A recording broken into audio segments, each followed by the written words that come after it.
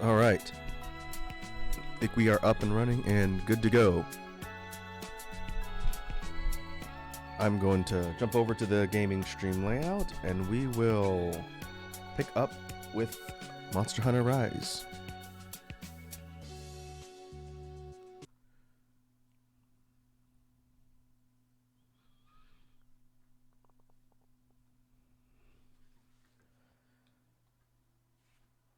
Alright, resuming the hunting adventures of our character Frina. I need to remember what I was doing last time I played this. The biggest significant development was getting into high rank.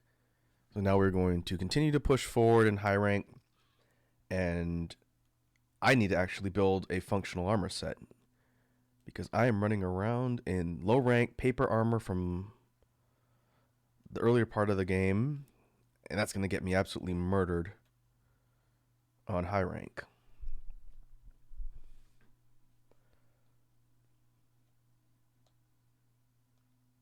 I also need to upgrade my weapon. Let's see. Oh, hunting horn. We are currently here on the Arzuros line. For the Arzuros brace, we need to break its arms. Piercing Claw comes from one of the mobs, I think. It might be a basic drop from the high rank targets. Beast Gem is something the Fanged Beasts can drop. It looks like if we want to upgrade the Arzuros hunting horn, I'll need to fight some more bears. Problem is this thing is not going to get decent sharpness probably for a while. Looking at the high rank tree and where things kind of go,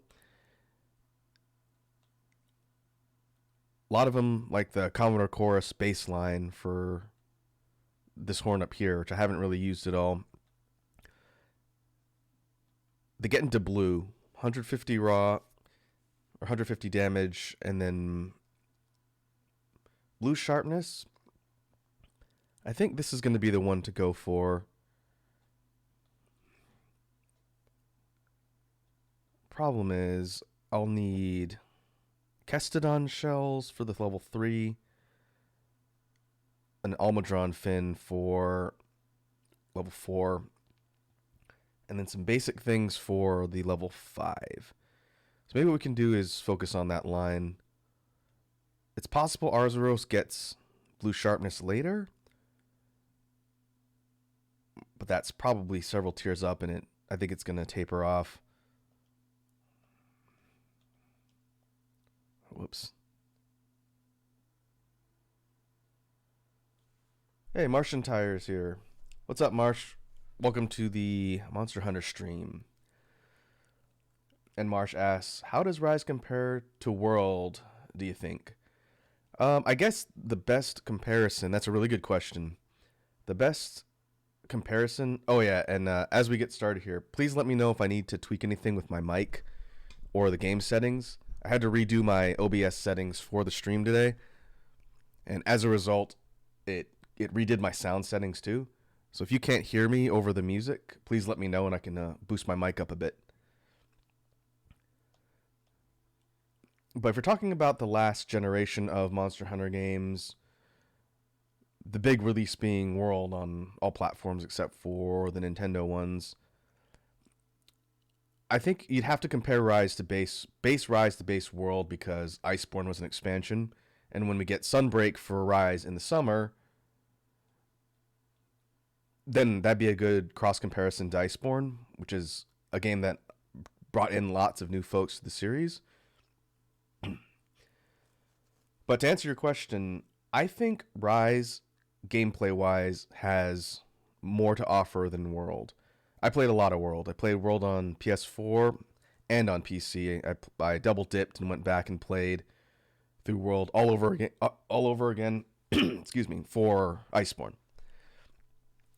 And I liked World and Iceborne a lot. It's a very, very good step forward in evolution in the series.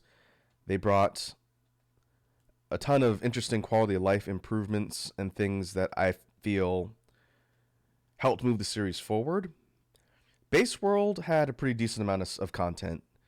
The DLC, I think, went further than Base Rise as far as adding additional monsters and things to do. But I feel like the gameplay and the tweaks they made to allow the gameplay take Rise a little bit further to me. And I'm the type of person who plays almost every weapon in the game. So if there's something compelling about the mechanics of the different weapons, then I will play the game for a long time, probably longer than people who are just playing through for story progression and content. And I will say that some of the things they implemented in Rise I like a little bit better than the new things they added in World. But they're both good games. If you're not a person who wants to play things on the Switch, and you don't like portable Monster Hunter experience, then starting with something like World or Rise I think would be good.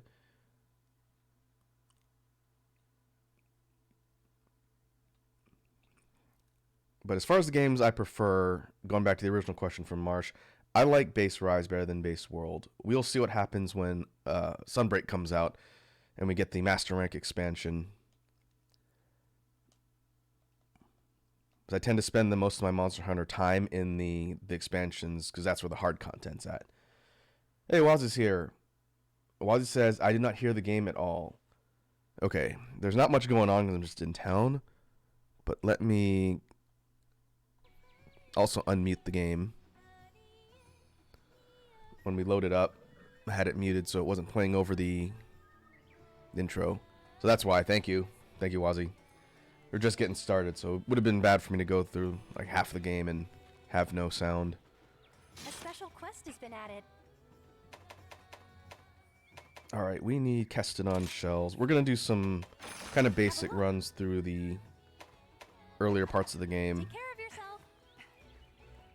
And I don't have any of the expeditions unlocked in Village, so we'll have to go Hub, which is fine.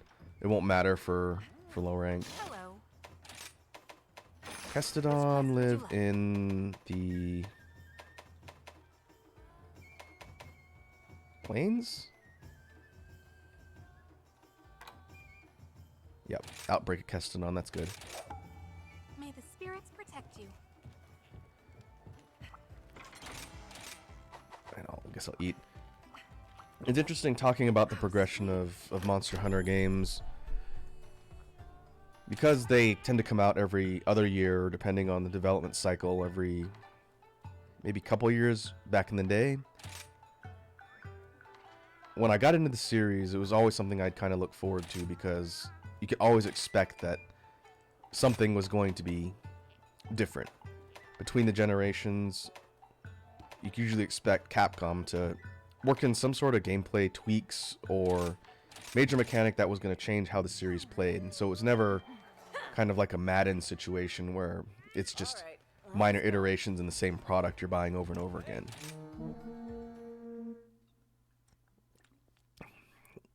Let's make this a quick one. Whether it was something like underwater combat, which they added in 3rd generation and then subsequently removed as it wasn't received super well, or the ability to add in aerial mechanics, jumping attacks off of ledges, and weapons like the insect glaive and whatnot in the 4th generation,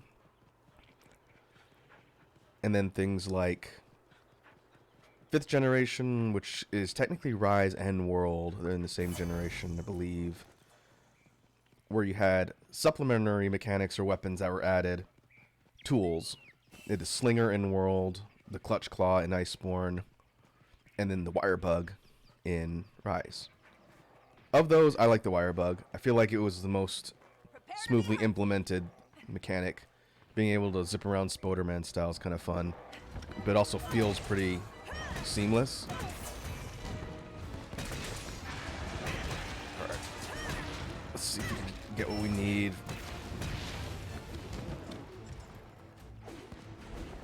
I should have brought some dung pods or something. We've aggroed Rathian, and all I need are these Kestodon. What have we here?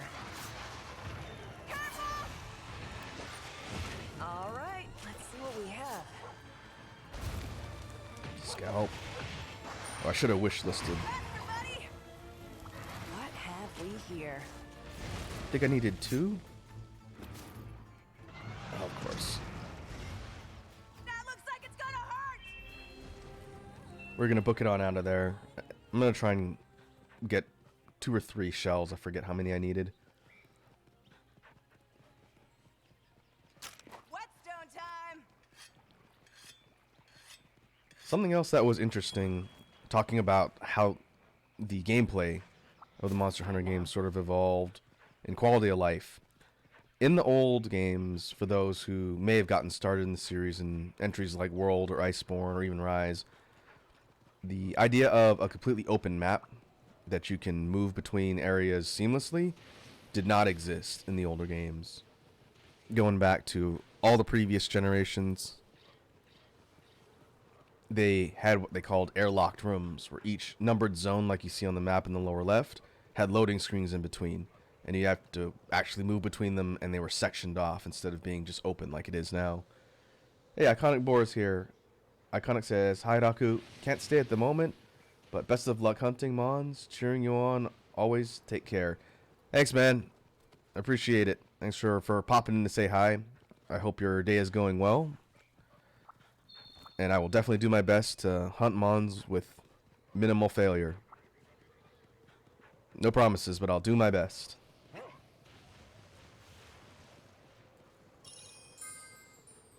Doing great.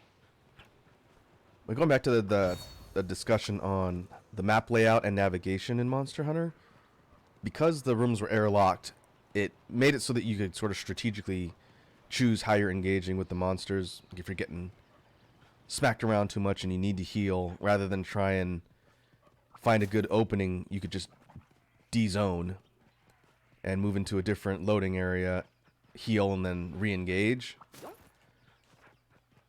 For this style of game, starting from World on, because it's open world, you actually have to get away from your target if you're trying to heal and or find safe spots to do it when the target's on screen, because you can't just pop into another loading screen and loading zone and do it safely. The community, for the most part, seemed to like the open world change. Some of the old school veterans, I feel like, were a little more skeptical because they liked the ability to strategize with the loading zones. I think in the interest of making the game seem more seamless, it made sense for Capcom to make it more open world and a continuous map. So I didn't have a problem with that. I think it makes it feel like you're in one big zone instead of a series of connected smaller ones. And admittedly, after you've been playing the current generation ones, I don't think you really notice. The monsters have kind of like an aggro range limit. So if you make them really upset and you're trying to get away, you basically just have to hop on your doggo and get far enough away so that they don't chase you anymore. And then you can heal or whatnot and be safe. And I don't know where these Kestodons spawn. Let's see, how do I change? Oh, there we go. Endemic life, gathering, icon list.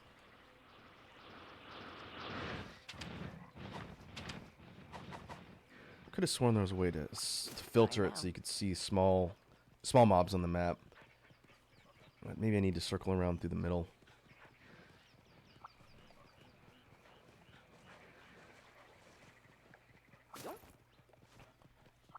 In addition to the change to a continuous open map, another big part of... Oh, there we go. Another big part of the navigation that changed with World and Iceborne and was further built upon in Rise is the ability to move around the map, both on foot and using fast travel. The old Monster Hunter games from 4th gen and before did not have fast travel on the map. If you wanted to get from one end to the other, you were going to walk or take shortcuts. In World, they added the camp system, which put multiple camps on the map that you could port to at any point. which made travel much more efficient and a lot easier.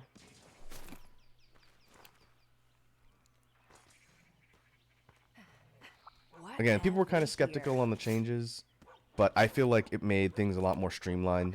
Carve, carve, carve. Alright, one shell. One shell. Oh, also for folks that are tuning in, one thing I tweaked for the stream settings today is the bitrate that I have OBS set at for games like this. Trying to fix the archive problem from before. But as a result, I'm streaming at a much higher bitrate, so the broadcast should look a lot more sharp and smooth. But let me know if you start seeing a lot of things like stuttering or drop frames. OBS is telling me I'm about 15% drop frames, which is higher than normal. So if it starts looking like things are really stuttery or distorted and you can't see what's going on, let me know. The way I set the bitrate was using the audio, or not the auto wizard thing in OBS, that Matt's recommendation, and I think it's fine. But if you guys see something video wise that looks really weird, let me know. Is in sight. All right, more Kestodon, more Kestodon. All right.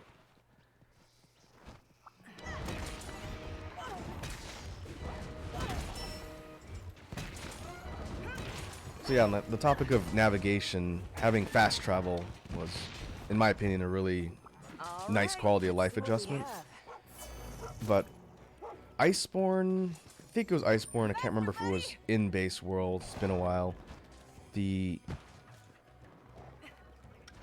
mob, or I forget what they called it, was some sort of riding feature. Each level had its own native life form that you could use basically as rides around the map from point A to point B. What have we And it was pretty here? handy because you could basically call like an animal Uber essentially and ride across the map to wherever you needed to go.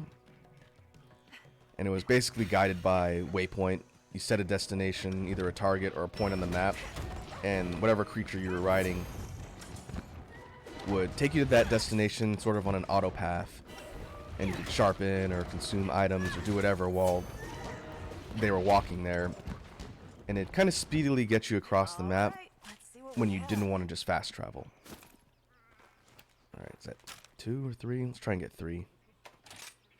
Oh, alright, we're good. That should be enough. And so the monster transportation feature was really nice because you could kind of get where you needed to go and do other things at the same time. In Rise, they took that concept and built upon it with the Palamutes, the doggos that we have running around. Rather than be auto path, they're just a higher speed mobility mount and attacking buddy and support companion. And I think that was a better choice because one, everyone likes big cool doggos, and two, they're very speedy and fast. They can get you across the map quickly.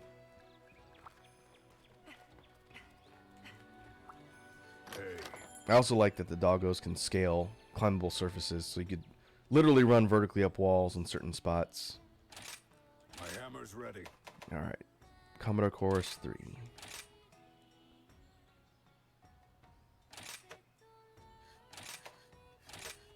We need bug parts. That's right. Let's get cracking. 90. Now for this one, we need Almudron Fin and Firestone. Firestone is a rare drop from the volcano, and an Almudron Fin comes from a target I have not hunted yet. Make sure to check the special quest as well. And she does not have... She does not have Almudron unlocked, which would be the easier fight on Village versus Hub, since Hub is scaled for multi, but I'll go ahead and do it on low rank Hub. It might take a little bit longer, but that's okay.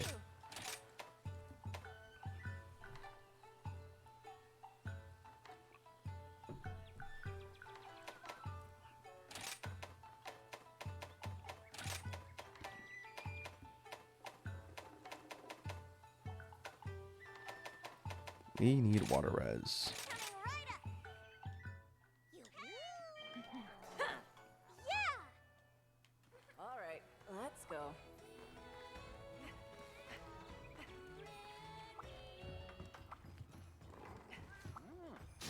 the hub. Okay, low rank. Here's That the should be quest. 3-star. This is one we skipped. Down and Dirty, Hut and Almadron. We are in... Oh, this one's Sandy Plains? Thought you usually fight it in the swamp and flooded forest.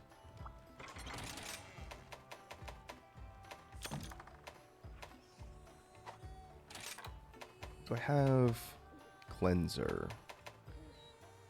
Do not have Cleanser. I think I'm going to need that. There we go.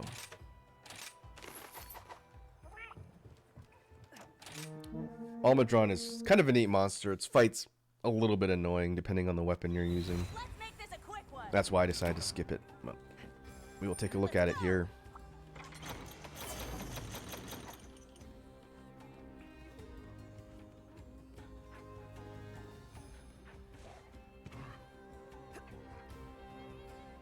I think it starts around water. What I'll do is I'll cut up the left side of the map. Try to Mine now. pick up stuff on the way, get my optional quests done. I think I actually need to switch one out at Hinoa. Need to remember to do that after every quest so I can stack up the armor spheres.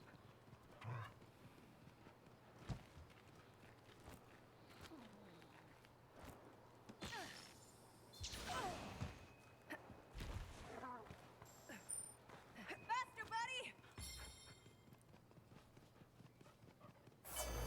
We're talking about updates to Monster Hunter between iterations. I do like... Oh, there he is. I do like the way the wire bug helps Progress. traversal on the map too, and you can kind of scale walls and again Spider-Man zip around. It's pretty fun. Time to get to work. All right, this is Almadron. Almadron is a large size mud weasel leviathan. It has a really long body and tail, and this one might be a large crown. It's very, very big, much bigger than Mizutsune. And it attacks by moving around and sort of submerging its body in the environment in order to use its mud-based attacks, which we'll see. Like that. And it'll also swing out with its kind of unusual, almost centipede-like tail, which is a pretty neat design feature for this monster. Very unique. But in doing so, it'll kind of submerge its body, and then the parts that are sticking out will sort of hit you from a distance. And the name of the game here is looking for the tells and trying not to stay directly in front of Almadron, since a lot of its attacks hit kind of laterally outwards. That's my buddy.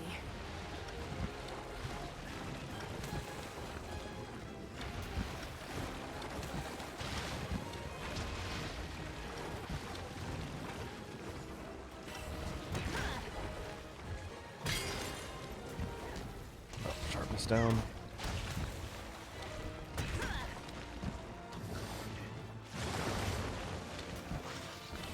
There's a lot of breaks on Almadron. You could break its whiskers, I think it's fins on its neck, fins on its back, its claws, and you can crack its tail and sever it with a cutting weapon. Ooh. There's Anjanath. Another monster we haven't fought on stream yet. Let's go for a ride.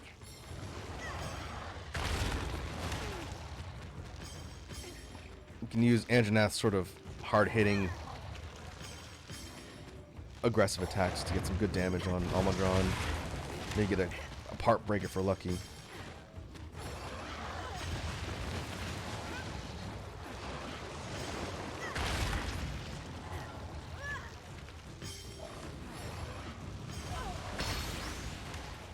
I do like how Anjanath's moves are kind of shoulder and headbutt based, like his regular moveset.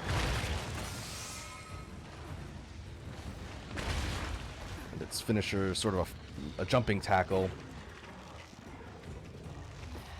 followed by a big bite. Bye-bye.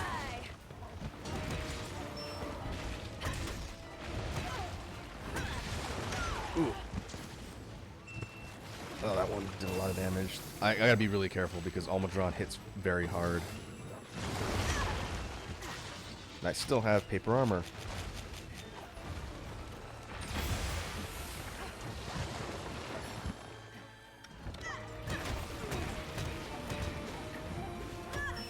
Hey, Sour Lad's here. What's up, Sour Lad? How you doing today? Don't let him get away. Mine now. Let's go. Alright. Looks like one solid hit from Almudron in Rage mode's about 50 to 60% health. Need to sharpen this thing.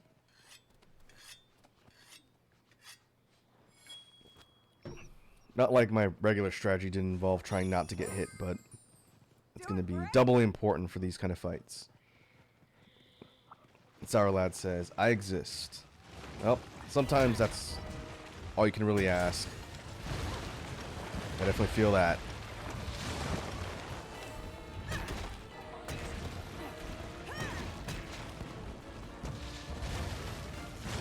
Alright, sweep. Sweep. This is the end of the line for you. Big 360. If Almudron manages to land hits with those mud projectiles, that will inflict the sort of mud status. It might be mud status or water, I can't remember, but it's definitely a hit to your mobility if you get nailed by that.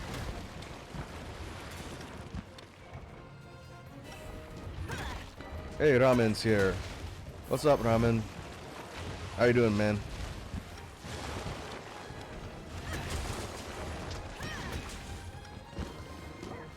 We are hunting monsters and trying to do so without sucking too badly.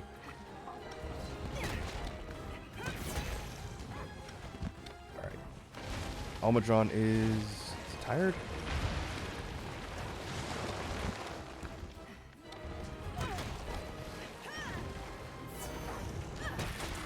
There we go, finally. Jeez, KO. Mr. Monster, meet Mr. Weapon. Go for Earthshaker, some free damage. Almudron's on the ground.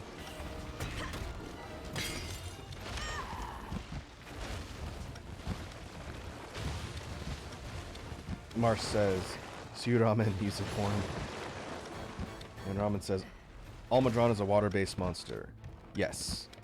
With its many mud type attacks, its base element is water. I think it's the best water monster in the game, from what I remember. We will see Juratotus later, who's also pretty decent for a water monster in this game. But I can't remember. Almudron might be higher elemental. It's been so long.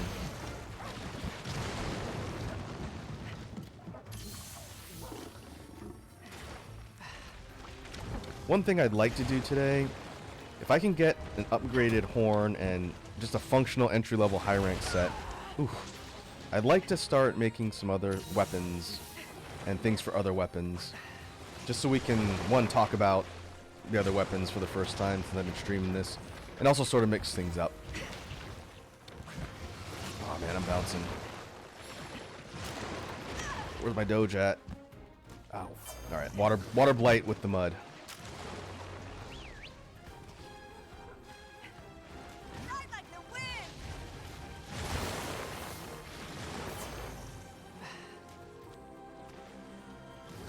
Ramen says, I can't use Hunting Horn, way too complex, and I'm a Charge Blade user.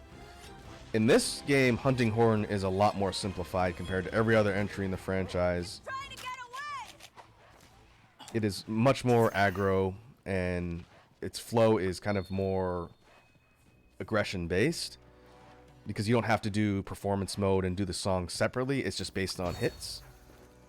And like I talked about when Pink was on here, since Pink is also a Hunting Horn main, it's an interesting change, and as someone who didn't play a ton of old school Horn, I do think it's fun. some of the veterans of the series weren't too big a fan of the changes because they felt like it made Horn a little too simple. But I think it's kind of an interesting way to bring people in and get used to the weapon. But for Rise specifically, I think Horn is more simple than Charge Blade. Just because of those changes. It was a lot of fun. I did like old school Horn too. I wasn't good at it.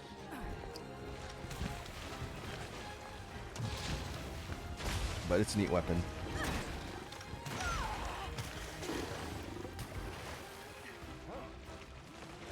I've talked about... Oh, Engine F. You're the best, pal. I talked about how oh, come on, really? The Roar Stun? And how I tend to main a different weapon every new game in the series. As a result, I'm going to be spending a lot of time in Rise, and then with Sunbreak coming out, I'll most likely try and build sets and equipment for all the different weapons so I can show them off and talk about them.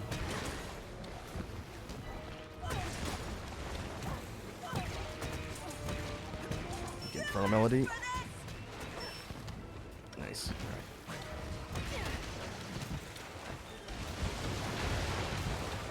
Ooh.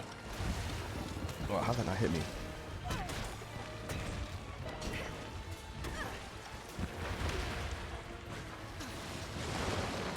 Okay, this is an aspect of the fight we haven't seen yet. In addition to just the projectile waves of mud, Almudron can also create physical obstacles and platforms of mud in the area. It might be high rank where it creates the big pillars. I guess we'll see as the fight proceeds, but it can alter the field with a lot of hazards. Kind of dangerous. And when the mud turns gold in rage mode, it is damage over time, from what I remember. Whew. I don't think so, buddy. Oh, come on. Ramen says, is this solo or guild? This is hub. So I guess technically guild. It's not village, because I don't have very much unlocked in village. I've done a lot more multiplayer. So the fight itself is scaled to, I think, 2 by default in Rise. There we go. Almudron will create these pillars and sort of give you things to navigate around the environment, which is pretty cool.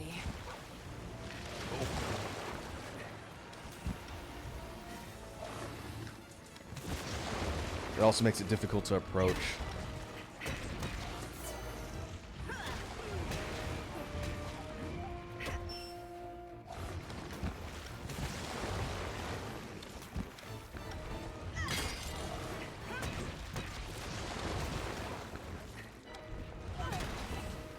Ramen says, difficulty based on the amount of players active during the hunt. Yeah, they changed the way the scaling works in, I believe, Rise compared to World and Iceborne. I just can't remember if it's scaled towards 2 players or higher. I don't think it's scaled to just 1. Like it's 1-to-1 with Village. I'd have to go look, because it used to be, in the old games, it was always scaled to 4.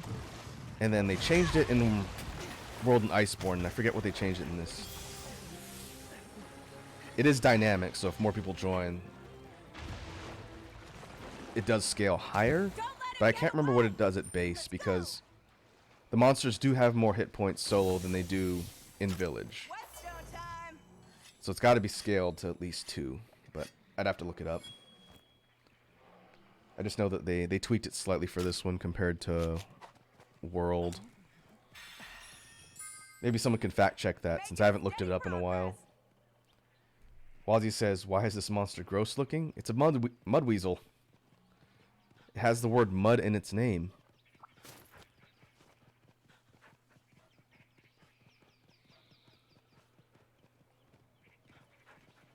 Ramen says, monster difficulty is determined by the number of hunters in quest of hunt and will always be optimized by the number of players in a hunt. Difficulty scaling automatically adapts whenever a player leaves or joins, which makes it ideal for players with a bad internet connection. Yeah, that's right. So, for clarification, what that means is, if you started a quest with 2 people and it's scaled to 2 people, and then that person accidentally drops or leaves the game, it should scale lower. I just don't know if it scales down to like a a variable of one person. It is dynamic, which is nice. So if you start with 4 people and they all drop, you're not stuck with a 4-person difficulty HP quest.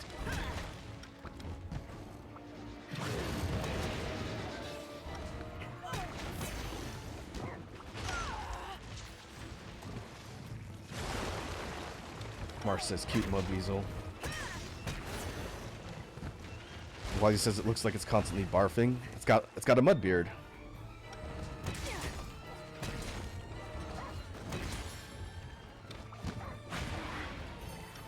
I like the design for Almudron. It's big too. The Leviathans tend to be kind of medium sized for the most part, but this is a big boy. I'd be curious if they were to add Legiacris from Gen 3, if they would scale it up to be about this size.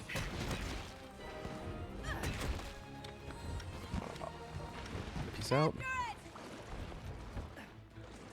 Alright. Ride like the wind. You're the best, pal. Need to sharpen this thing.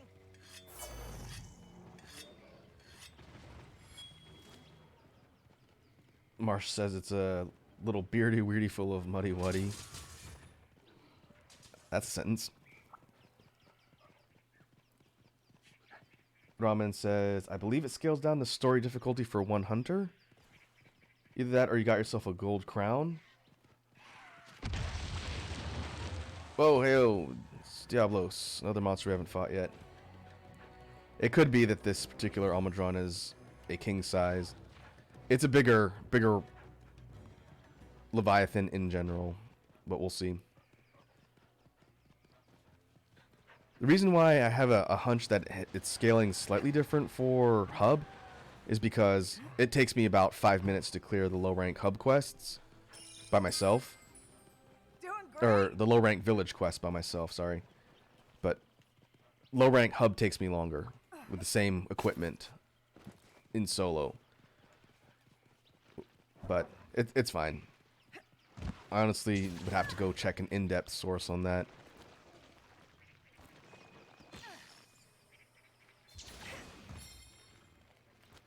But I want to say pre-World and Iceborne, it was always scaled to 4 players in the Gathering Hub. Oop.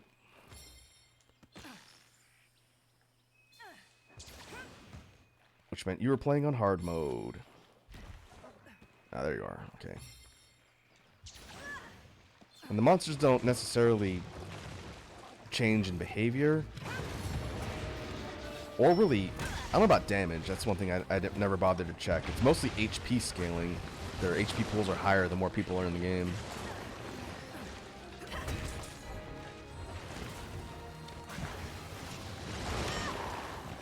Love you, buddy. That one matter because everything that hits me right now is going to do a ton of damage. Hey, Edward's here. What's up, Edward? Welcome to the stream. Uh-oh. Alright. Another thing that Almudron does as the fight proceeds and it gets upset is it will encase its tail in a big ball of mud and use it like a massive bludgeoning instrument. It can swing it around, can kind of throw it out directly in your face for a lot of damage. And it has kind of a super move it can do if you don't break it, which I'm going to try and do.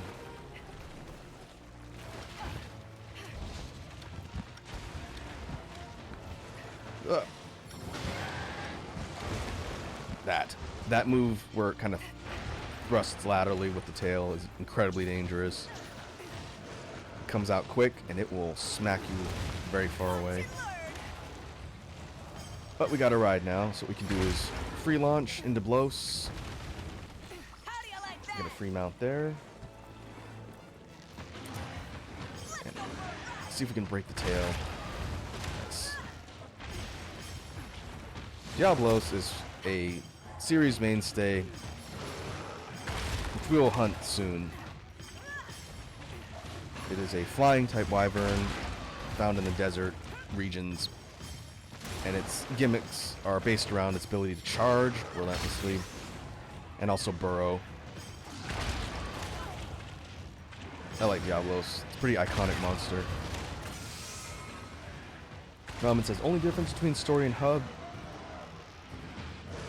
is only available high rank on hub quests. Yes, the later game progression... Oh, that's a lot of damage. For the rest of the content is going to be primarily, or exclusively in hub. Low rank is all the village stuff and then it cuts off. This one's all for you. It's meant to sort of be like your tutorial. KO. Ah, no KO. So you play through village, get used to the game, get used to the monsters, and then the actual progression is in hub.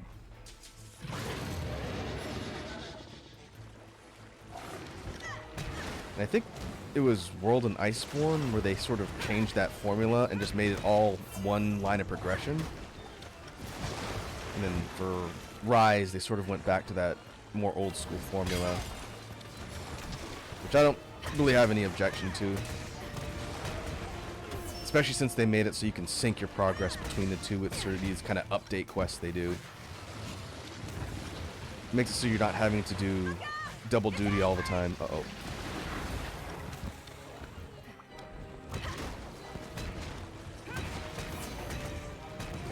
It's almost dead.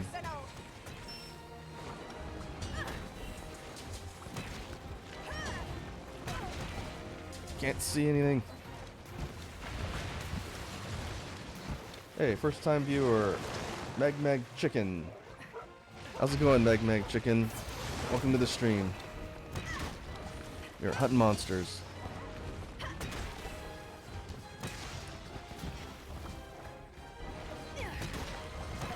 Yeah, looking at the time on this quest, we're at about 20 minutes.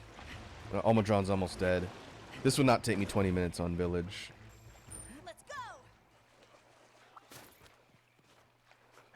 I could probably get it done in 5 to 10 depending on how much I screw up. That's part of the reason why I need to upgrade my weapon and gear. Meg Chicken says, I'm good, just chilling. How about you? Give me some of that I am doing sweet alright. more. I get to stream and talk about Monster Hunter. Whetstone The time. life is good.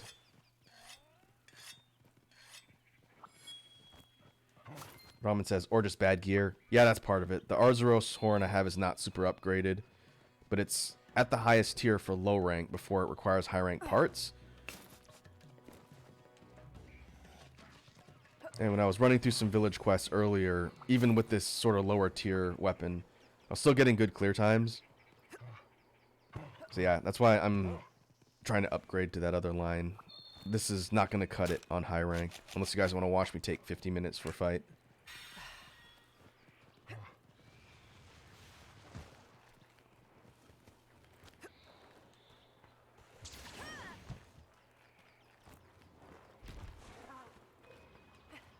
Alright, there you are.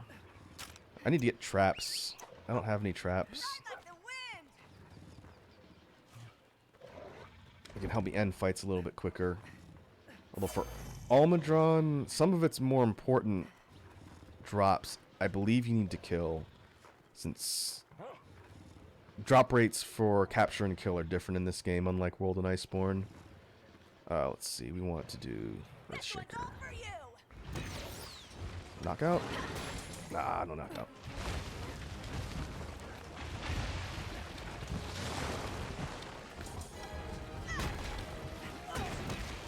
Broke its neck and its back, so that should be a fin, hopefully. Crack the tail. No claws though. I think we got one side for the claws maybe.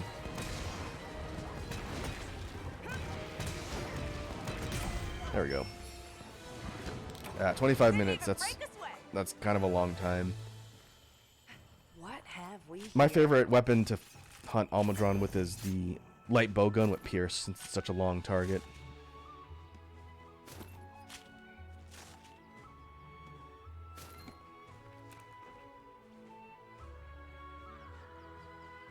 Ramen says, just looked into it, and yeah, it's hella weak. Yeah. Faster, buddy. I'm gonna need to go to the volcano to get the next upgrade, so it won't really matter as long as I get a fin here. Like the for the next quest or so. But yeah, I need to upgrade to a better horn. We're running around on high rank with my low rank Kuluyaku gear and this particular horn, which is kind of like challenge mode, I guess. But in the interest of time, we need to get some good upgrades. Faster, buddy! We're going back to do these fights in order to upgrade the Commodore line, which is much better. It'll get blue Good sharpness job, too. buddy. Piece of cake!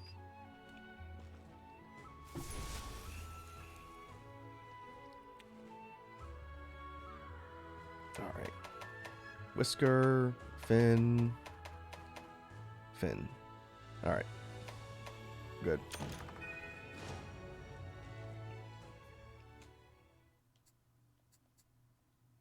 Now I need a Firestone. And I don't have a Gathering set, which is really annoying. It's also something else I need to do. Wazzy says, I suggest getting good. Thanks, Assistant Coach Wazzy. Botanist. Yeah, I need geology. Oh well.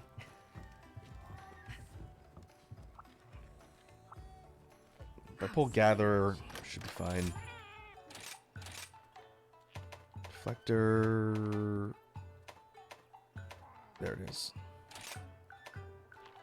Oh, that's honey. I need Harvester, that's right. That's fine. I'll just take a random assortment. Sourlat says, remember to hydrate and stretch. Yes. I will most likely need to do that after a little while.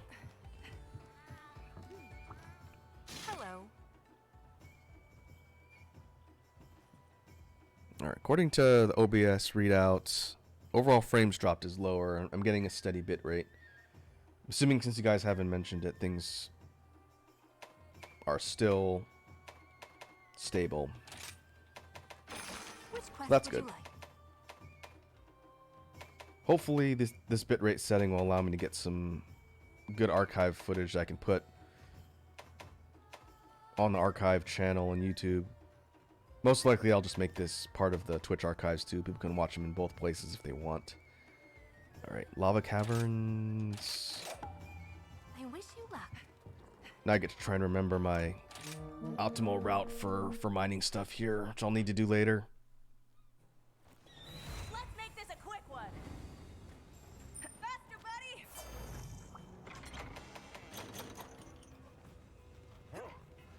Name of the game here will be trying to optimize the route to get all of the ore piles. I'm going to skip all the other ones for now since I'm only here for Firestone.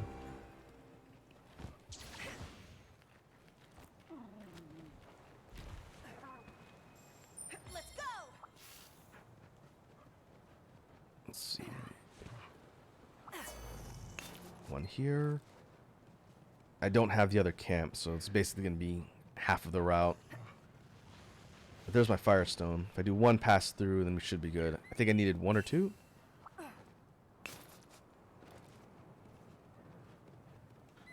Oh, I guess I'm essentially done now.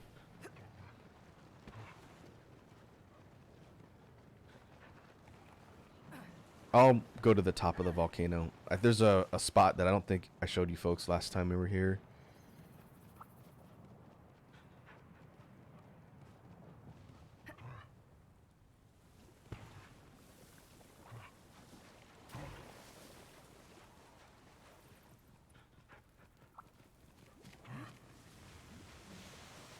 Alright, if I cut up through the middle.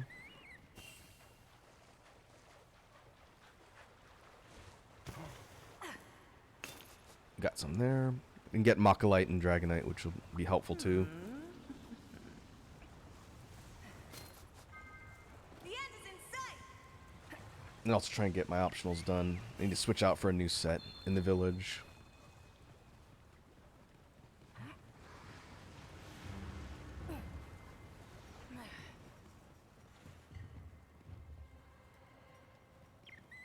Alright. Up here in 11, there's this little hole in the wall. And if you go in here, there's more stuff. Yeah, berries, Give me some of that sweet ore. mining, some shrooms. If we scale the wall up here, we get another little cave that leads to the core of the volcano, which looks pretty neat. Never mind the fact that we're standing here at the molten core of a volcano. But from here, we want to go...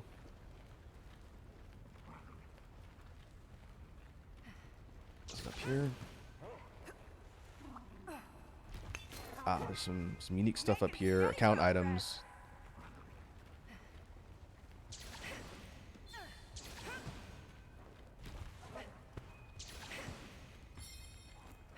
Where is it? Up here. Another mining outcrop.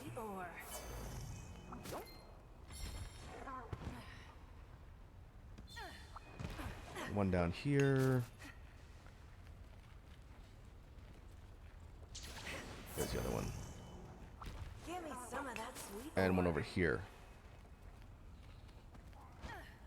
Doing mining runs to get resources later. Hooking through this section is pretty important. Because you can net a whole bunch of mining spots up here at the kind of the top of the volcano. But now we're good.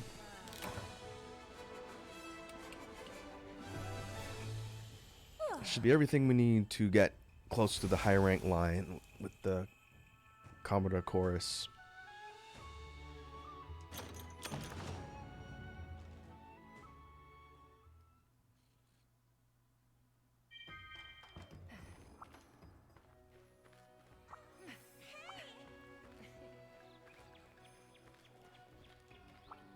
A special quest has been added.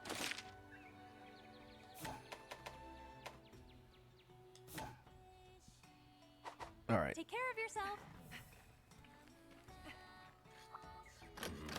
What do you want? Very well. Okay. What do you need? So we're up here now, rare 3, which is one tier higher than the Arzuros horn that we're using now. It's only rare 2. Commodore Course for 130 attack. Tiny sliver of blue, some decent green, a little chunk of green. Overall better than what we're using now. No need to hurry. There's plenty of time.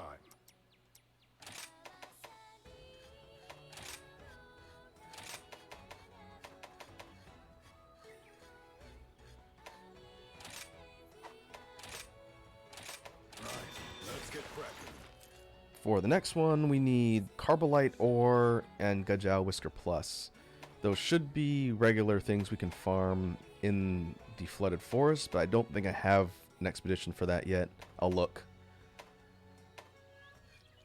Upgrading to 5 gives us 150 attack, a level 2 decoration slot, which we can't use at the moment, and it adds Antidote to the health recovery, which is nice, so cure poison. And this will give us pretty good hiking damage. The village is in your hands.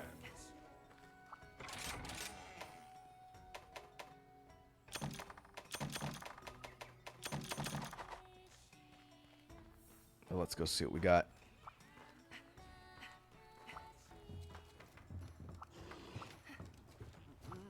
How can I help you? Tour the islands. Okay, we don't have Flooded Forest. I think we need to do a quest there first.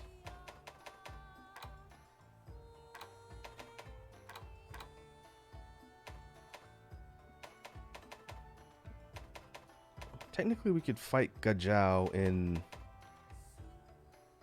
Frost Islands too. They're those big, sort of carnivorous fish that live in the water. Oh, they're in the ruins too. Let's go do an expedition in the ruins and see if I can get what I need. Need Carbolite and May the spirits 1 or 2 protect you. whiskers. Oh, sweet. A chair.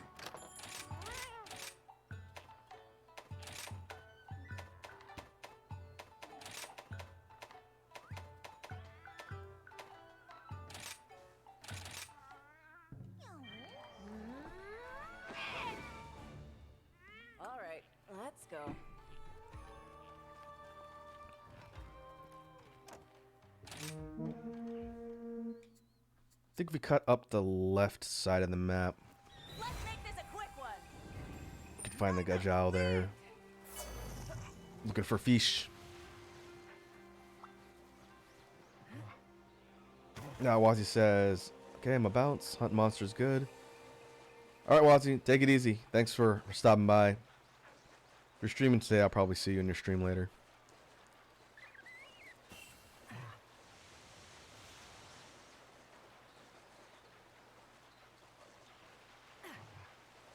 Oh, there's one.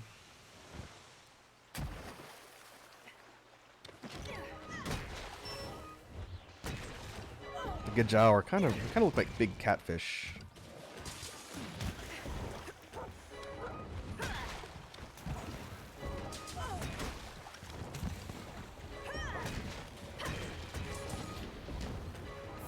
This is also a good chance to road test the new horn I just made.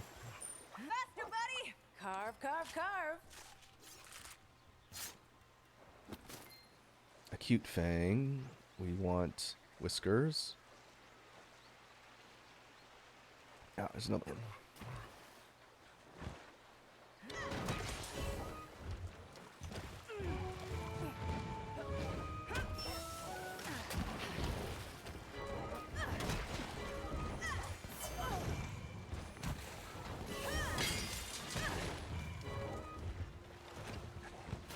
One thing I did in the last session is switch out the switch skill for the horn, the melodic slap, I think they call it. Let's go! That's what's creating that sort of All right, let's see what burst we have. around when I swing the horn laterally. I think I like it better than the overhead. Oh, okay, scale.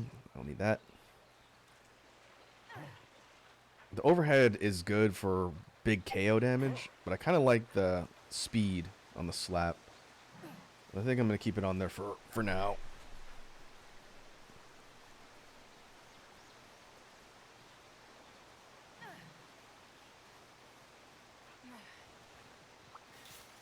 Let's see, the more fish up here.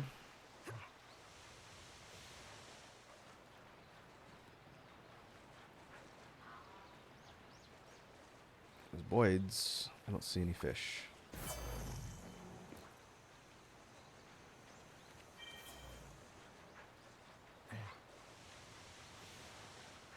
You should also check the water spots in Area 10.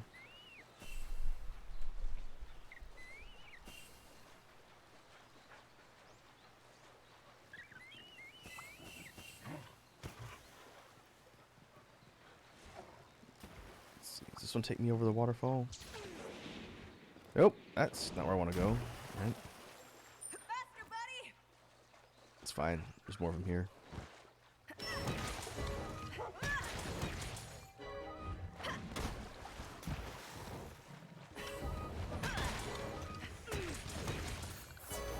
You're the best, pal.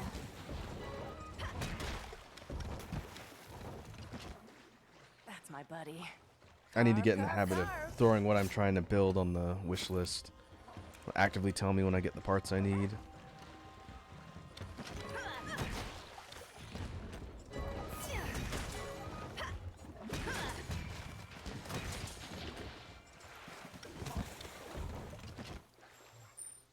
Ride like the wind! All right, let's see what we have. Okay, there's one. I'll try and grab two while I'm here.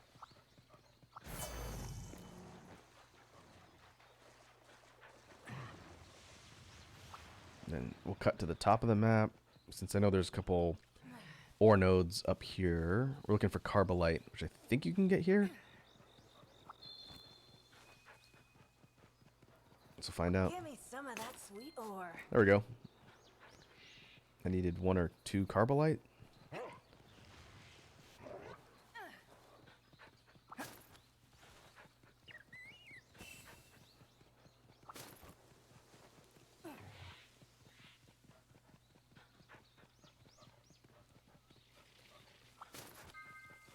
Making steady progress. Mine now.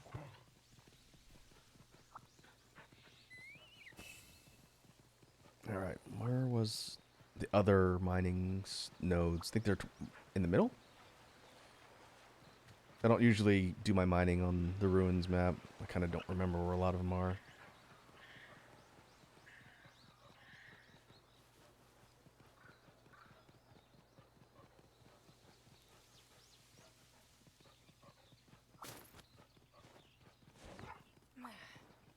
I think there's one. It's up top on the cliff. Let's take a look.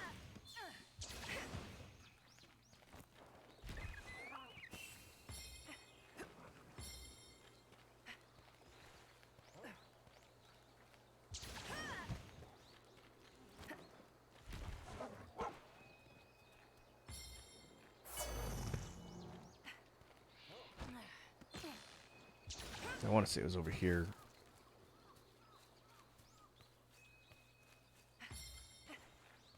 No, this is near the nest. Faster, buddy! Fortunately, the nodes... Oh, there's one. Alright. They will respawn after a set amount of time. If I do enough laps around the map, then I can always return to the ones I've mined. We'll see if we can find some more. Well, that's the brute hair. This is a endemic life form I haven't picked up yet, which I really should make a habit of doing. It boosts the power of your healing. You get, I think, 3 or 4 boosted heals before it runs away, which is really handy. Means your potions will go a lot further.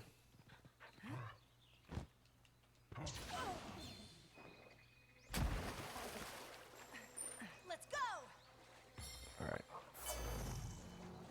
Try and find some more fish.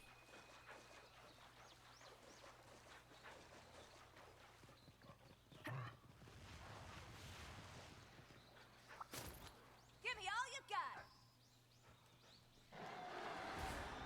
Azuchi. We will just ignore the Azuchi.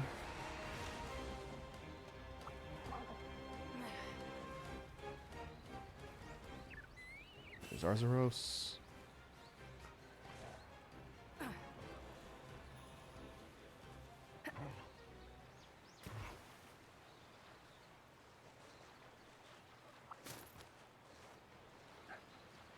Alright. No fish up here? Nope. Alright. Maybe directly south in 2?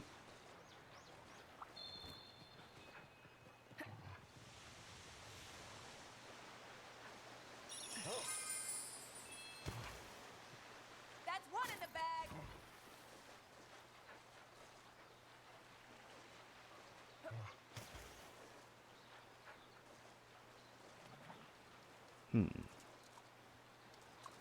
Ah, there you are.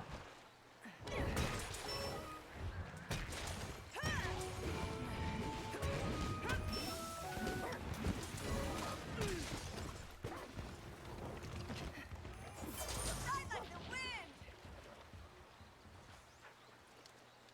Kind of hard to see him sticking out of the water. What have we here? Fang.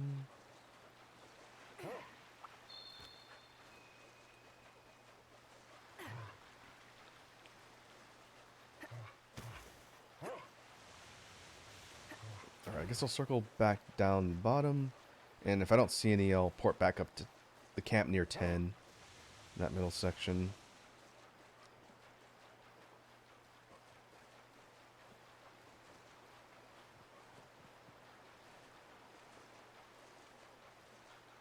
Oh yeah, there's none down here.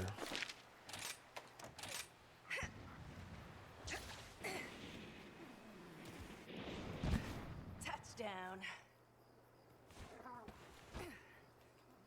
Let's see if the ones... Yep, these respawn.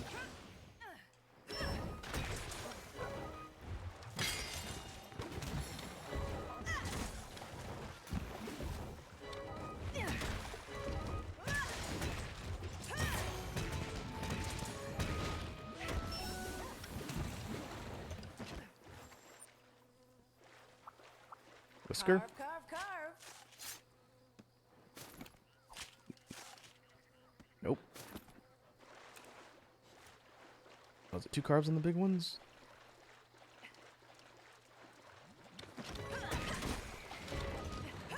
these ones are a little bit larger than the ones further downstream.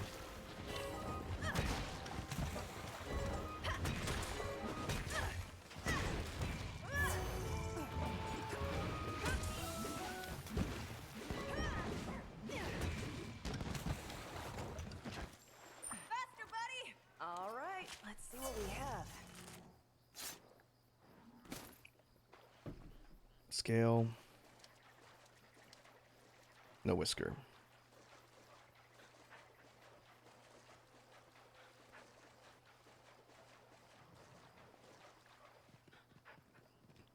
Well, I guess I will try and get one more Carbolite, and then I'll port back and see if I got what I needed.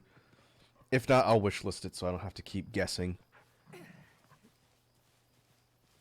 I'll do that for anything else I need to craft.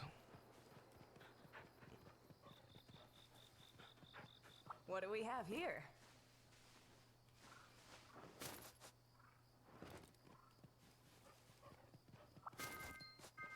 Doing great!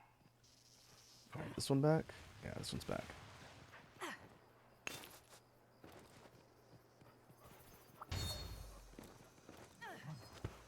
Alright, I'm gonna call that good and we'll see. Good job, buddy. Piece of cake.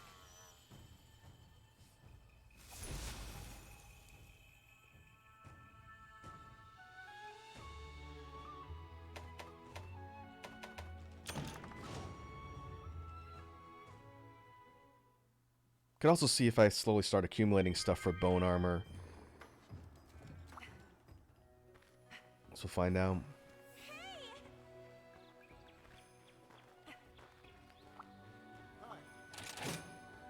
Oh, it's you. Okay, these are Palamute weapons. How may I help you? We talked to Kagero here. Very well. Let us begin. Horn Maestro. Sleep Raz, Horn Maestro. There's two of the same ones. That is so I can slot in the Thank horn you for skill your on patronage. whatever I build later for now. Till I get the decoration. I have a special quest for you.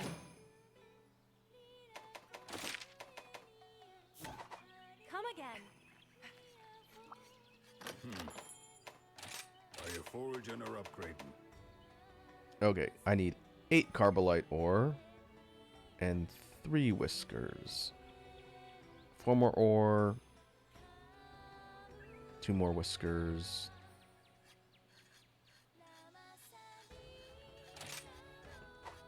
Alright, how do I add it to the... There we go.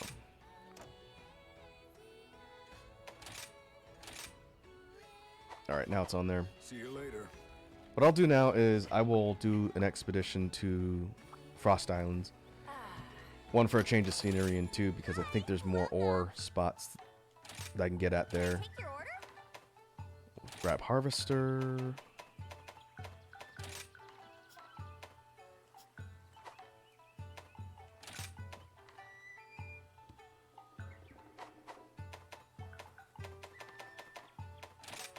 Gatherer.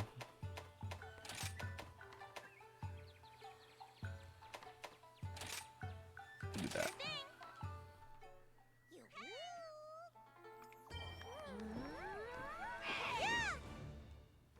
Time to get going.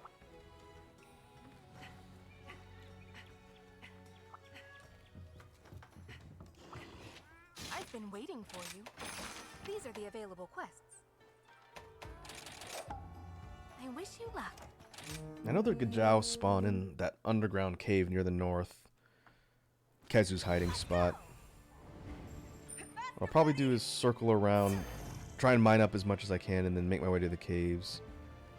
If I see any fish in between, I'll just stop and beat on them, I guess. The end is in sight.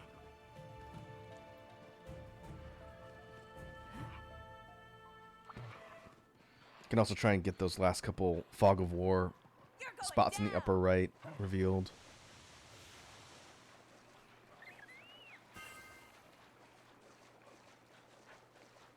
Oh god. I think I need something for Zamites, these little shark creatures. I'll take them out when I see them. Something I need requires their bits, I believe.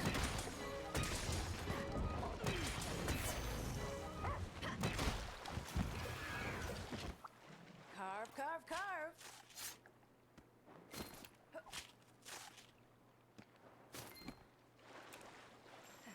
Ride like the wind.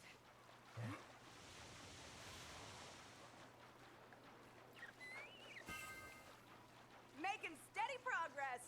Fish. Ah, there we go.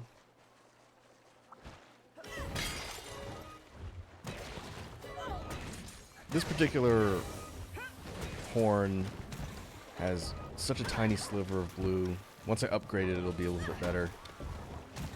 In addition to the damage hike. It'll probably serve me for a good chunk of high rank. So I start building for some of the other specific What have we here?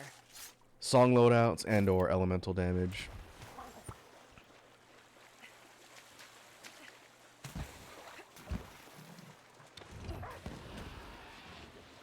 I'm gonna get you!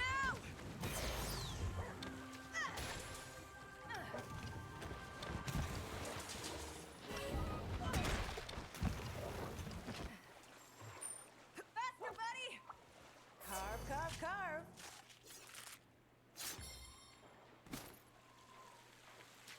No no whiskers. This should make it good as new.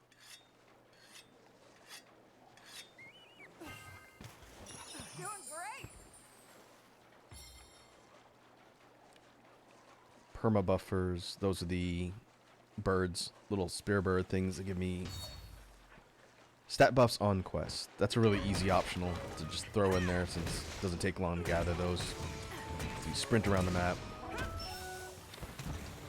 Oh, there's a lot of fish in this area. Let's just do this quest. All right, let's see what we have. Let's go. I'm gonna be at this a little bit if I get really unlucky with the drops in the scales. Or whiskers, rather. That's my buddy.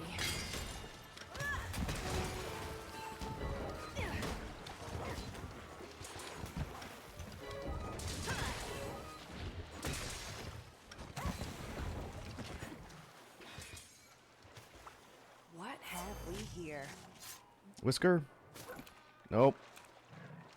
Is that 0 for 4? Jeez.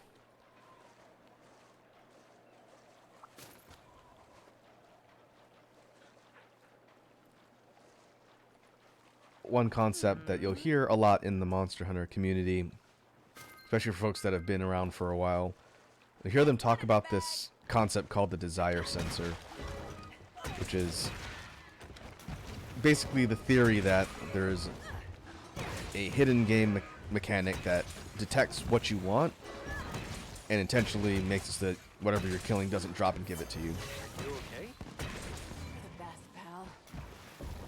Now, nobody can ever prove, based on looking at data mines and stuff in the games, that something like that exists. But it's a tried and true rule that if you need something and you're hunting with a group of friends, you need a specific part or a rare drop, the rest of your hunting partners will get it and you won't, because the desire sensor says screw you. And I remember when I was playing Portable Third on PSP way back in the day with some friends of mine. We were running a whole bunch of Zenogre hunts. I was trying to build some high rank Zenogre gear since that game didn't have G or Master rank. And we killed so many Zenogres trying to get its gem or Jasper. And I could not get the drop for the life of me in probably a dozen plus hunts. But my other friend that was hunting with me kept getting all the drops whenever we would complete quests. And at one point he got 2, which is very rare. And he thought that was really What do we funny. have here? I didn't think it was funny because I needed, I think, 1. But that's the desire sensor in action. Edward says, I wouldn't be surprised if that was a thing. Yeah, again, it's never been proven because it's just RNG at the end of the day. You can have really bad luck with RNG when, you know, rare bits have a 5% chance to drop or lower. Monster Hunter community content creator and gun lance enthusiast Rurikon, who runs a really good podcast with Gaijin Hunter about a lot of things Monster Hunter. He had an idea for a mechanic which I think was really cool, and I think Capcom should consider it. And his idea was, if you go into a quest with multiple people and you beat it, at the end of the quest there's the rewards screen, right, which gives you a whole bunch of drops based on random drop tables for whatever rewards you get for hunting the monster. You get certain bonuses if you break parts or capture or kill, depending. But Rurikon's idea was give the players that participated in the quest the chance to swap their rewards.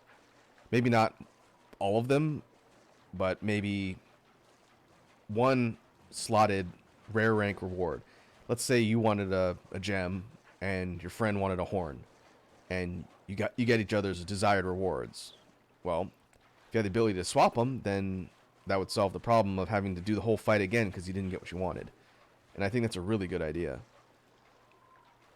There'd have to be some sort of limits in place to make it so you couldn't just basically swap out really, really super rare rewards, or they'd have to be weighted a certain way, but that would alleviate the problem of the desire sensor screwing you over and giving your rewards to your teammates who don't need said rewards in a lot of cases. Carve, carve, carve. Alright, there's one whisker.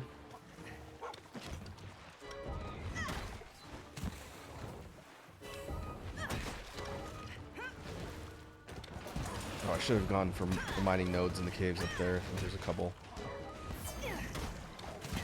Need 8 carbolite.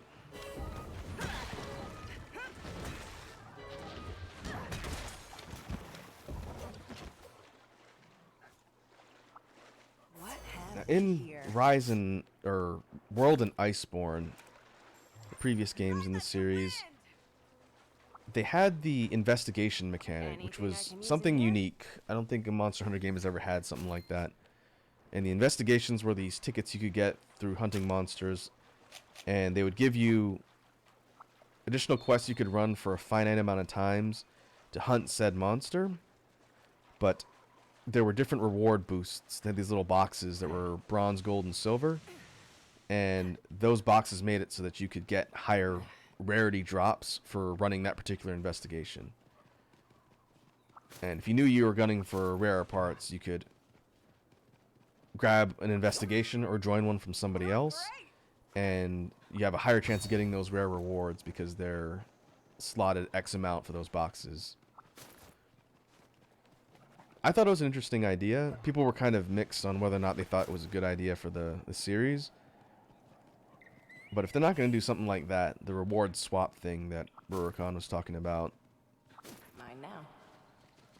could be a way to sort of address the RNGesus aspect of Monster Hunter.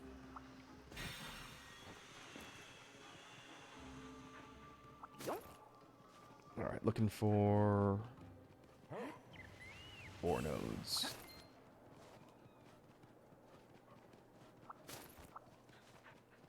Mine now. What I'll do is I'll cut around the map to the left and then circle back up towards the caves.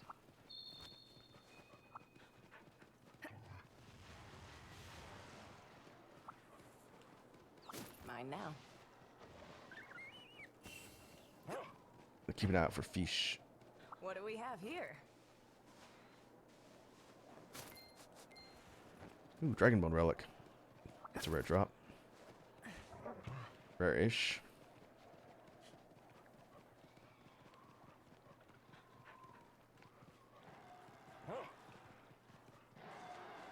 There's Izuchi. We're going to ignore you.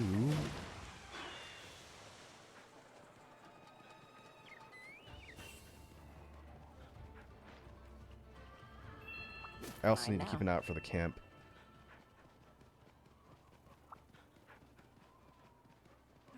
It's in one of these spots if I haven't unlocked it already. I have to figure out where it's located and get the quest to go get the parts or hunt whatever I need to hunt in order to unlock fast travel.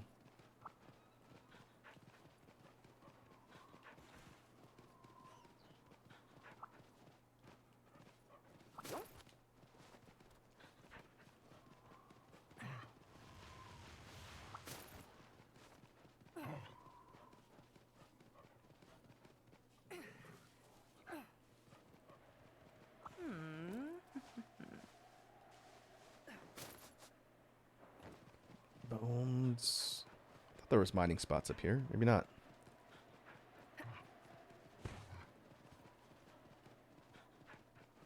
When I was playing this on Switch, I did pretty much all my mining in the volcano since that's where most of the valuable stuff is located. And as a result, I forgot where all of the other map mining nodes are located.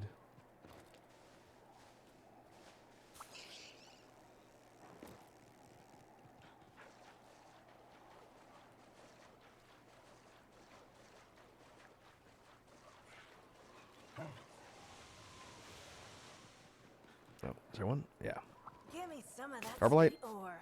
No, Gracium. Okay, that's a rare ore drop from this map specifically. Good to have.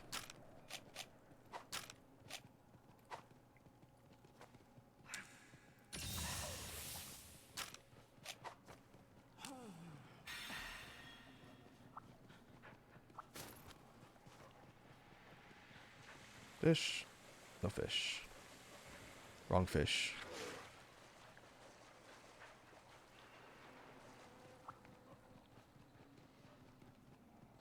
Anything I can use in here?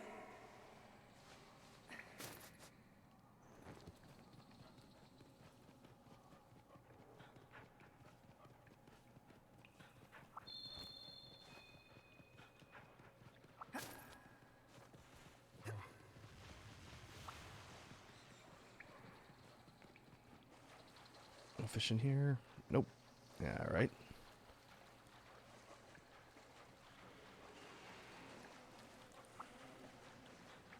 Yeah, I understand watching me run around gathering stuff's not the most interesting Monster Hunter content. So I'll do a couple more passes, and if I'm still missing stuff, then I'll see if I can pull some quests and just do some hunts that are in the area. I can kind of passively pick up what I need along the way. I mostly wanted to get that horn upgrade so that my hunts don't take quite as long.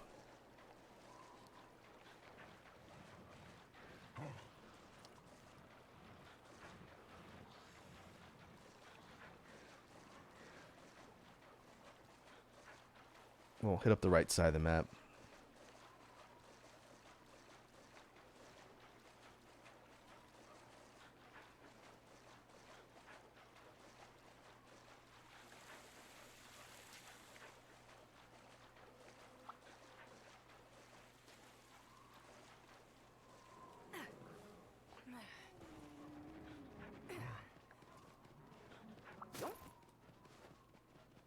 Mining?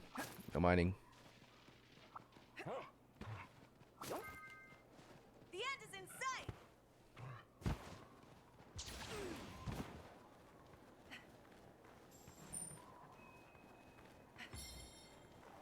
Let's go! Alright, head up the right. Check those last spots that had some fish hanging out. Oh, here we go.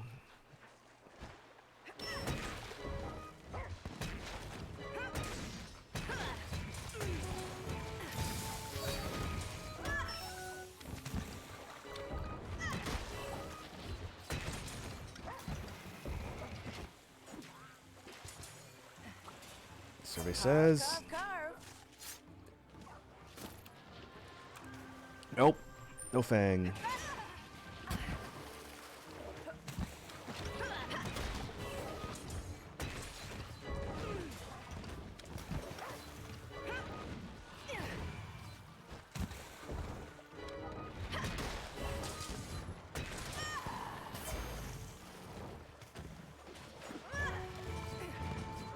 Get the monster, meet Mr. Weapon! Alright, let's see what we have. Survey says. Alright, that's 2. Need one more.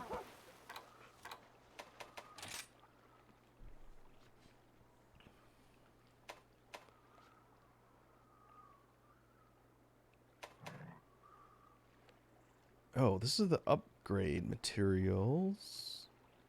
Huh. Was I looking at the crafting materials?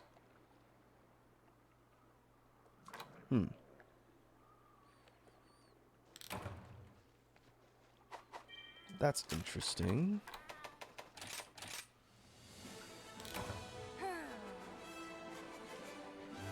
Piece of cake. Let's go take a look. If not, if I still need stuff to make that horn upgrade, then I'll just sort of try and prioritize that as I'm doing other quests.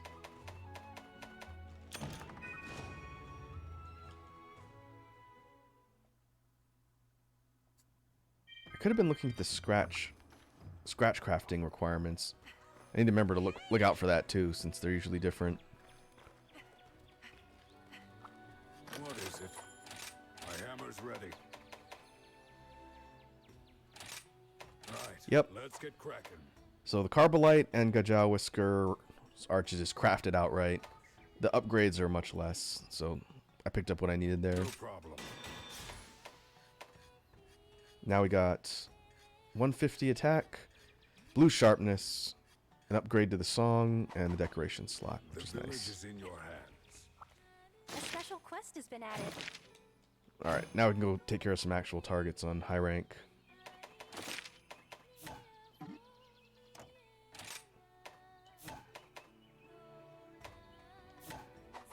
I'll be here if you need me. Oh, sweet. I've been waiting for you. Go deflector, polisher.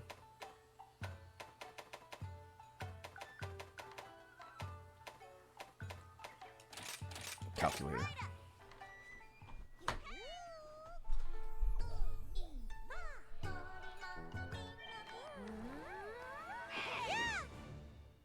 Enough of that.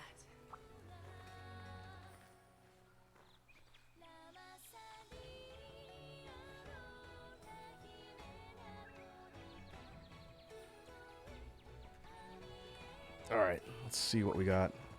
Basically need to do key quests on high rank Welcome to the hub. in order to get to 5-star. Could do Swirling Gale. That's pretty easy. Let's do Acnasom. This one's going to be challenging because it's, again, high rank target, so it's going to hit hard. Good luck But- out there. As long as I try and avoid getting smacked too much, the damage upgrade for my horn should be very helpful.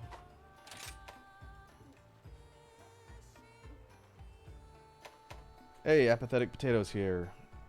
Potato says, my god, Araku stream. Hello, friend. What's up, Potato? Welcome to the hunting stream. Hopefully your day is going well. We are plowing into high rank.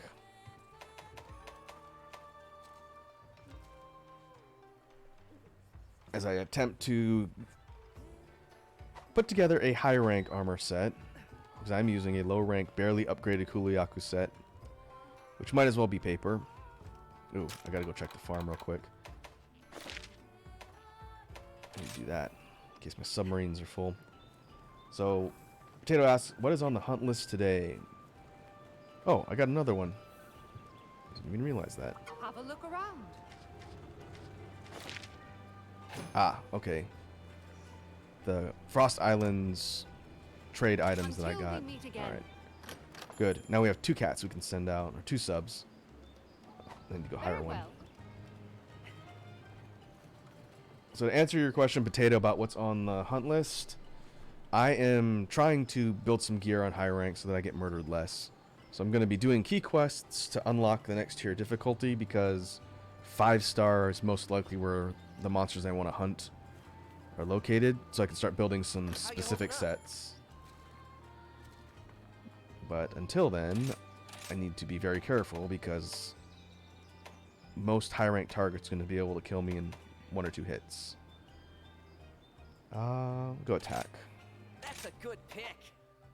We just need an additional palico to jump in the subs and gather for me. And maybe I can show off that Easter egg that I mentioned last time. Happy hunting.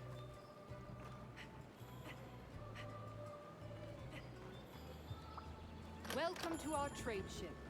Do this. Take items. Trade requests. We'll reinitiate honey.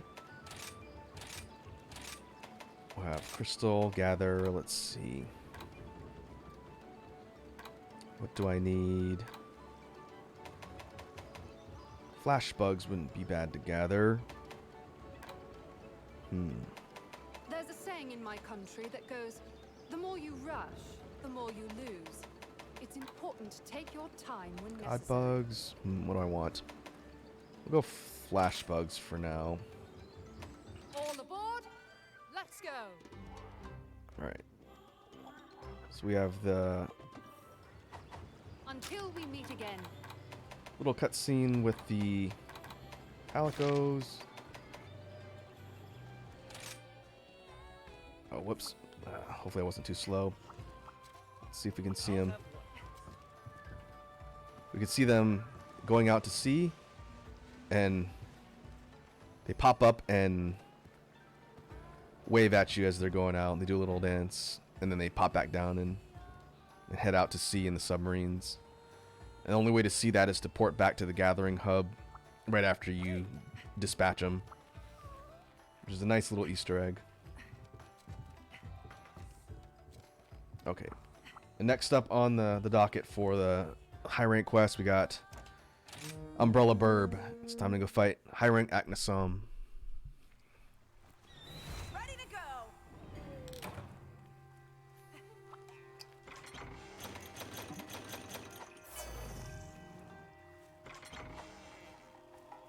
Faster, buddy. Actually, we can port.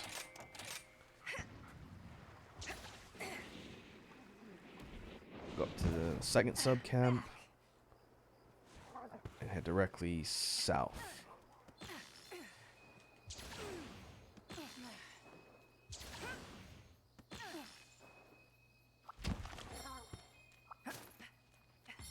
Mine now.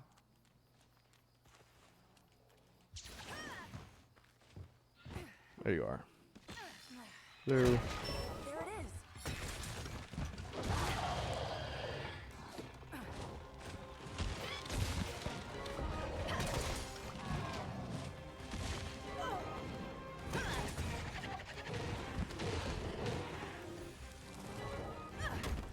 Now, Aknasom's high rank moveset is very similar to the low rank one. It's definitely faster and does some more damage. I think its projectiles patterns are different.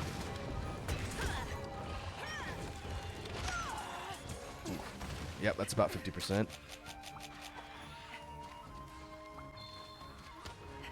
That's my buddy. Oh, come on.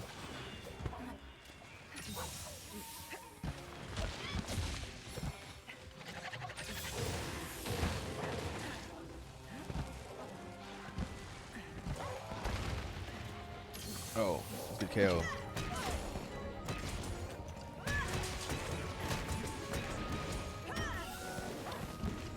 This is the end of the line for you. Go for Earthshaker, trying to get a break on the head. Like so. The end is in sight. Was that the wing?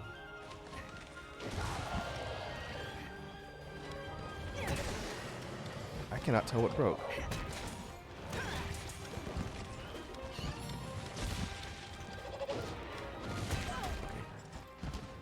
Two beak stabs.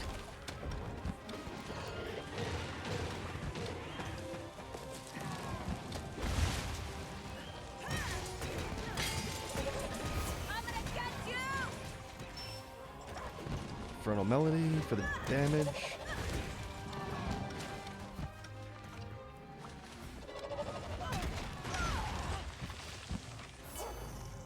That's right, it's got that kind of hopping spin now.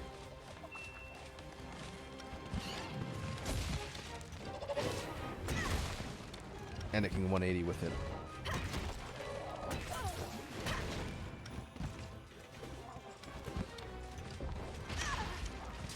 Whoops. I wanted slide beat.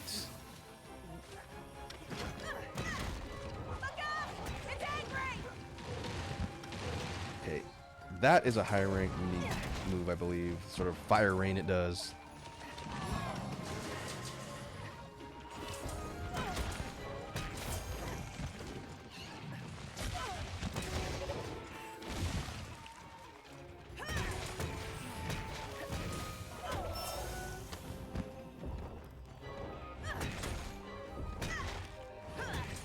And now it's exhausted because of all the KO damage I'm doing. After it! Let's go! Excuse me for a moment! Free heals? Free heals. Alright, we gotta go one screen up. It's hard to tell how much more damage I'm doing.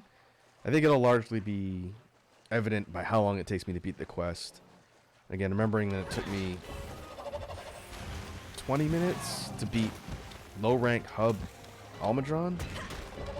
So we'll see how long it takes to beat a high rank target.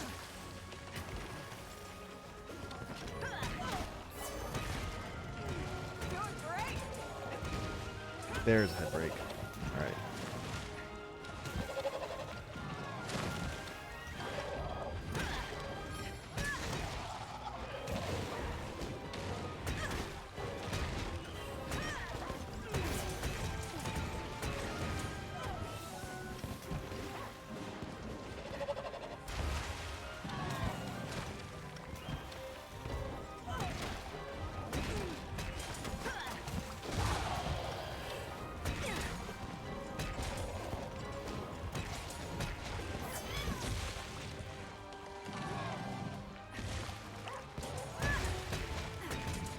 Another KO.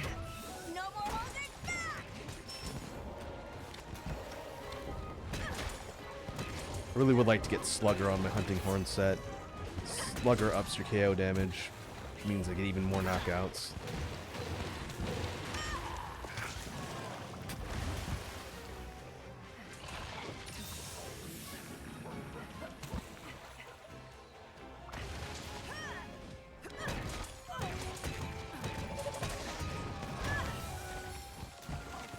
Wow, I'm surprised it missed.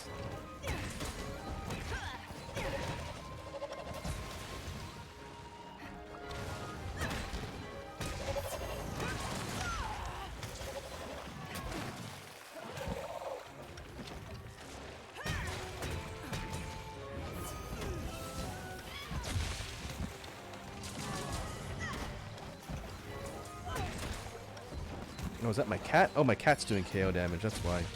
I think my cat has a hammer.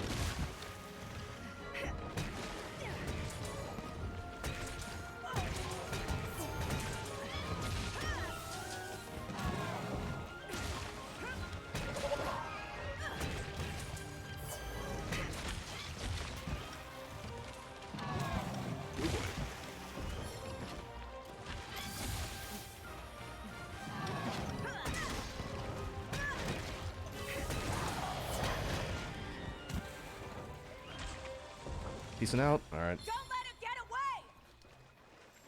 Faster, buddy! Gotta be quick!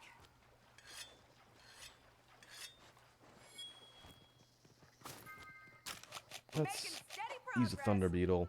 Thunder Beetles, or whatever respective element beetles you find walking around the map, are endemic life that can be used to toss elemental blights on monsters. Appropriately, the Thunder one will inflict Thunder Blight, which should help. Let's go!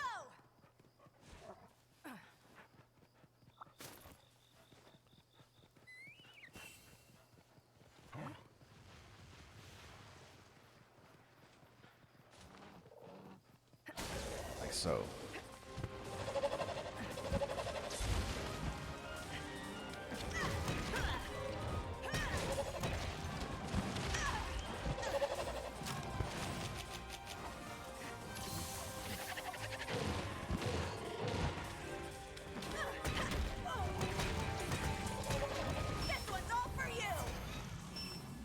was lucky.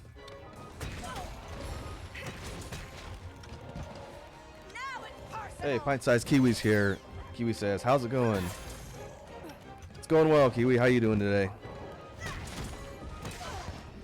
We're trying not to fail too badly at high rank hunts in Rise.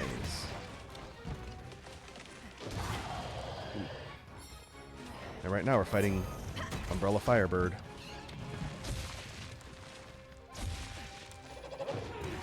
Oh, can do 3 of those. Good to know.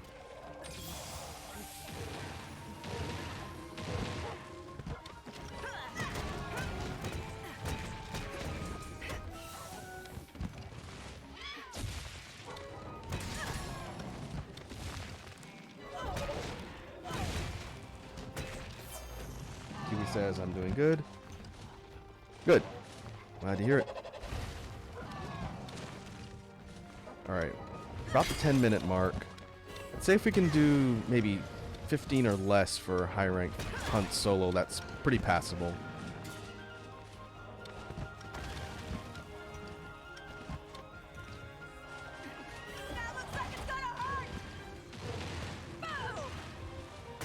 Earthshaker. I don't know if that's not close enough to KO.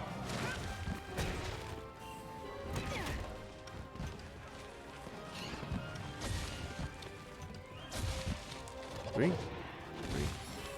Kiwi says, have you played Legends Arceus yet? I have not. I haven't played a mainline Pokemon game in forever.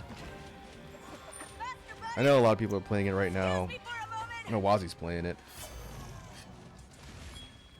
But it's not on the highest priority list for me. Have you tried it? I'd be curious to see what people think about it. It looks fun.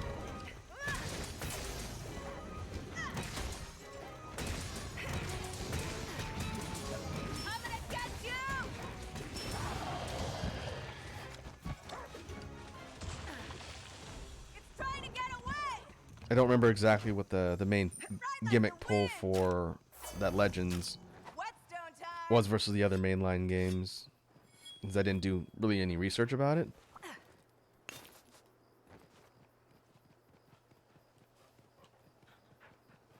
Did they change anything that made it different from the other Pokemon games?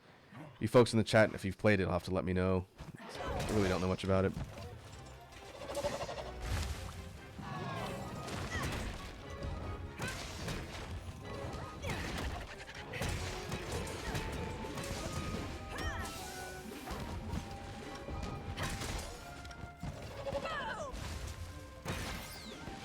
Wing break? Ooh, and a ride.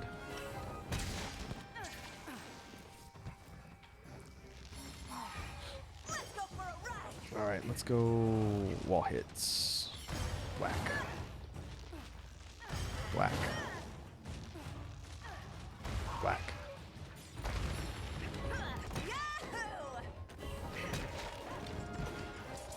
Go Earthshaker. Try and get KO. Damage on the head. Oh, it's almost dead.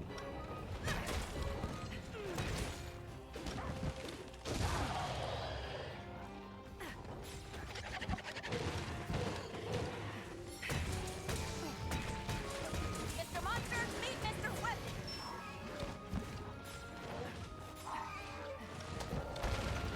Oh, stagger out the air. Nice.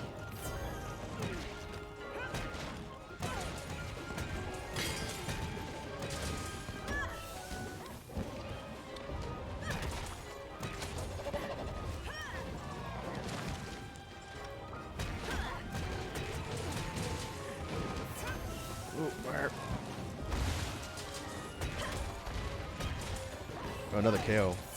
Also lucky. Now it's personal. See if we can go for Earthshaker.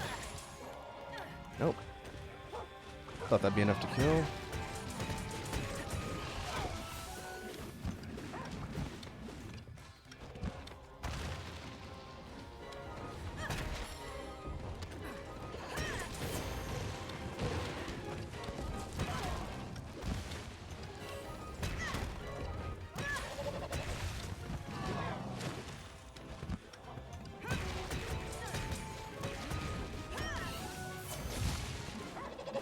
3. Nope, 2. There we go. About 14 minutes, 13 minutes. I'd say that's par.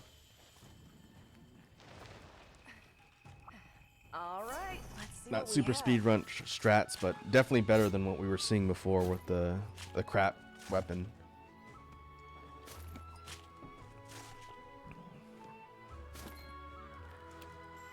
Faster, buddy!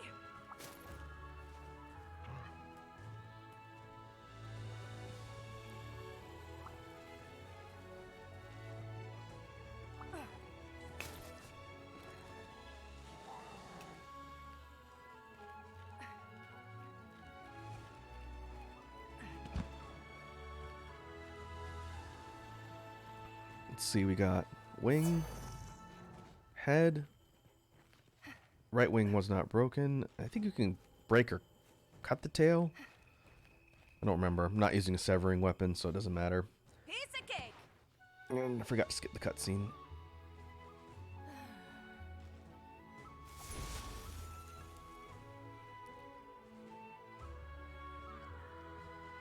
Okay. High rank drops. We did get a bird wyvern gem, which is the rare drop for the bird wyverns. That's a good one to have. Beak.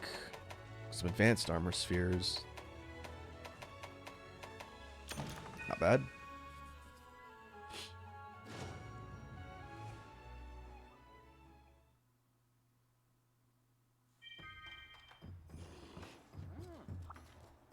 Alright, let's go look at the high rank gear and or weapons we unlocked for taking out Aknasom.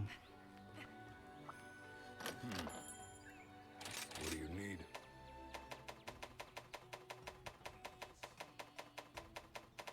need? Maybe it doesn't have a horn. It would be fire. I guess not. There's Basarios and one of the later targets we're going to see on high rank. Oh, and Rathian. Rathian and Rathalos, maybe? Alright. My hammer's ready. Aknasom's armor, I believe, is unchanged model-wise from the low rank. Looks the same, but now you can customize armor pigment. And this one gives quick sheath, fire attack, peak performance. Not a super useful set of skills, but it does look really cool. See you later. Make sure to check the special quest as well.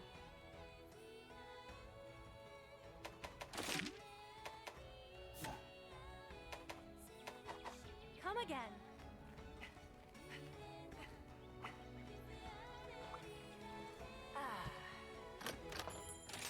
Can't hunt on an empty stomach!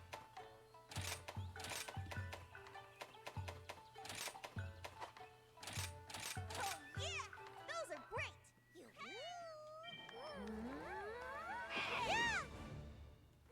Time to get going. Alright, that will jump straight into the next quest. We'll keep doing key quests till we unlock the urgent and proceed to 5-star high rank hub. Which quest would you like?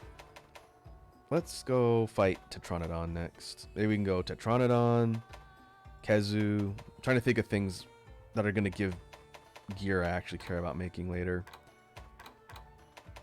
Yeah, we'll go ahead and do Tetronodon. I wish you luck. Big Chungus.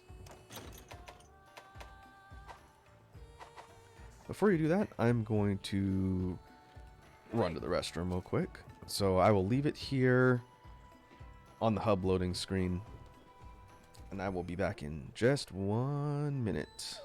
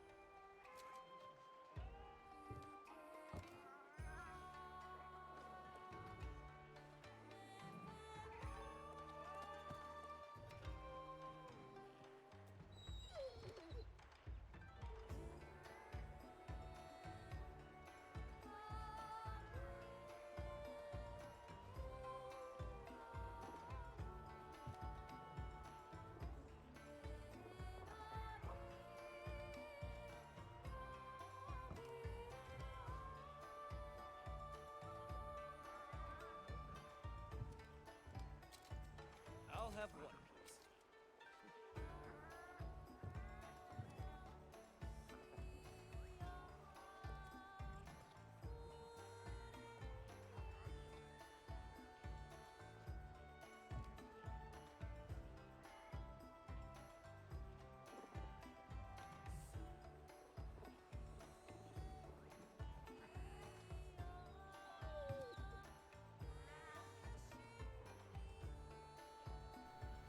All right, I back. I'm gonna check something before we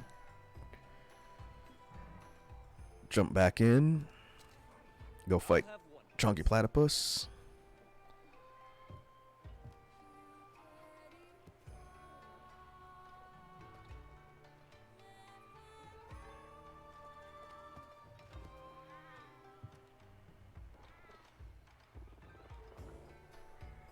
All right. I think we're good now.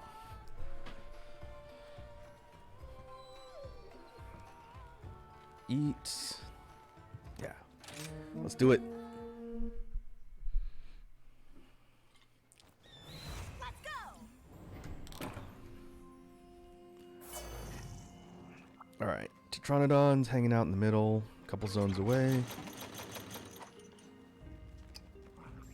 Faster, buddy! We're gonna make a beeline straight for it and just get into a fight. If I see anything worth picking up gathering wise, I'll grab it. But we'll kind of try and make a direct line so we don't waste any time on these quests.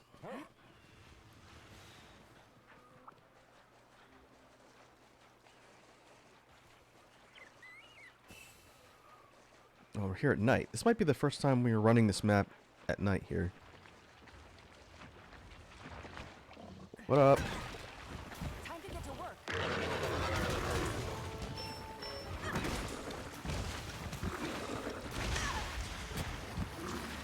Uh-oh.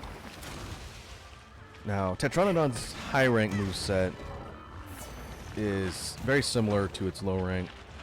Obviously, it'll hit a lot harder and be moving quicker.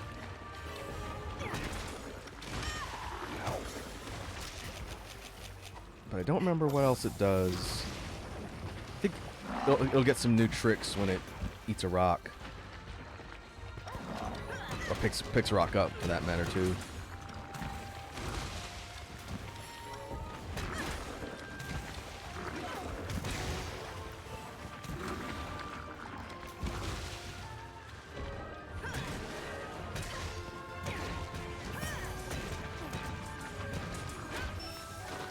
Right. And its spit will cause water blight. And I think I took all my nullberries out of my inventory. I'm a genius.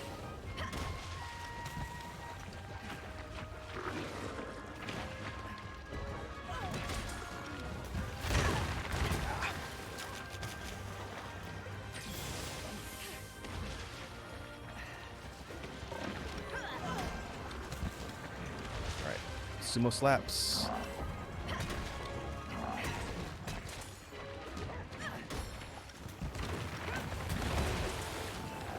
Drunky boy mode.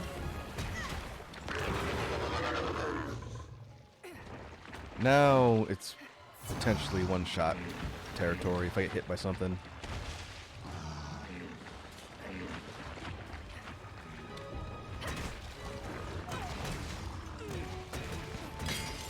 I'm gonna get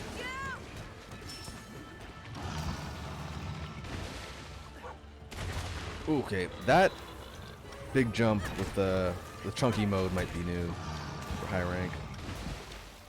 That causes tremor if you're right next to it, I believe. It'll do a ton of damage if it lands on me.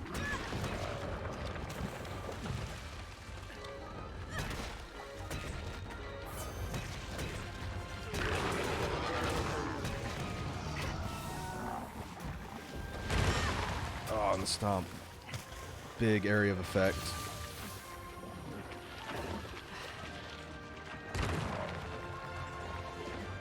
Rock. Throw that at me. Mr. Monster, meet Mr. Whip! Okay, we knock him out of chunky mode. Doing great. Try and get a KO damage on the head and go for a KO there. Like so.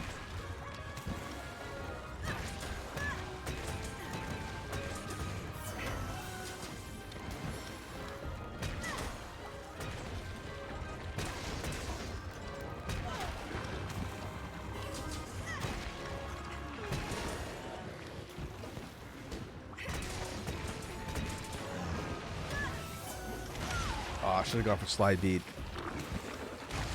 I think I could have armored through that. Not my So. finest hour. I do have armor, but I still take damage.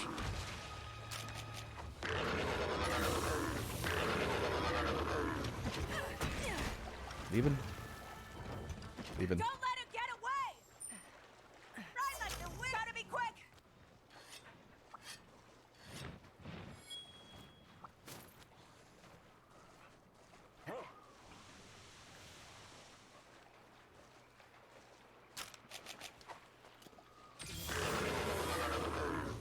Round 2. Oh, you can pick a fight with Izuchi? Nope. That's fine. Izuchi's moveset's pretty good against a Troodon because of its speed.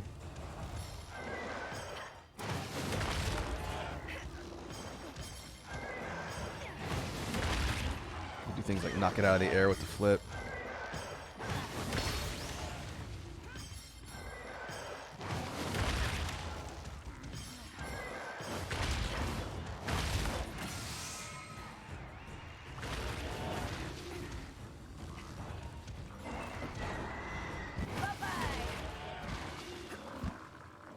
Nice.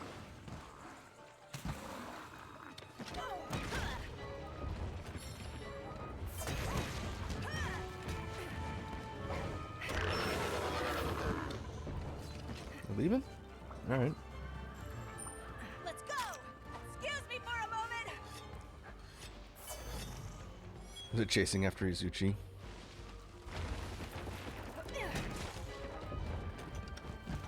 Oh, buddy, where you going?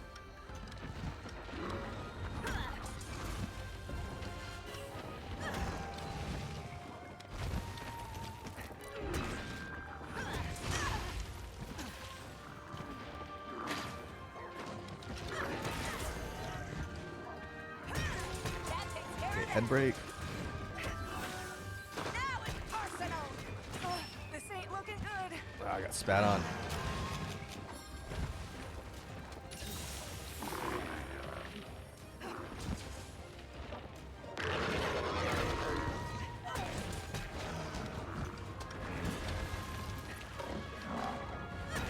I don't think I've broken Tetronodon's arms yet.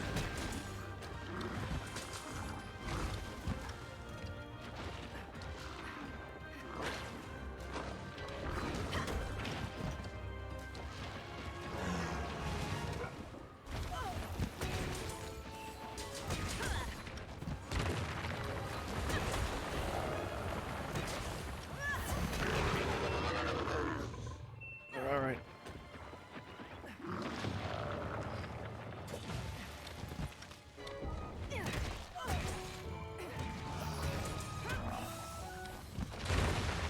Oh yeah, looks like the area of effect on the tremor is pretty big.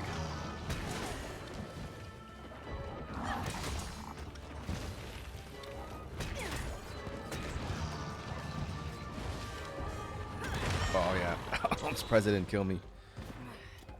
Actually, let's do this for healing.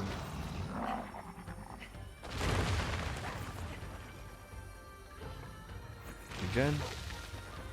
Oh, it's area of effect regen. I thought it was spot healing. That works.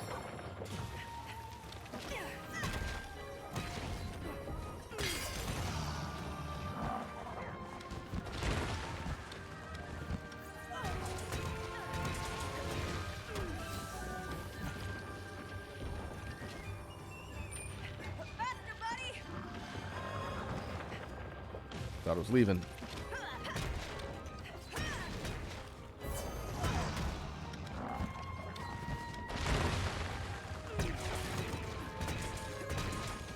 break?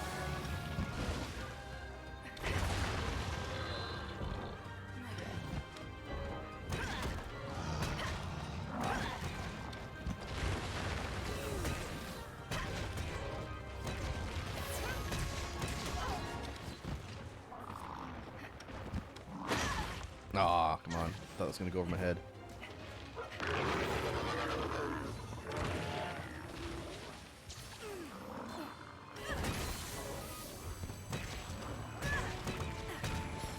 Okay, about 10-minute mark.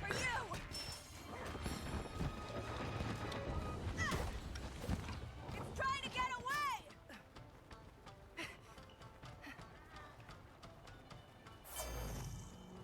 Dog? You going, dog? Ride like the wind!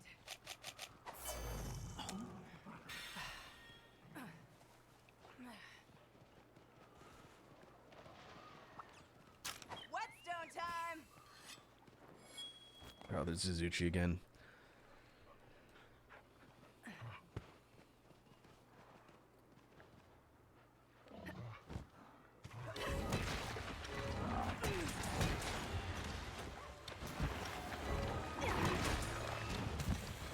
You're the best, pal.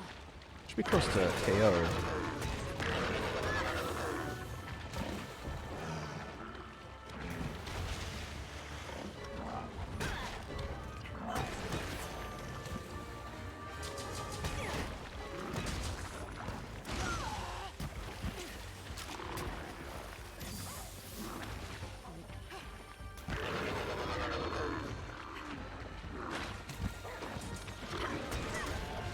There it is.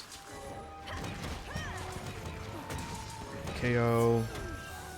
Let's see if we can get Earthshaker.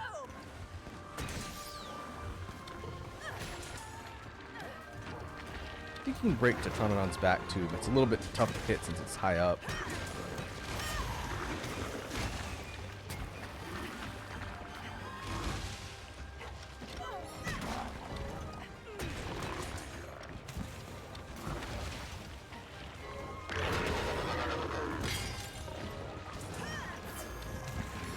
Whew. Close.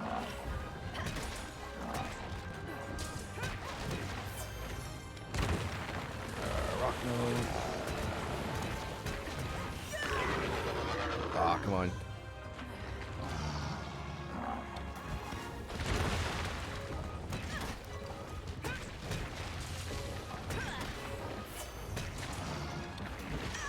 Ow.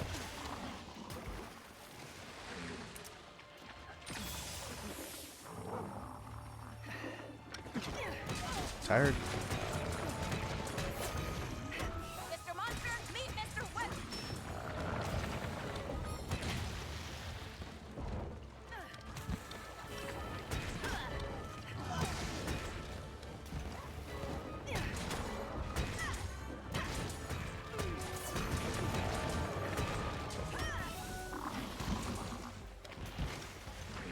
I'm gonna get you! Oh, I thought I was just gonna miss. That was lucky, and it was enough for knockdown.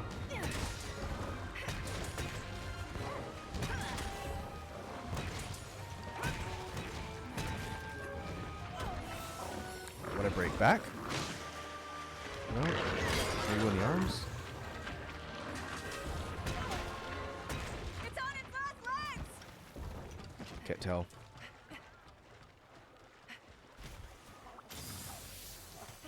Faster, buddy! Alright, we're just under 15 again. Need to sharpen this thing. On target for just about par again. One thing I need to do when we get back to town is check out the ramp up skills I can put on this thing.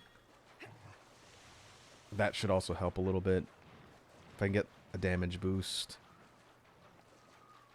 Should help me shave some time off my hunts.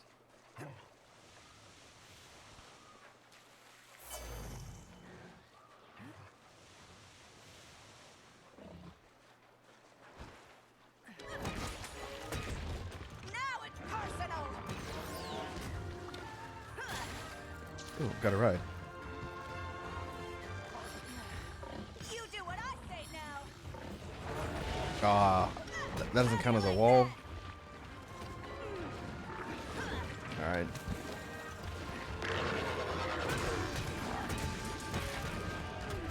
There's an arm.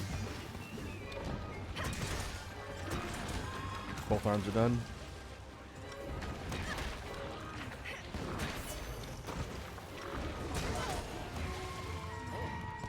Mr. Monster, meet Mr. Weapon.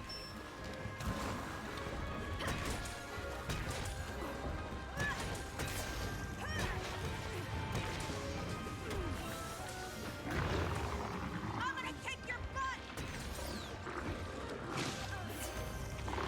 Oh. Oh, that stunned me out of the... Oh, it sucks. Uh-oh. Got eaten, and I couldn't break out of it because I had no bugs on cooldown.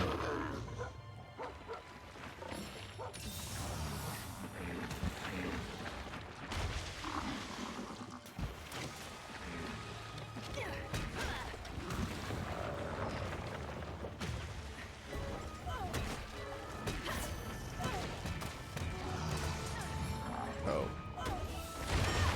Ow.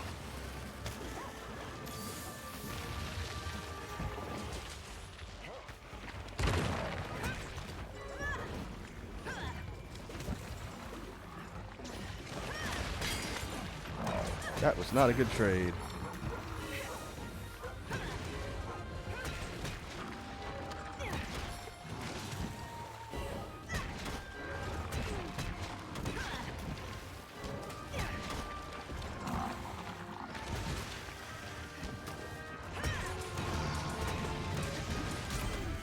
Oh, out of the air too. I was lucky. We did it! What have we here? Oh, 15 minutes again.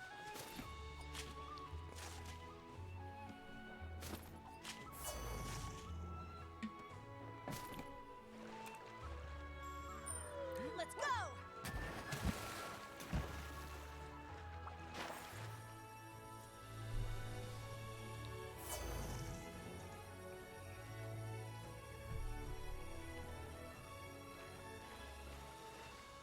Let's see, we got hands, both hands, face, stomach breaks, but no back. And I can't remember if you can cut Tetranodon's tail off, even though I don't have a cutting weapon.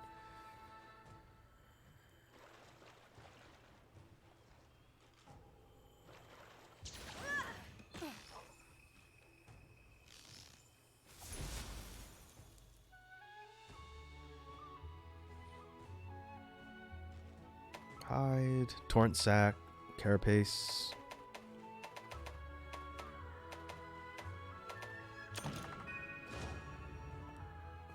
I should go see if there's thunderbugs available for the submarines. In fact, I'm gonna go check that because I need them to make shock traps.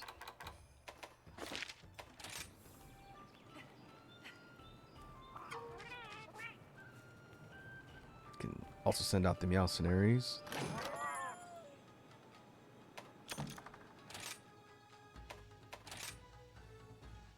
I do not have high rank yet.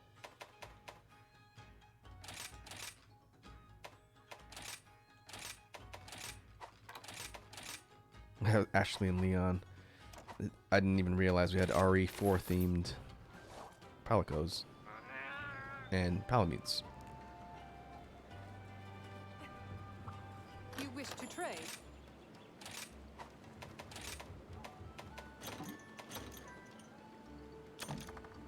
Have a look.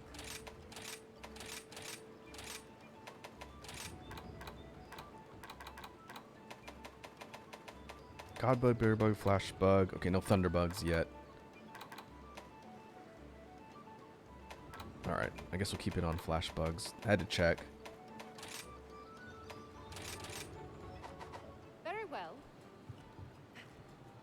You can also check the Kahoot nest.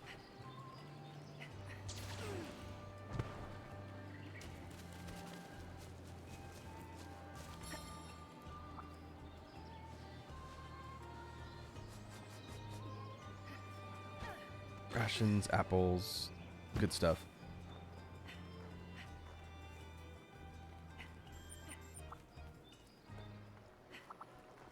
Now, for taking out Tetranodon, Good to let's see what kind of armor we got.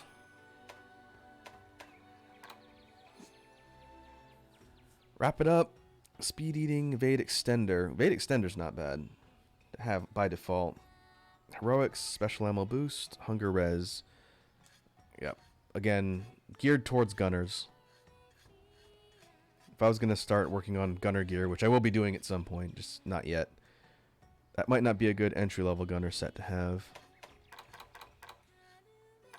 Some hunters literally take hours. I'm used to waiting.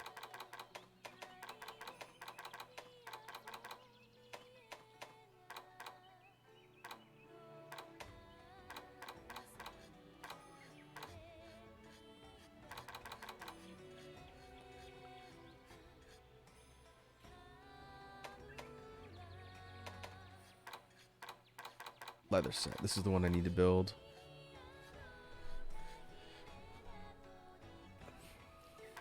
I will probably grind all of the basic materials for that off stream, since it's not terribly interesting. Oh, meaty hide, that's what I need it for. I need to kill some Remobras at some point. See you later. I have a special quest for you. Here's the quest list.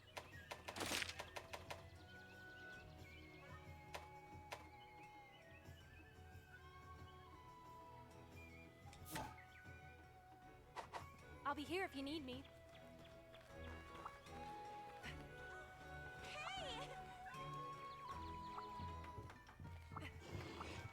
Hello. Here's the Alright, quest next list. up, we need 2 more on high rank. Let's do Knight of the Kazoo. May the spirits protect you.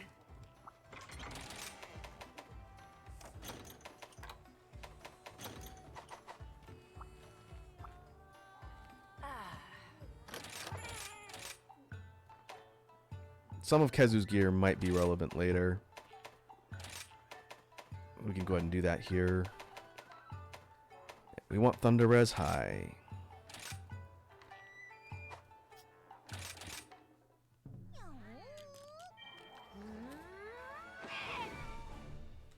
Enough of that.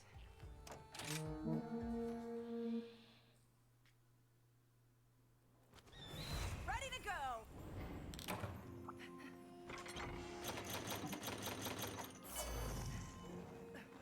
Oh, Kazoo's right here. Ride like the wind. One zone over to the right. That's nice.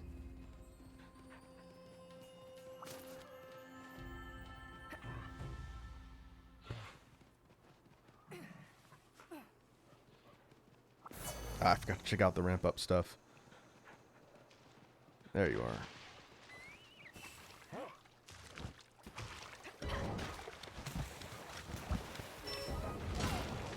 There it is.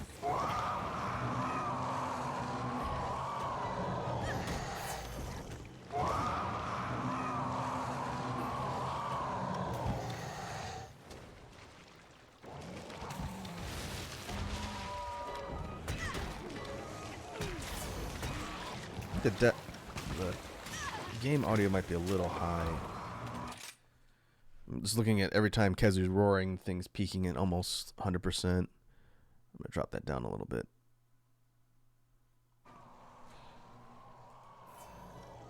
It's a little better.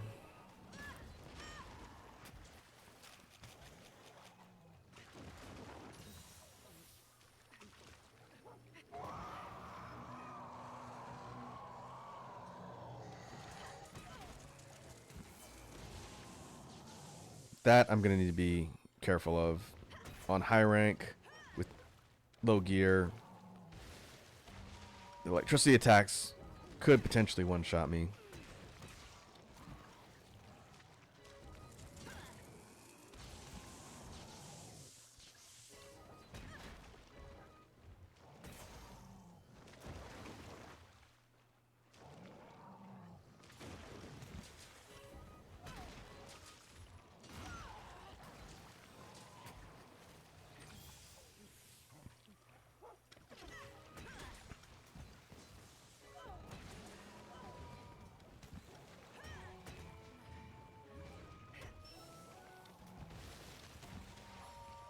This is going to be more of a lesson in not being greedy compared to some of the other fights.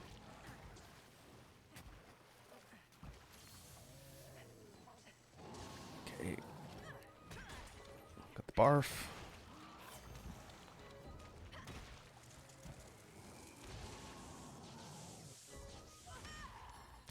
Ah. That's the tail end of that clipped me.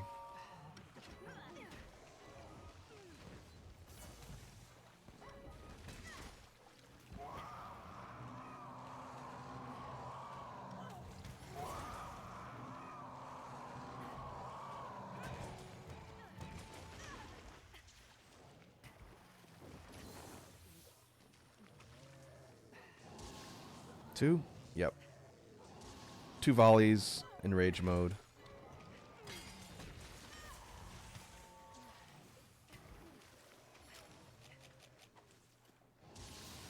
Woo!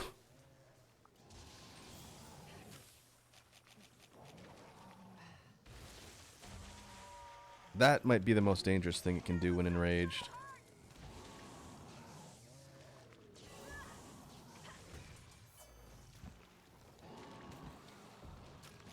I gotta watch out for Thunderblight too.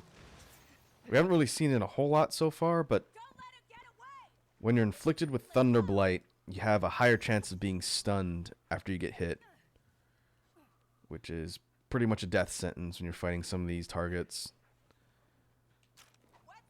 Hence the need for null berries.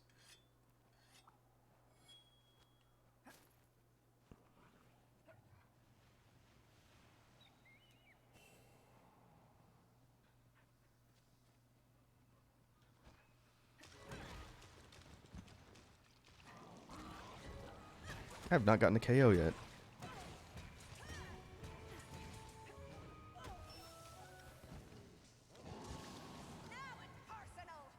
Let's fix that.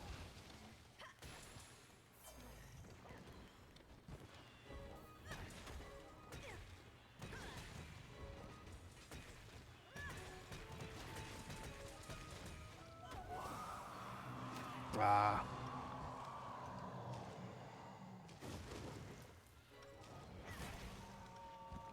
Cancel my Infernal Melody, you sucker.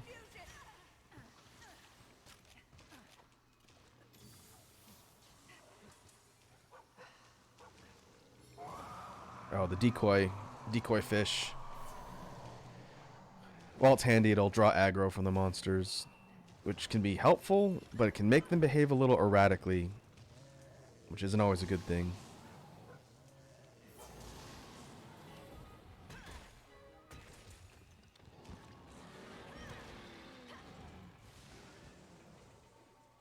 Ooh, it's Lagombi.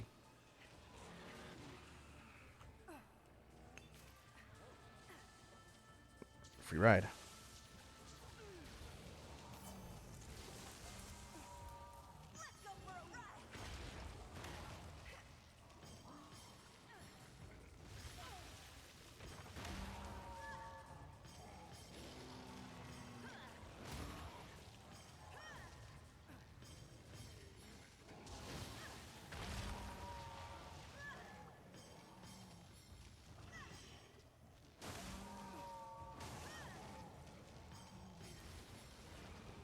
Narrow corridor is not the best place to be doing this.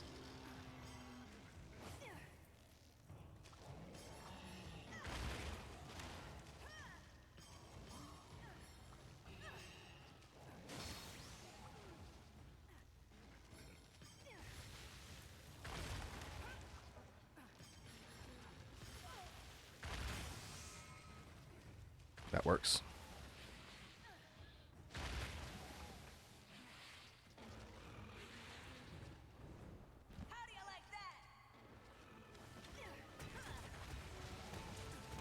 Getting the wyvern rides and the knockdowns is a good way to shave time off just through the sheer amount of damage you can do. That'll help.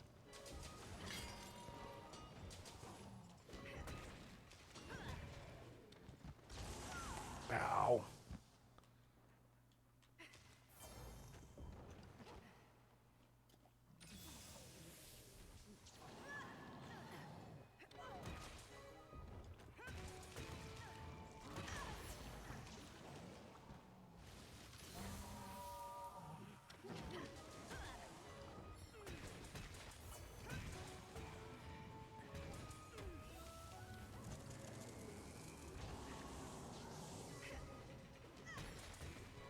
I don't know how much it's picking up on the audio, but you get some interesting kind of reverb echo effects whenever Kazoo grunts or roars.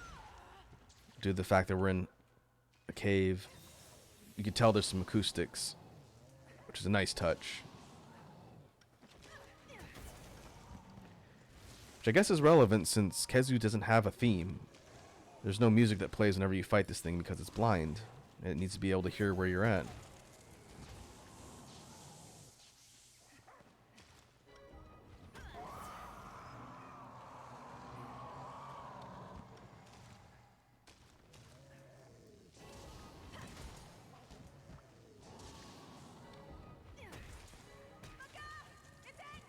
Ooh.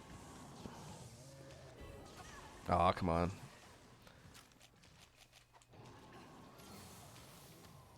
Shouldn't fall for that. It's trying to get away.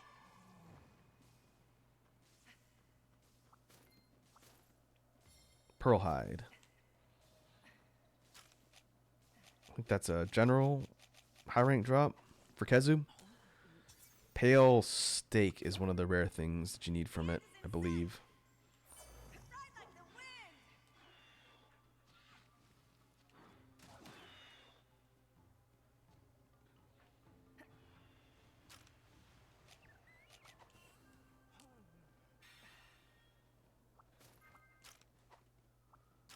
This should make it good as new. Okay, one zone up. In the same spot as Aknasom. Maybe we can get those two to hit each other and get another free ride from Aknasom. There you are. Do it. Nice. The way we capitalize on this is just like we've done for some of the other ones. Get kind of in position. Use square to launch. And that's an instant knockdown and a free ride on Aknasom. And now we can use it to beat down on Kazoo.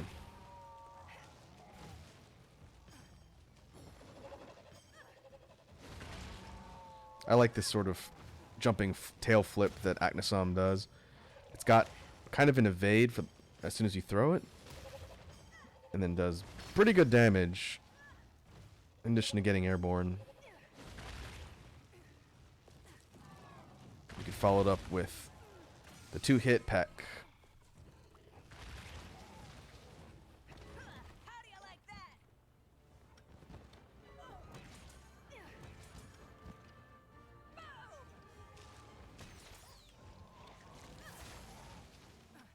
Nice KO. You're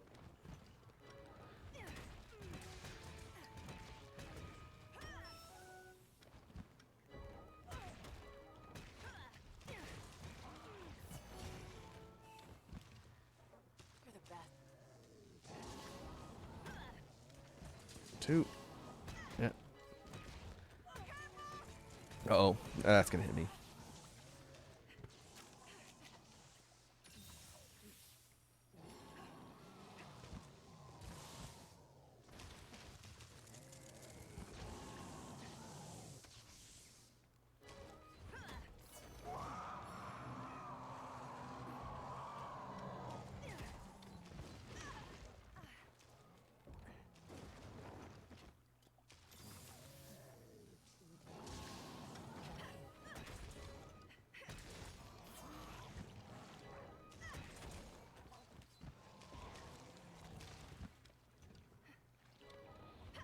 Nope. Alright, fine.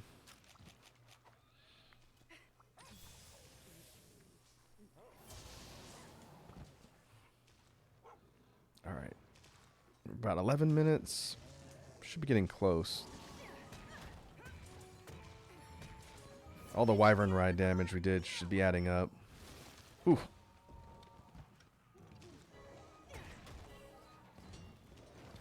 Love you, buddy.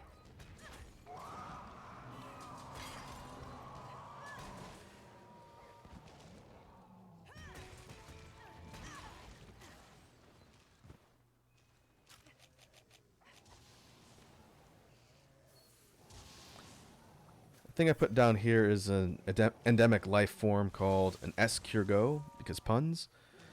Putting it down will create a healing aura or cloud that'll regen my life as long as I'm in it.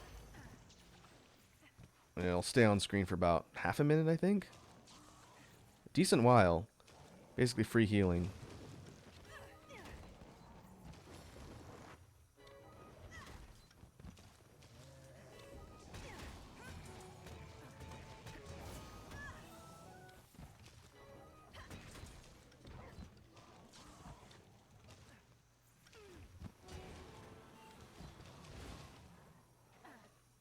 Leaving. Yep. Get away!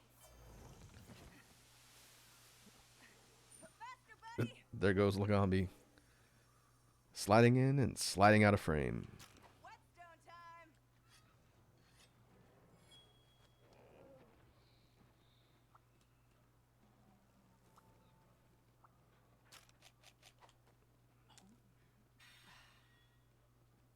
Ah, there you are.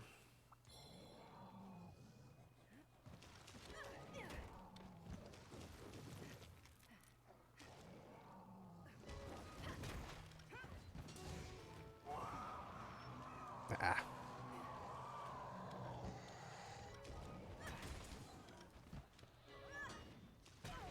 Head breaks. There's only one head break for Kazoo, and you can damage its body. You have to sort of hit it higher up on its torso, and you can tell by the scarring when you get the break.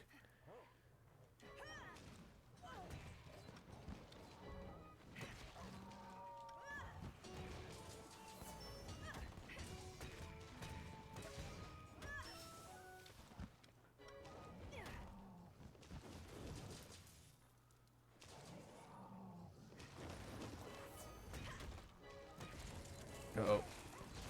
Ah.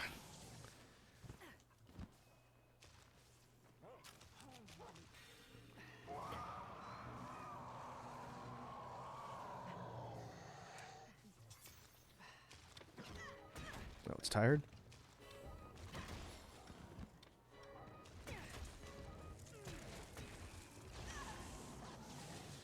It's tired, but it can still do the close proximity shock. Getting animation locked and hit by that is... surprised it hasn't got me killed yet.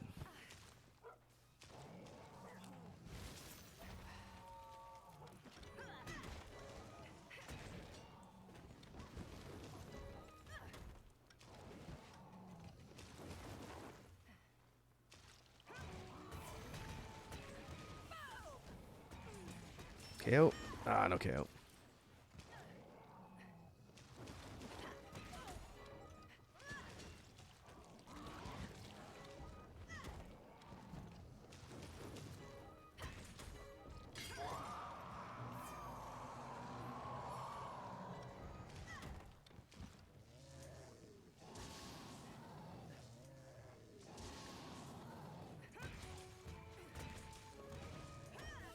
This isn't good. Uh-oh. I am paralyzed, and I'm really surprised the spread didn't hit me there. I got really lucky. The lightning ball things just went around me. That, by all right, should have killed me there.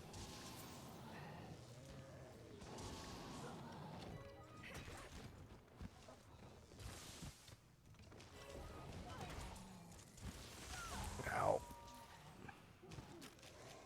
I'm burning a lot of my mega potions on this fight.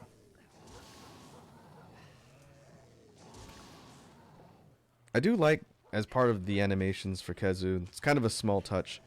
When it does a lot of its electric attacks, you can see it use its kind of sucker tail to ground itself. It doesn't when it does the launch of lightning like that, when it does the electrify move that hits around it. It's always done that in the older games. I always thought it was a nice touch. Ride like the wind! I can also use that sucker tail to hang from the ceiling too.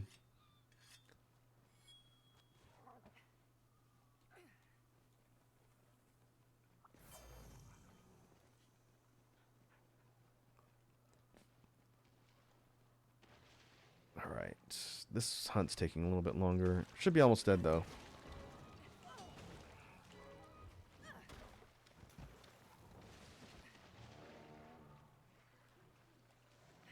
got another ride? That works. You do what I say now.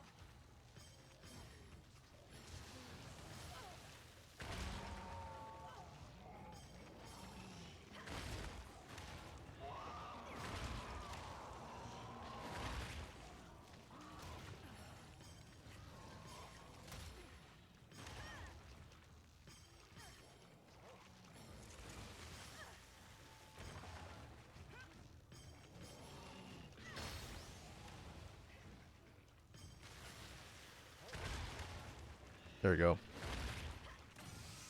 I don't know if the finishers for Dragonbone will be enough to kill it, but it should put Kazoo in pretty much near death state.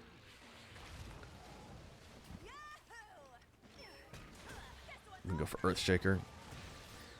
Or... Oh, okay. I'll hit both of them.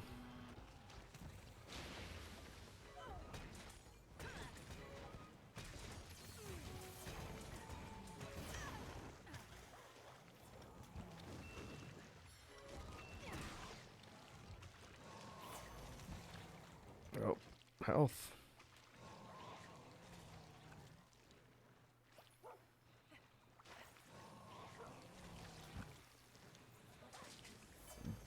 Don't want to get carded right at the last minute.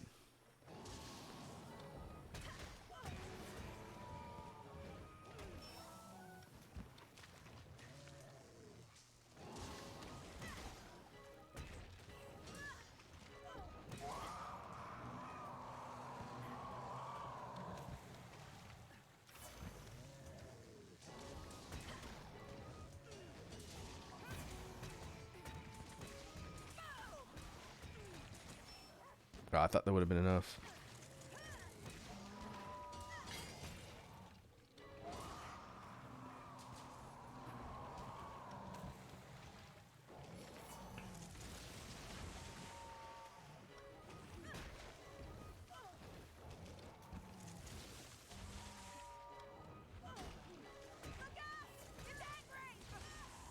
Ah. Ooh. I don't know what the cooldown is for that regen fruit, but it is nice. Save me on some potions.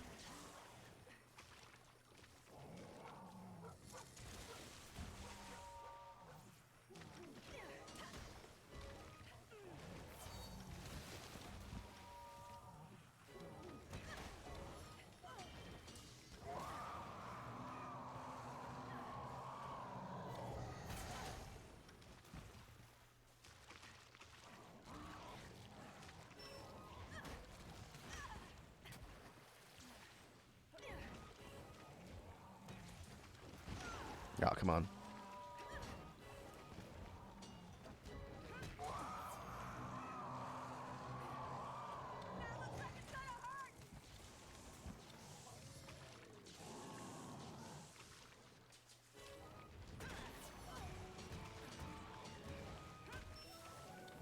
Oh, sharpness.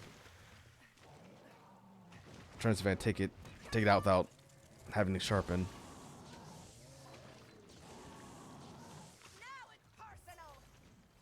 Aw. Not if I whiff my Earthshakers.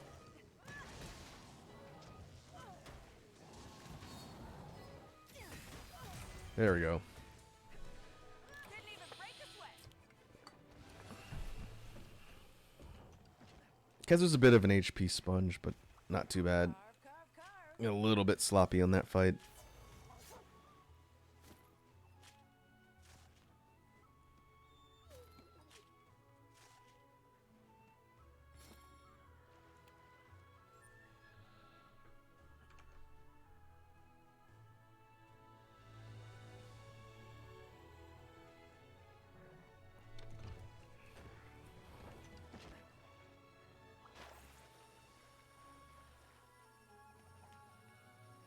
Now that should give us one more key quest on this difficulty tier before we get the urgent.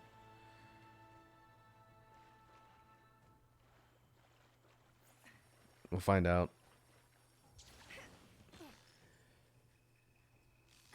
You can also check and see how close I am to being able to craft something. Like maybe getting the bone set.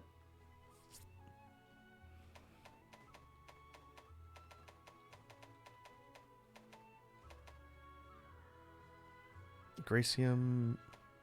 Oh, there's Icium. Okay. Gracium is the rarest thing you can get here, I think, from ores.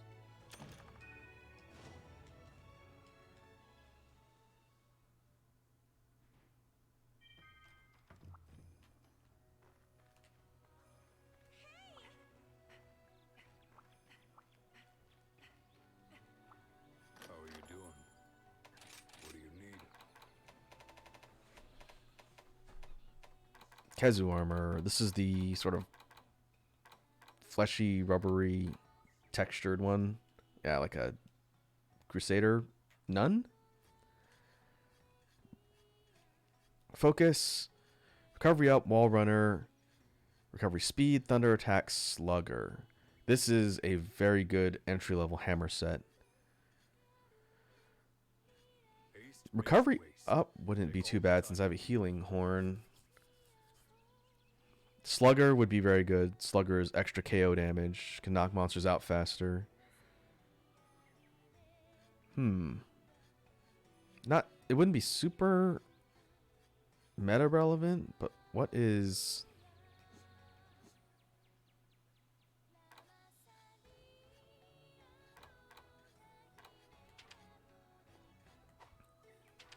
Trying to compare it to what I'm wearing.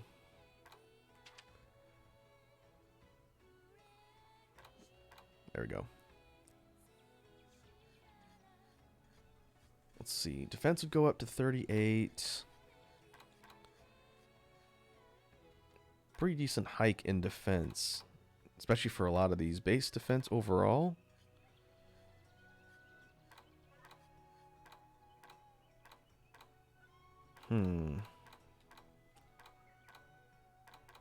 Got a couple options here.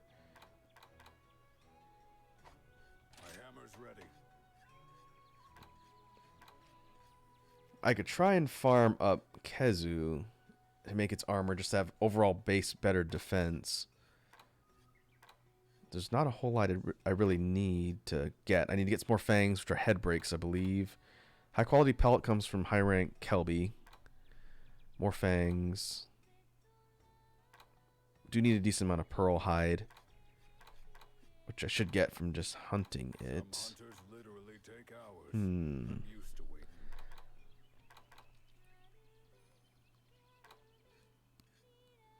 It would also enable me to have a functional hammer set if I wanted to switch weapons at some point. I probably won't switch to hammer immediately since hammer's a little bit similar to horn, but that might not be bad.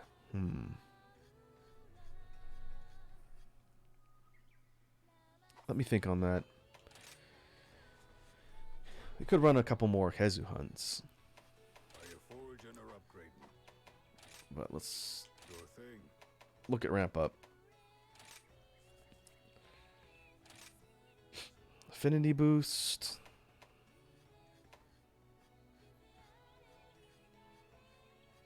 Master Rider is interesting. This rampage skill does more damage when you're riding monsters and using their attacks, and it also increases the timer. I don't do that a ton, so I think I'd rather go affinity boost. 8%. 8% crit chance, essentially.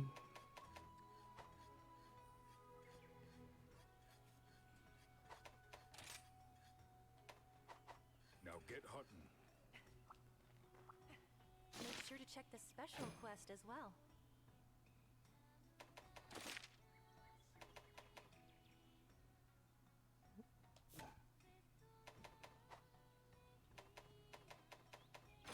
Have a look. Come again.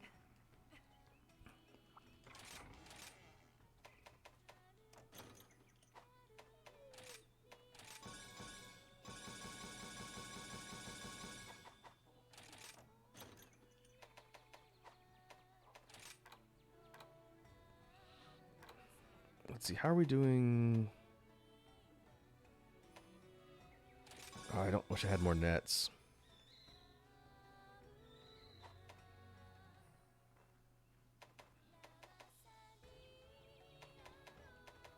Maybe I can see if I can have my cats gather webs.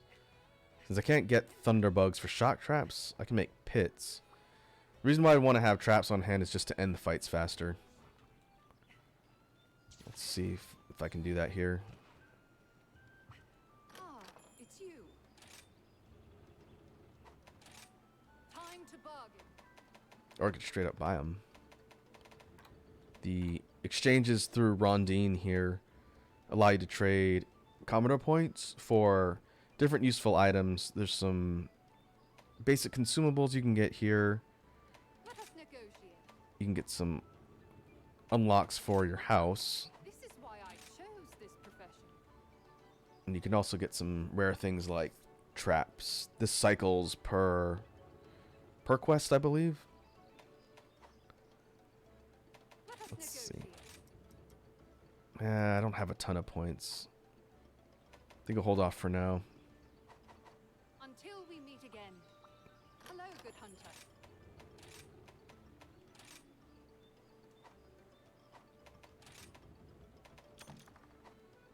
Let's go.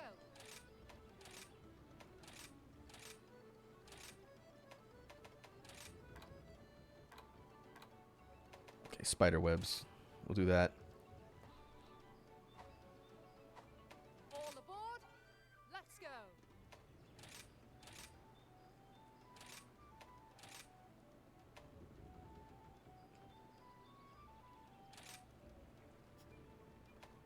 The buddy bargaining allows you to get boosts to different aspects of the trades. I think it's quantity and or speed.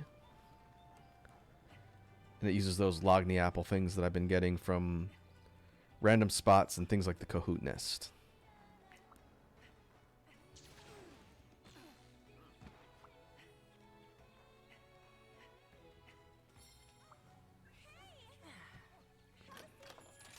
Hi, how may I help you?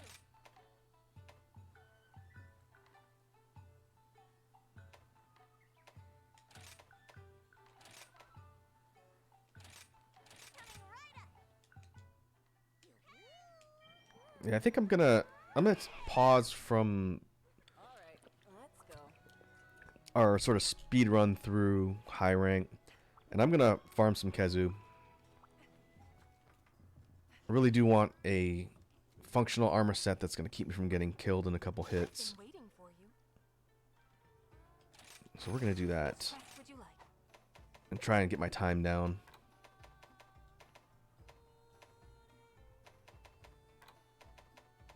Yeah, we'll go single target. I wish you luck. Hopefully it won't take more than a couple rounds of fighting Kazoo. Let's make this a quick one.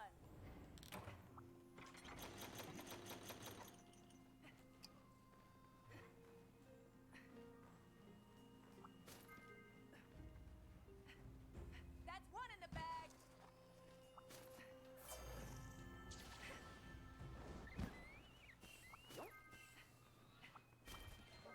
That's the end is in sight. Let's go. Alright, where do we need to go? The cave? Yeah.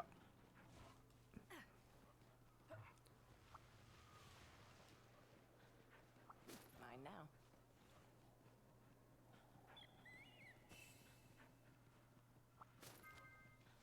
Making steady progress.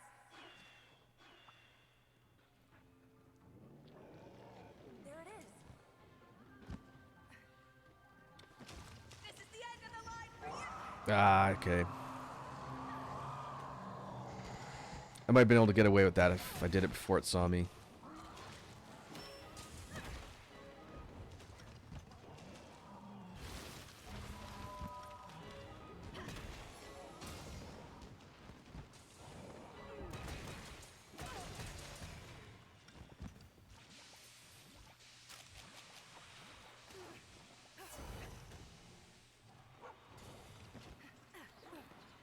There's an example of how it's using its tail to sort of hang on the ceiling.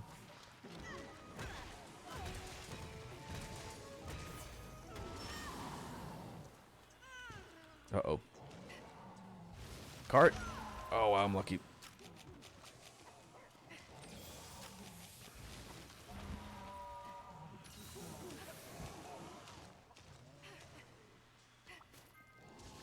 The end is in sight.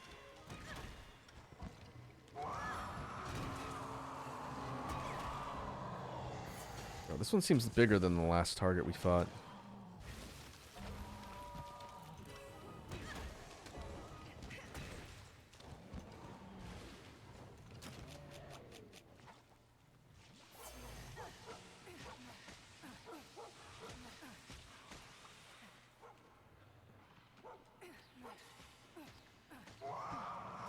Get off the ceiling.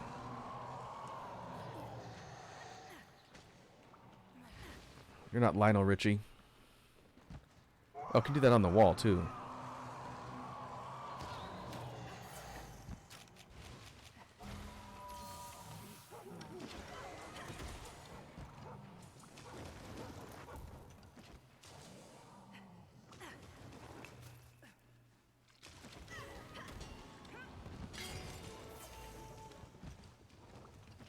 It's trying to get away.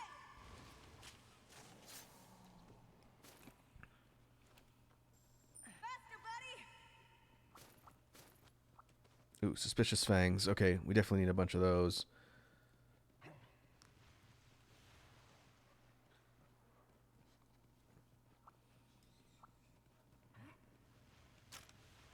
This should make it good as new.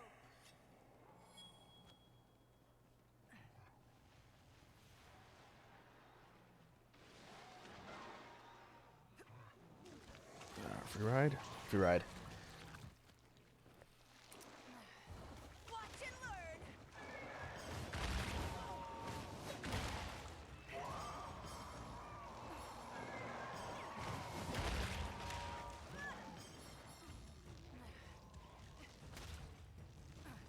Oh, interesting. There is a theme that plays when you're riding monsters.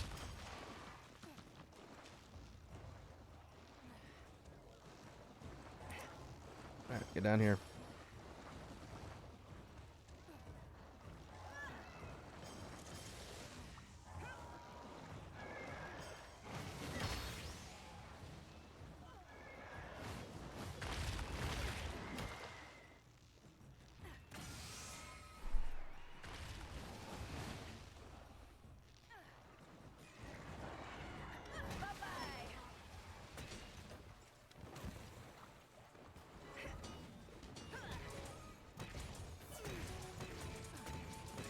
Mr. Monster, meet Mr. Whip. Ah, I was hoping for a KO.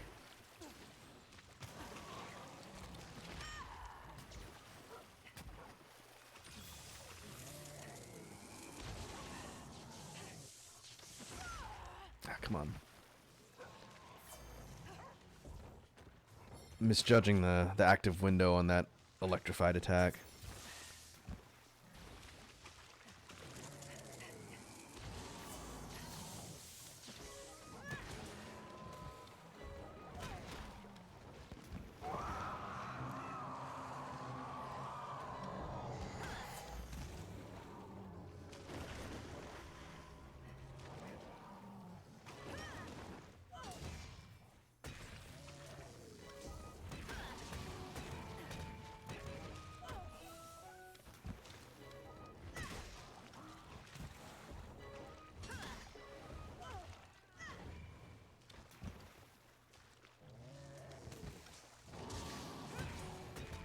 KO.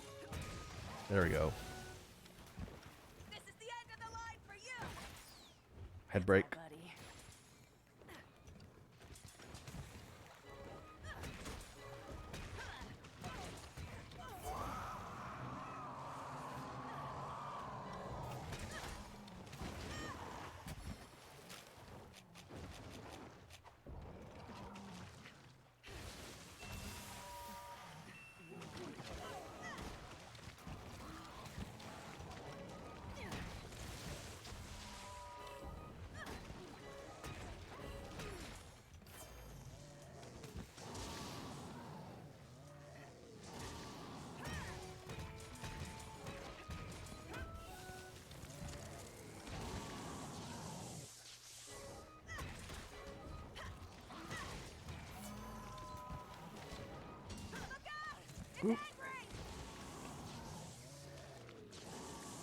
Yeah, it can chain the electrified thing back to back too sometimes.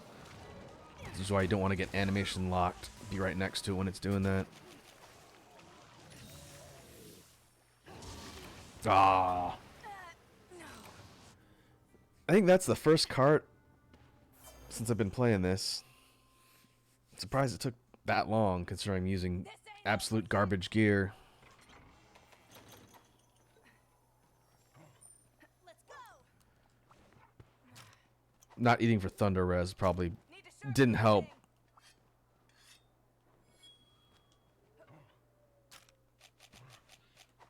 Oh well.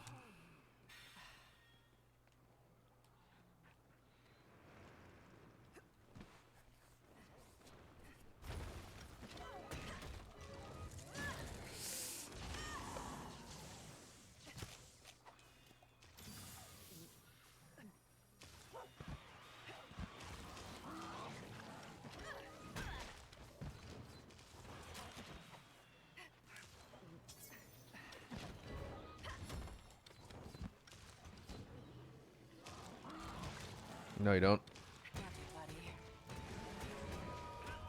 Monster, meet Mr. Whip. Oh, I'm surprised it hit. The Infernal Melody has a pretty decent sort of radius around it. Generally, you want to have it right on the monster since it does a ton of KO damage. Like, if you can get things sort of planted and hit him in the head, that's sort of the ideal.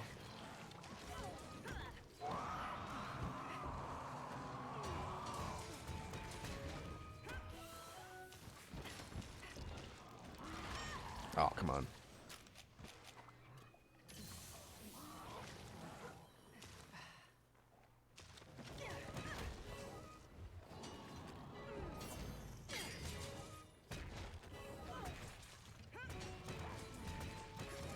Uh-oh.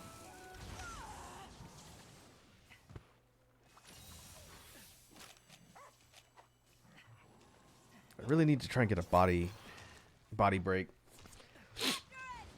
I think one of the, I don't know if it's the pale steak, one of the things I need to craft that armor set, I'll get better drops if I can break its body.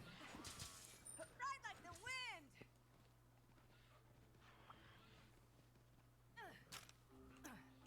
Gotta be quick.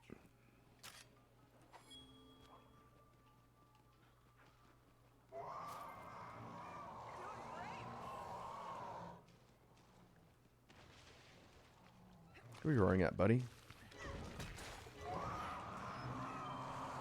How about you calm down? Uh-oh. Alright.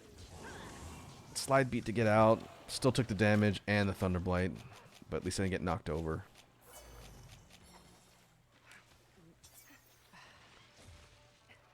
Oh, there's Agnesom. Alright.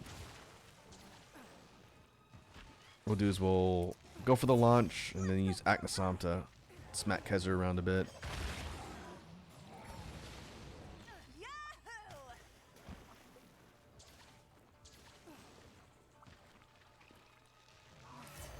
Watch and learn.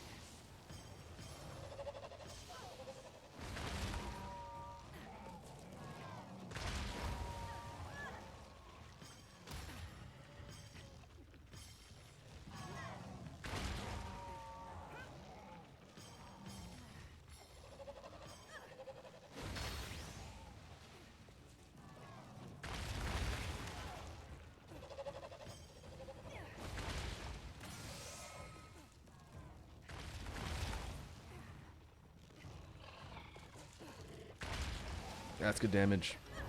How do you like that? We'll go for Earthshaker on the head.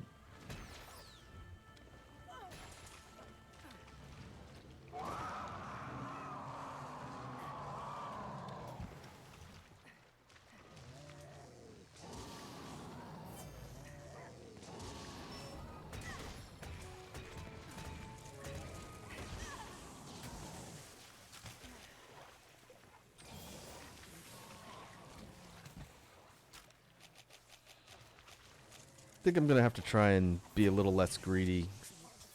Especially since I already have one cart.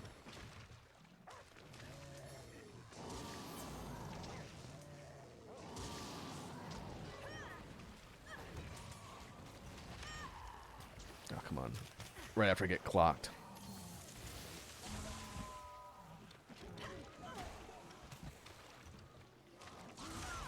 Ah.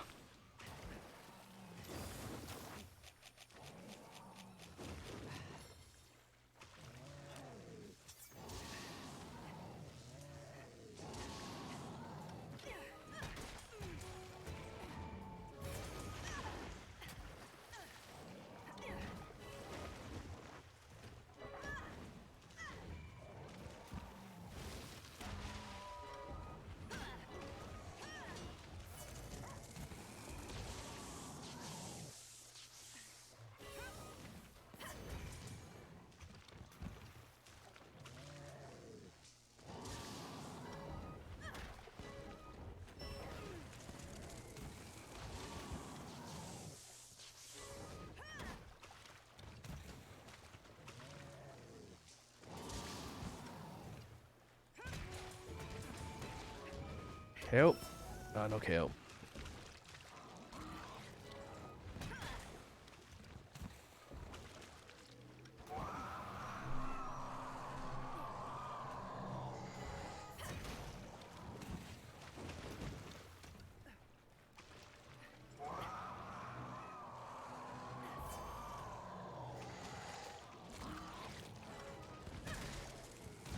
Whew, wow.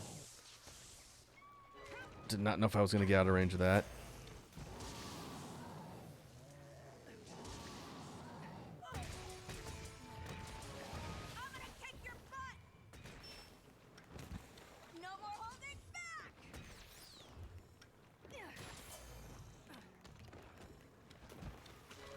Look out!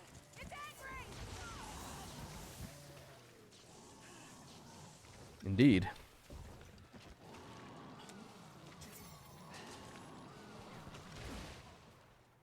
Ah, alright.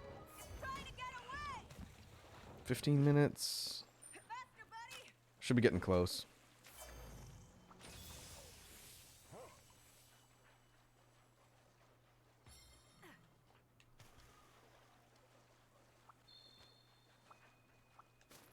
Pale extract.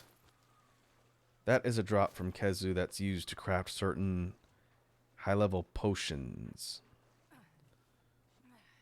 Always good to have and kind of a pain if you run out.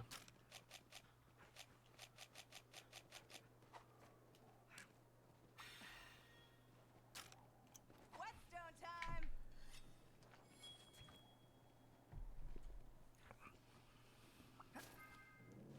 Making steady progress!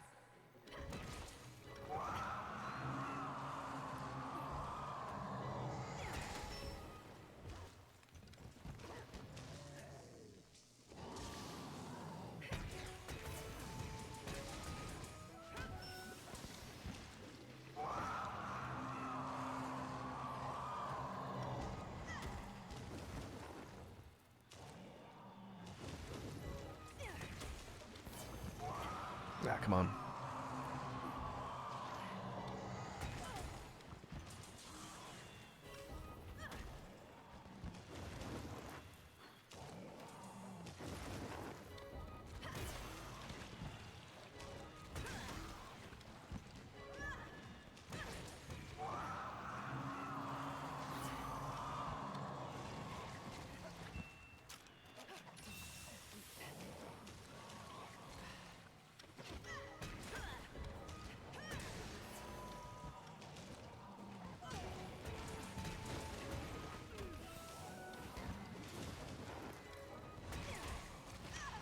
Ah.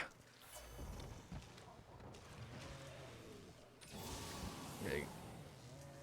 That is the move that killed me last time.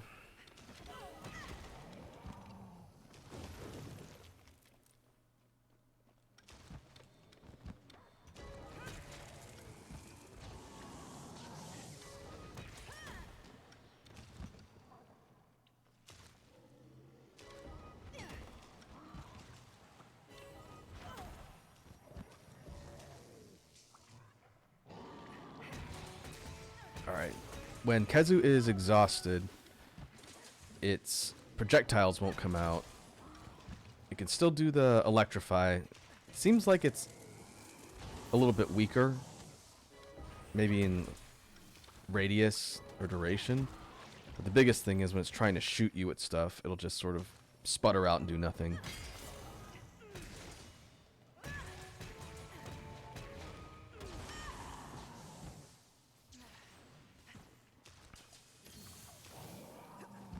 And it's almost dead.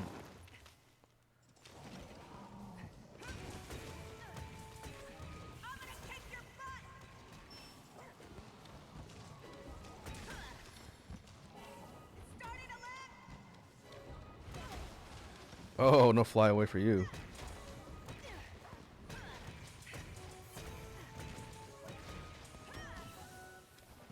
This is the end of the line for you. KO. Ah. It's on its last line. There we go. That would have been a really stylish way to end the hunt. Ride like the wind. Now's my chance.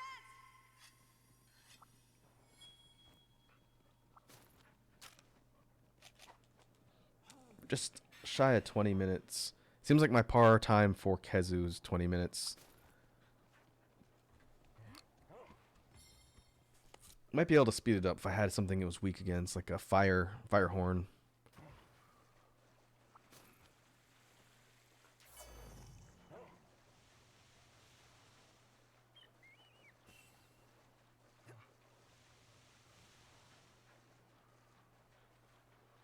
Oh, running all the way to the top. Ah.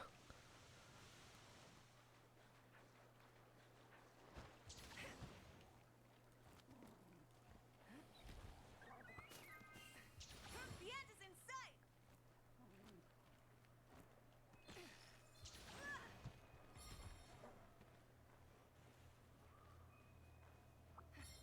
Where was the camp?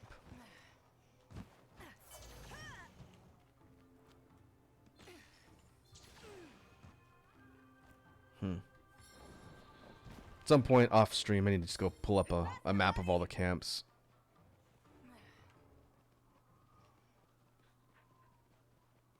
It's been forever since I had to unlock them all.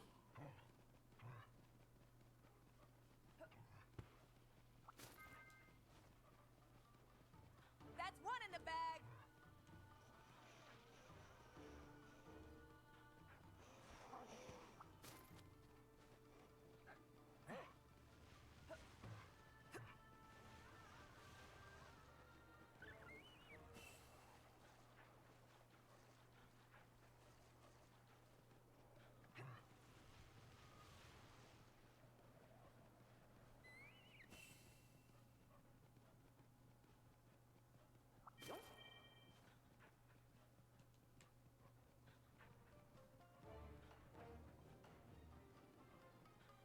Anything I can use in here? All right. Interesting that Kazoo sleeps standing up. Some of the flying wyverns and bird wyverns do that. The sleepy boy. This one's all for you. Have an earth shaker.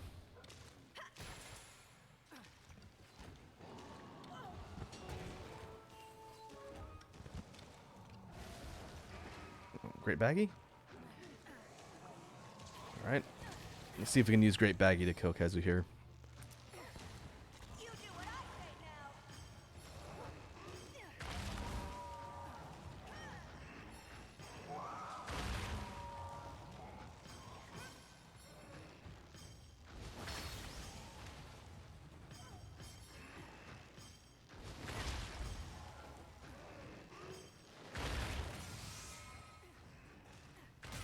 Nice. That should be an achievement.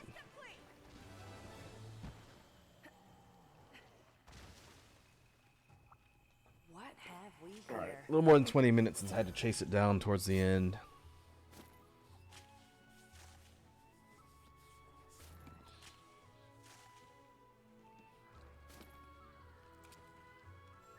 Let's go.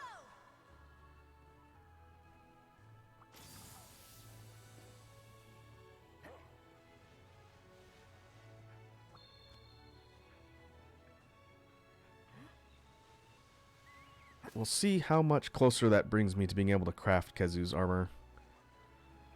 Should be close. What I can do is craft a bunch of them. Whatever pieces I can. Oh, I need to check what's in there.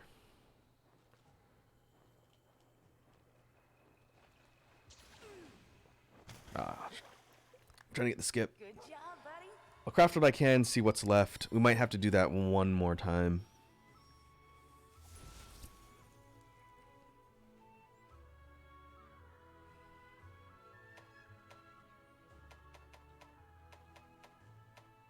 A lot of fangs.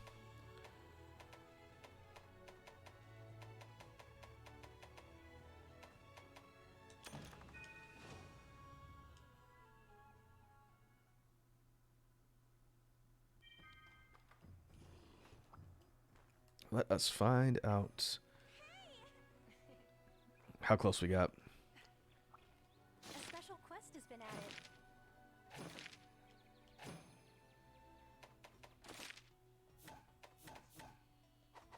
Take care of yourself.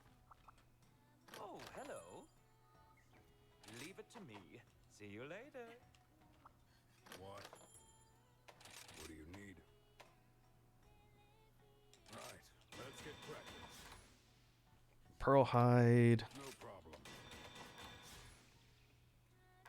Kelby pelts. Gotcha.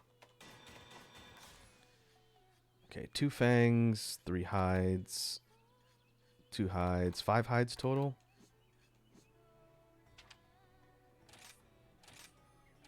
Let's do this.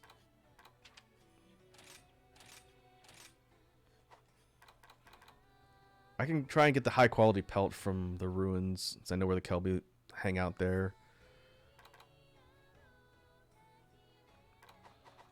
The village is in your hands.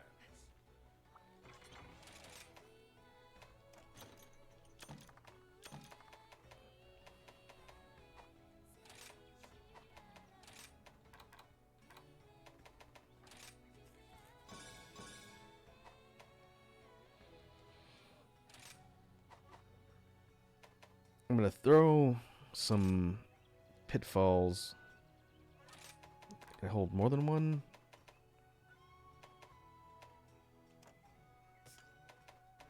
I think it's one at a time, yeah. So pitfalls and tranks in my inventory. And if I get Kazoo near death, I'm just gonna cap it. Finish the fight off faster. Anything catch your fancy? What are you looking for? An excellent purchase. Do need to keep an eye on my money. I don't have a ton of cash on hand. Oh, sweet. Shit. Hi, welcome.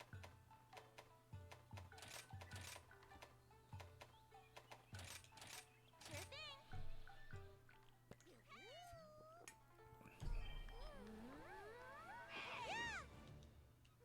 Time to get going.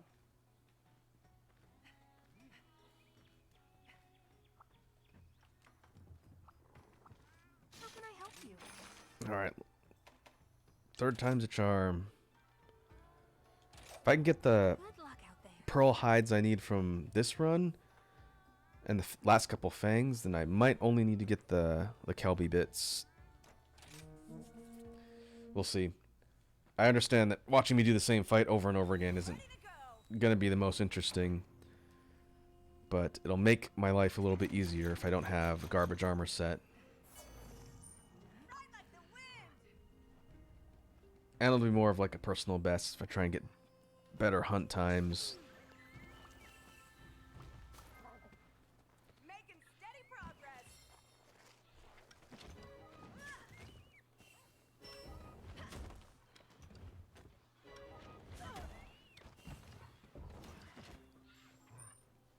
Let's go.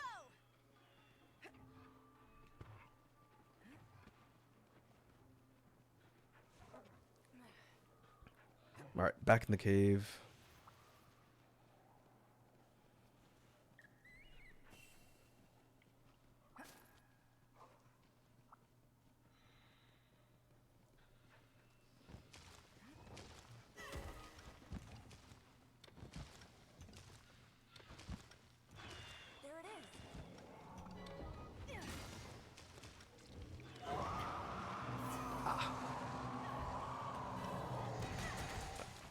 Yes, yes. Mr. Monster, Uh-oh. meet Mr. Whip. Okay, that works. Izuchi took the hit. But Earthshaker's burst that it does after you anchor the monster has kind of a range. So it doesn't need to necessarily be direct contact.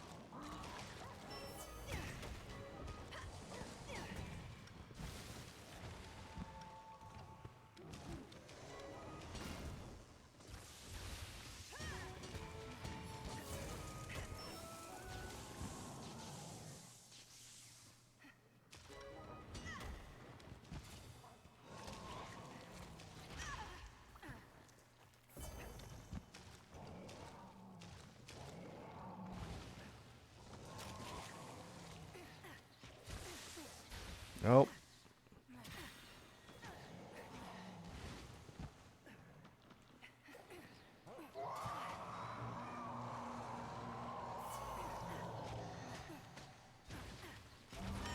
Oh, come on.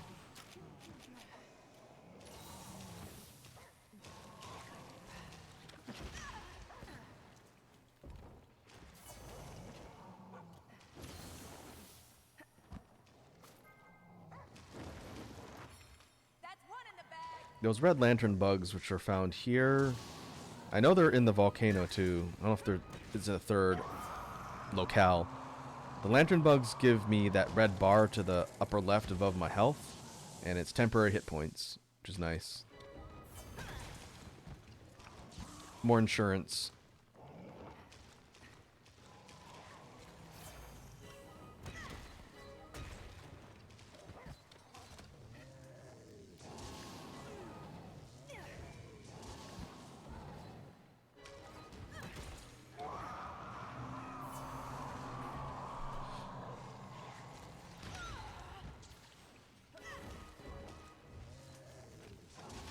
Nope. Uh-oh, I'm gonna die. Once again, lucky with the range on those blasts. Oh, leaving. Because the bolts of electricity that Kazoo spits out kind of fan and spread as they roll along the ground, the further away you are, the more dangerous, because there's a greater chance they can spread out and hit you wherever you're at. So generally, it's good to stay close, just not so close that you get zapped when it spits. Need to sharpen this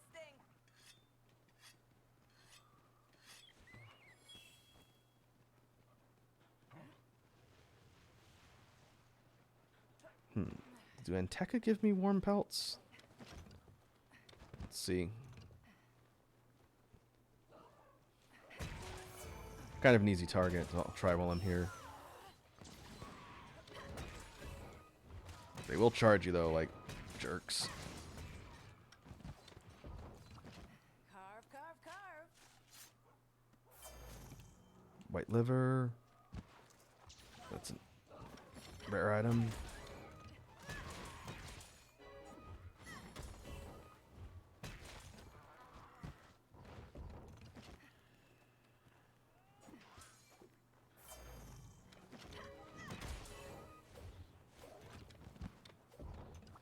All right, let's see what we have. Antler.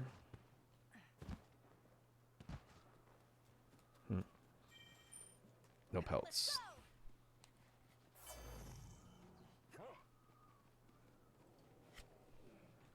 Whetstone time. There you are. What's up, buddy?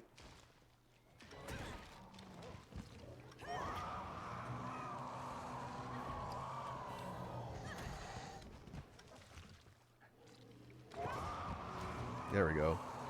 If you use the breakdance move on Trigger with Horn, you can get through its roars, but it's a little bit specific timing without evasion window up.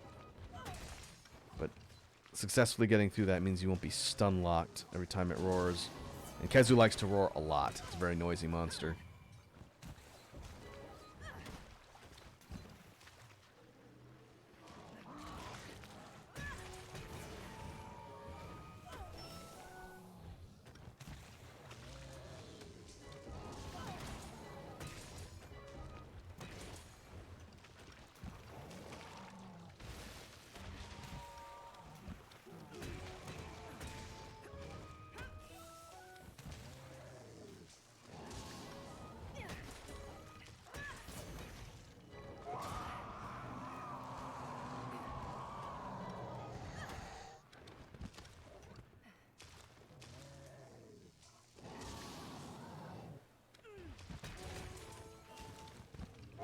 There it was.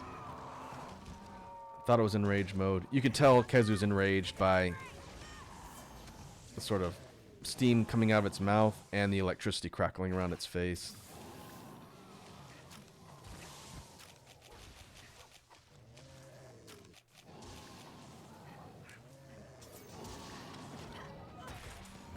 Ah. No more holding back!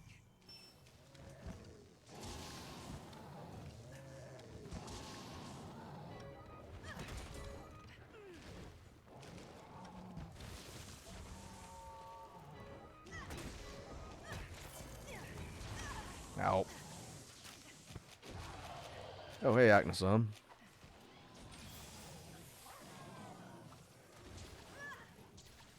That works. Let's go for a ride!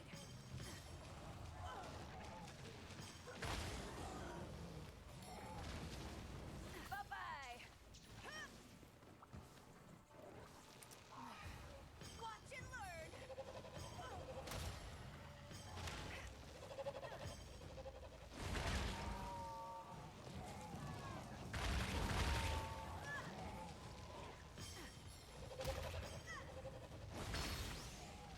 A 1-2 tail combo into the downwards peck, I think is the best way to do damage. Stacks up pretty quickly. How do you like that? I'm gonna kick your butt!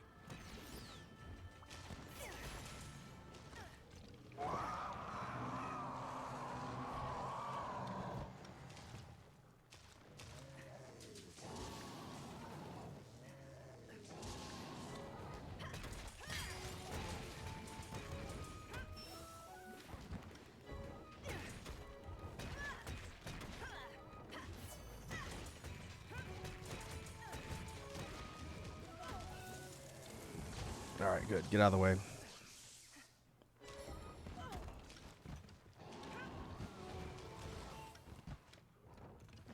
Don't let him get away! Pale extract. Hey, more pearl hide. That's always good. Whetstone time!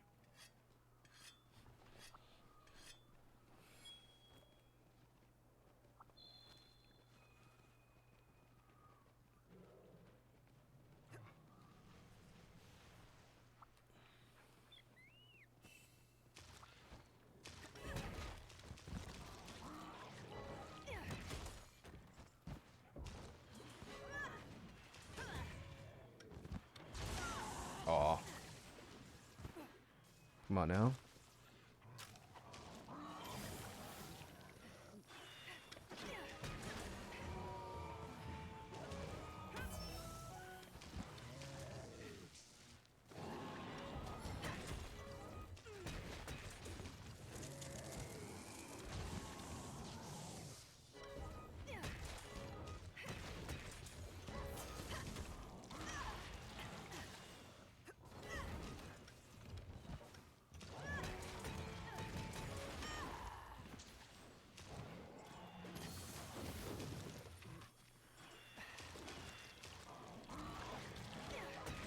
See if I can. Uh-oh. I was gonna say, if I can get another KO while it's already exhausted, that would be good.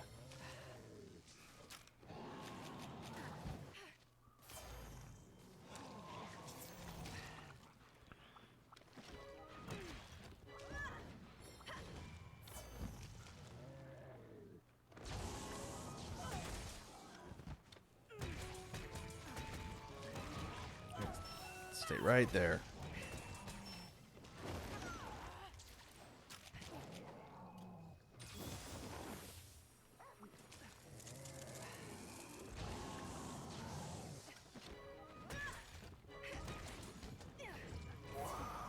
Is that Agnesam again?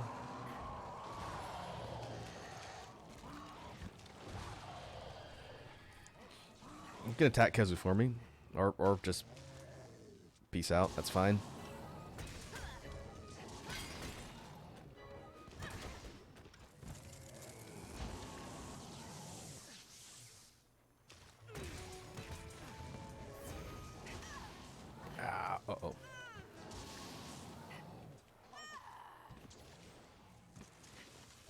I was lucky once again.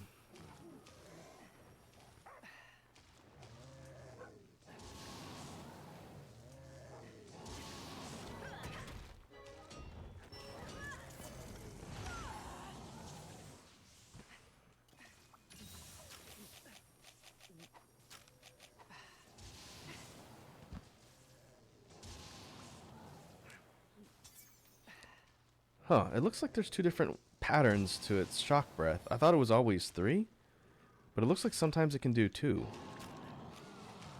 If that's the case, the 2 is a lot safer since it spreads out like a V.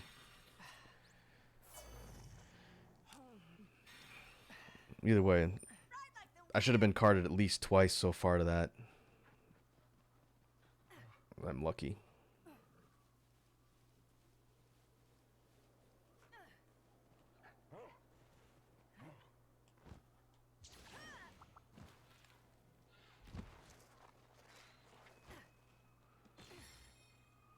Ah, should have sharpened. Gotta be quick.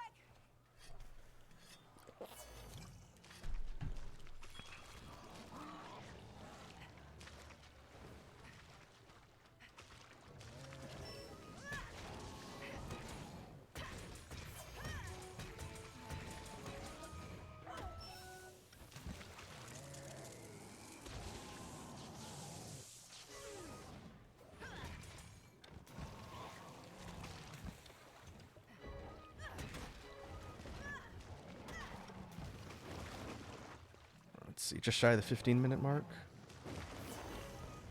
Still have yet to get a break on its body. Fairly certain that it's a target. I guess I'm not hitting it since it's so high up. You asked for this. There we go, KO.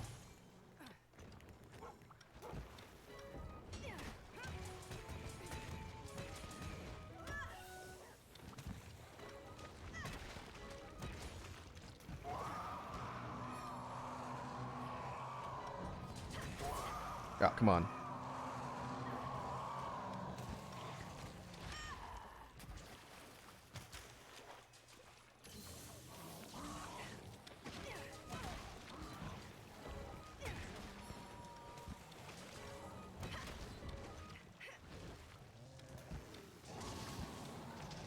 One, two.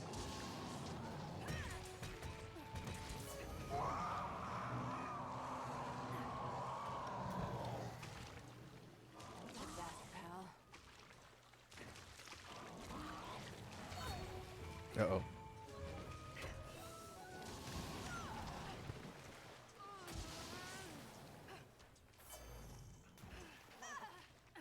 Thanks, doggy.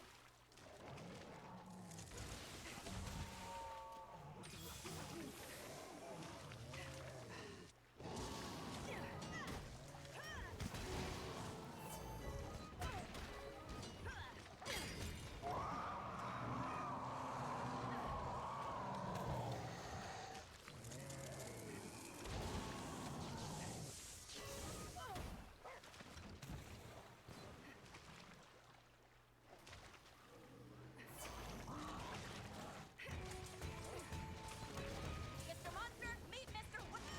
Oh, come on. I thought that was going to go over my head.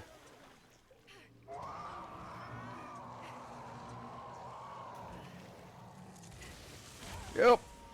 I can't believe this. Bad time to get stunned. Now Aw. I'm really angry. Is that cart one this run? Yeah.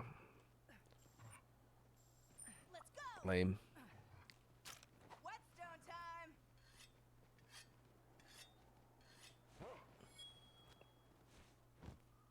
There's no worse way to go out than being tackled by a giant electric peepee. The end is in sight. Where is it? Oh, cave? Alright.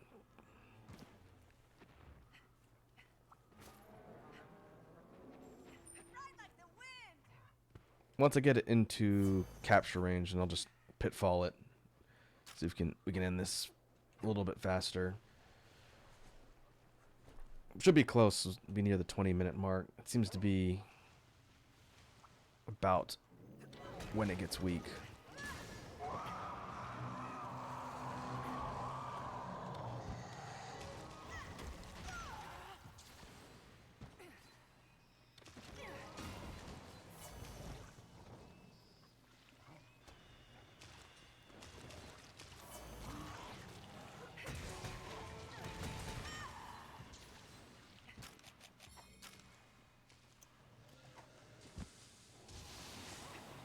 I'm going to need to change my radio wheel.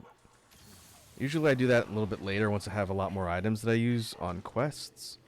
But having mega pots on demand probably wouldn't be a bad idea on high rank.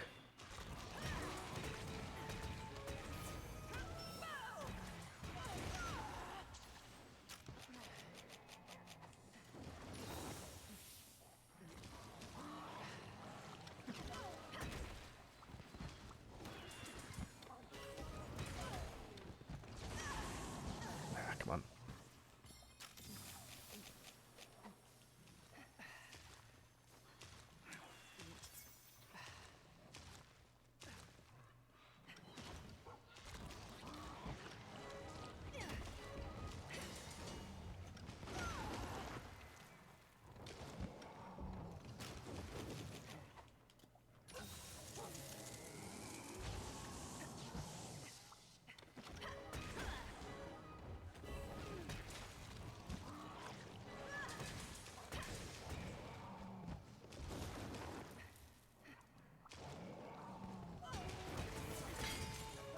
No more holding back! Oh, I think I missed the head.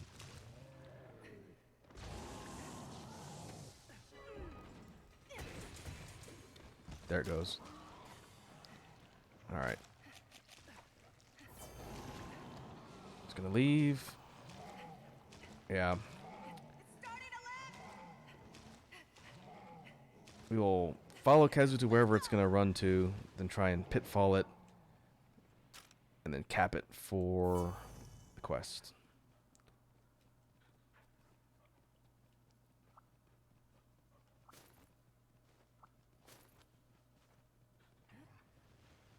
And it shouldn't go to sleep in this next spot. Just need to draw its attention.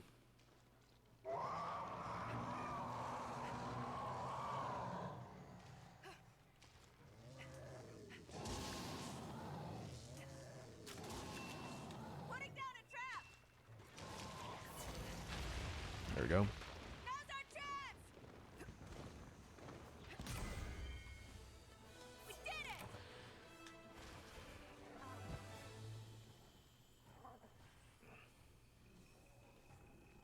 Hopefully that should get us the last bits we need for the armor. Then I just need to go run and grab some pelts.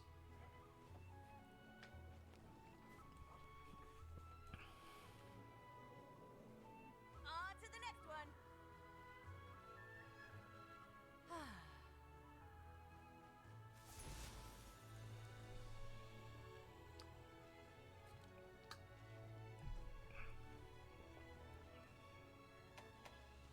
See more hides.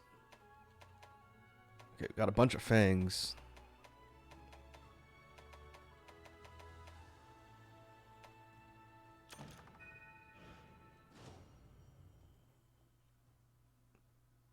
Not bad.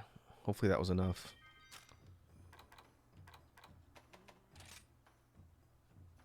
Let's see, 5. I need 7. 7 total hides. 4 for the male. 3 for the coil. I think we have to do that one more time. Then 1 high quality pelt from a Kelby. I think Anteka will give it.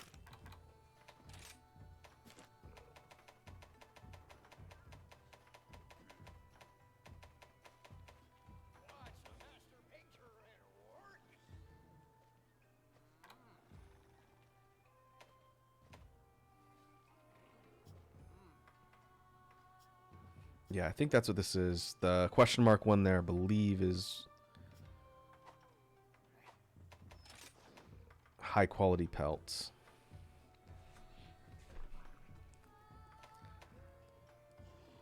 All right, let's take a look at the list here. Welcome to the hub.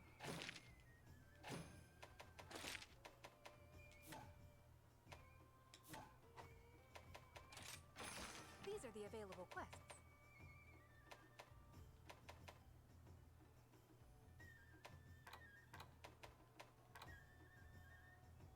I could move on to Lagombi. Lagombi would be a pretty quick fight and get the urgent. Let's do that. Let's take a break from hunting Kazoo for a minute. I can always finish that offline.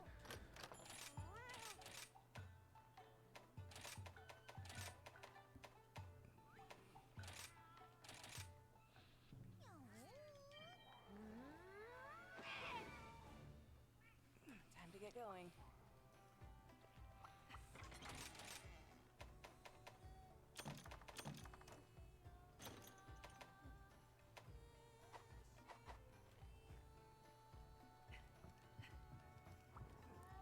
I won't bother bringing traps. We can just go for the kill on Lagombi. I wish you luck.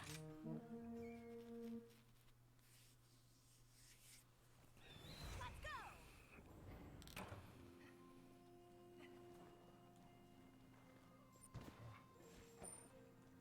Ride like the wind!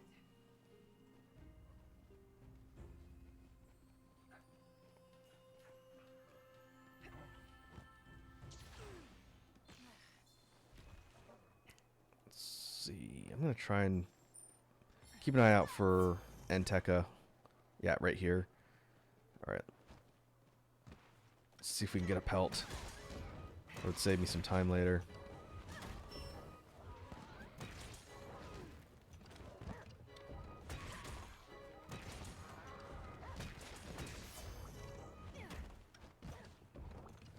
What have we here?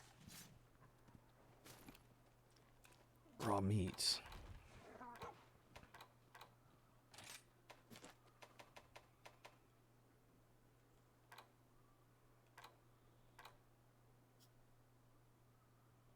Yeah. Keep looking. Ride like the wind! I don't know if Popo give high quality pelts. I know they give meat.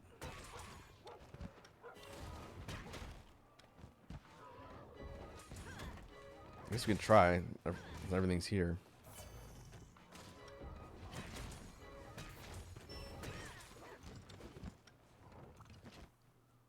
All right, let's see what we have. So everybody says, nope.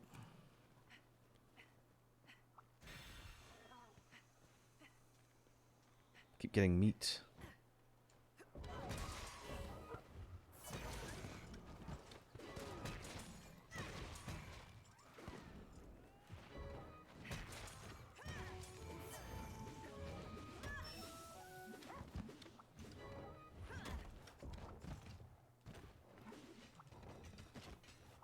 Carve, carve, carve.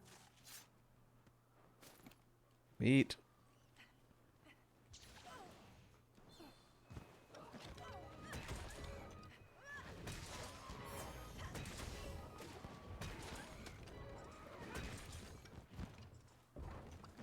What have we here?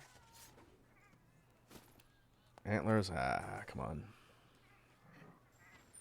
Master buddy!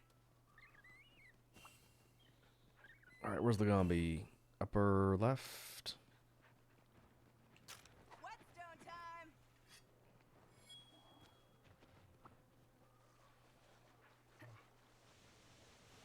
You can take a look at that particular fight, which is not too different on high rank. Lagombi's a bit quicker and might have a couple new moves.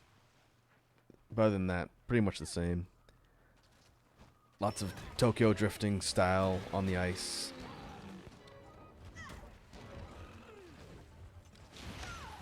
Like so. Oh, I forgot to grab potions. Ah. Still gonna hit decently hard. We need to be somewhat careful.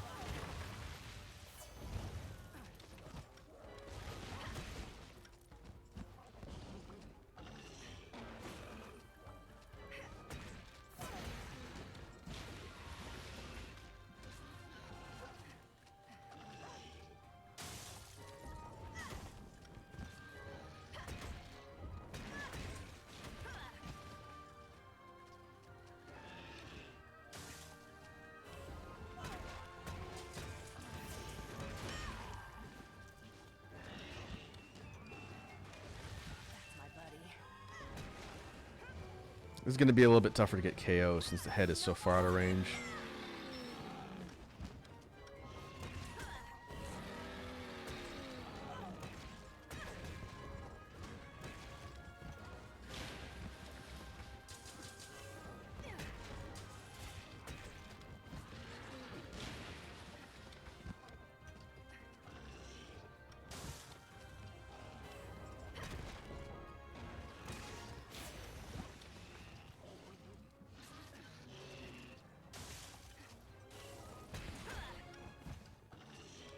Go.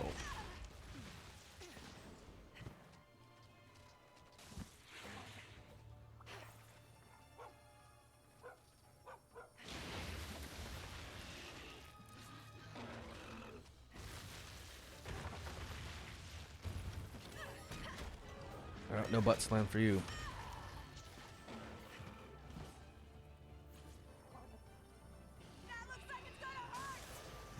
That particular move might be high rank specific.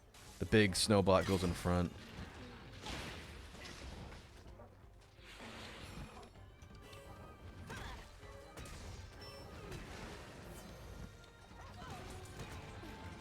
In Monster Hunter Generations and Generations Ultimate, there was a deviant species for Lagombi called Snow Baron.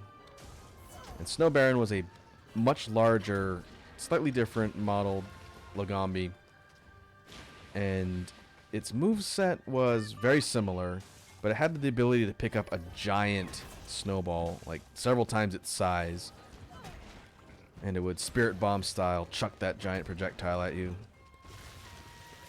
And overall, it's a lot much more dangerous.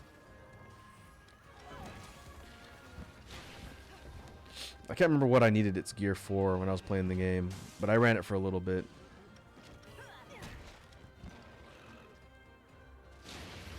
Kind of like what they did with Arzuros and giving it a deviant. They made Lagombi much less of a pushover with its deviant species.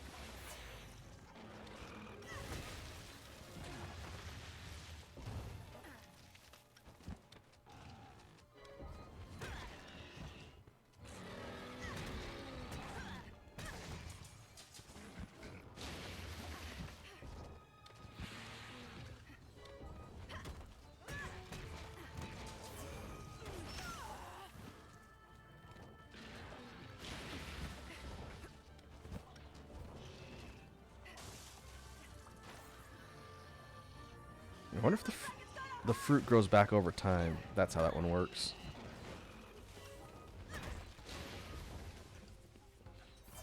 Don't let him get away! Excuse me for a moment!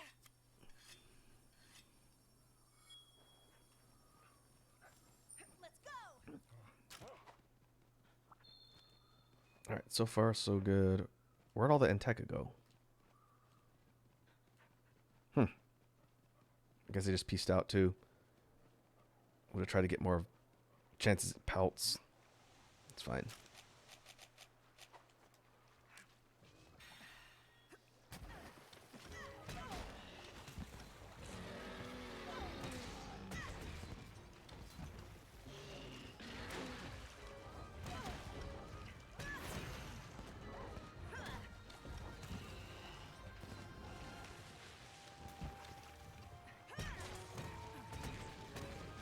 Was it tired? Yes. See it drooling.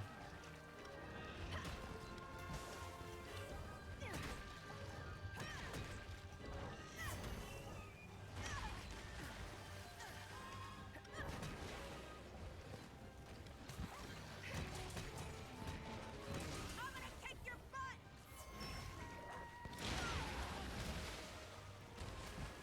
Surprised it didn't KO.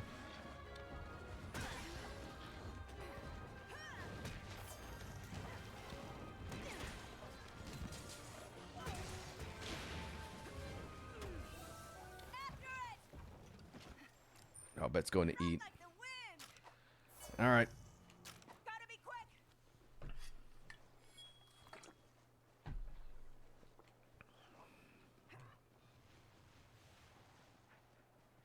Oh, back here again?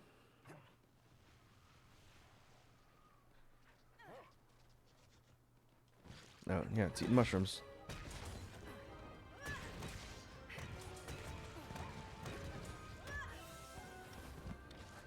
Now it's personal. Oh, that's a good KO. And they got the ears.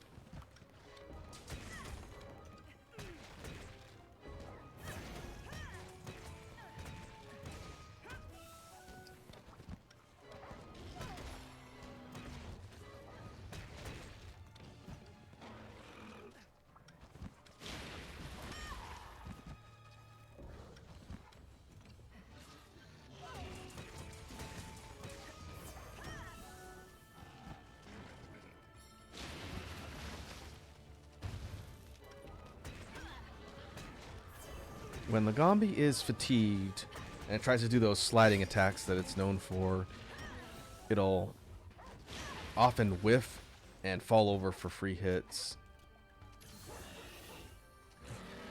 And once it goes enraged again, it'll be back to normal.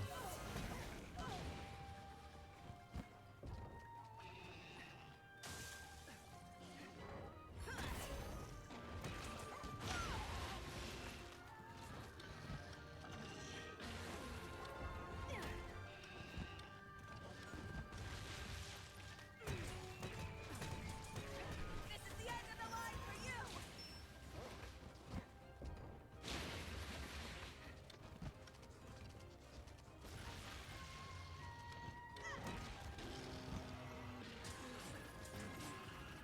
Oh, look at the Antech over there just mugging it up.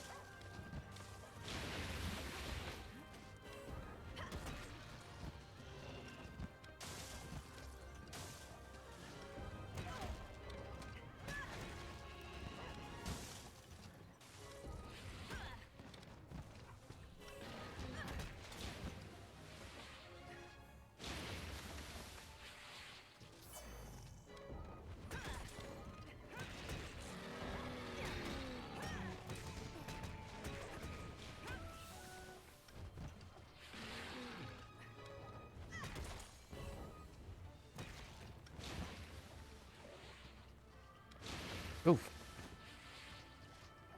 Stop sliding around, jackass.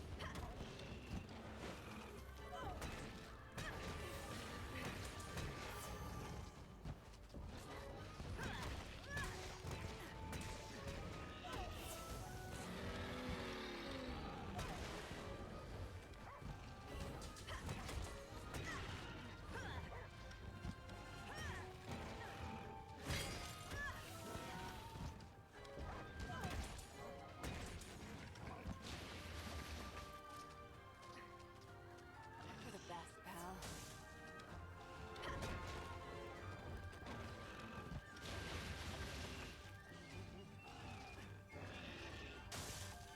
This one's all for you. Ah. Waste.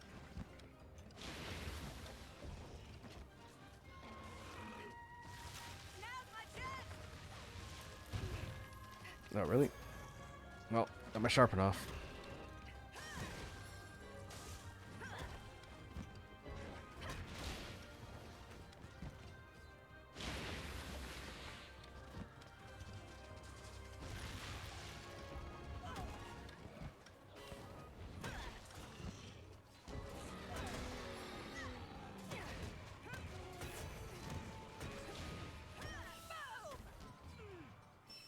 Ah. Did it leave? Oh, no. All right. Don't mind me. Raw meat. Trying to get away. Pelt? No pelt. Let's go.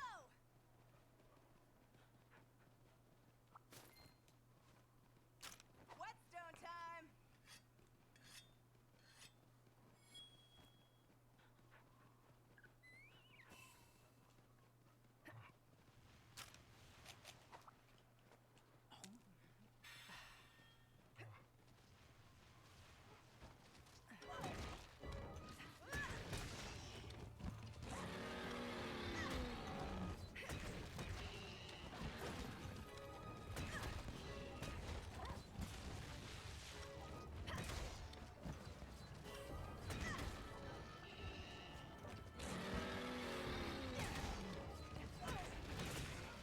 Oh.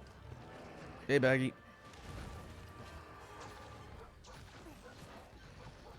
Let's see if we can get a ride. You do what I say now.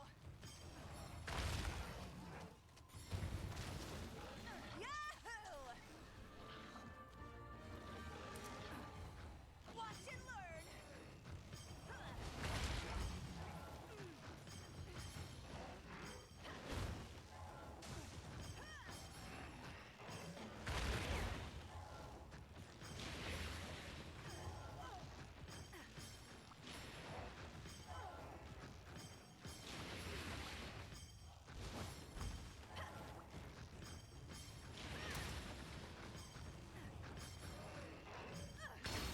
There we go.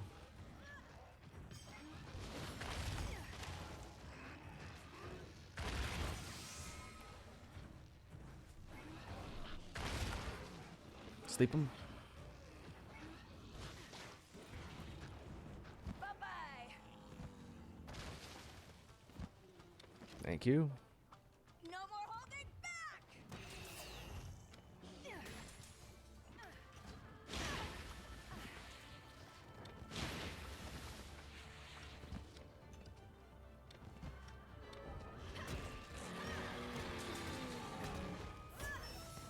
There's a nice bit of bonus damage from Great Baggy with the assist.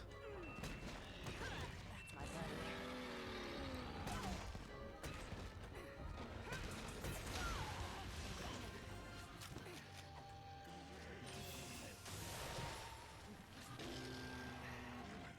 We're at 15 minutes. Should be almost done. Yep. There it is.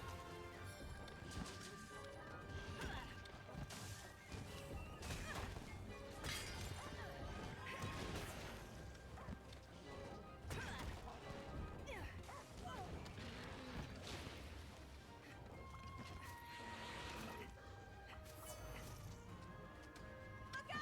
It's angry!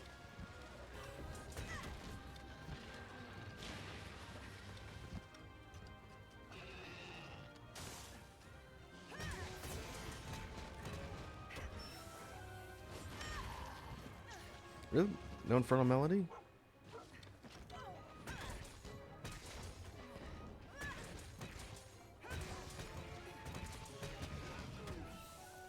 Now it's personal. There it goes. And a KO.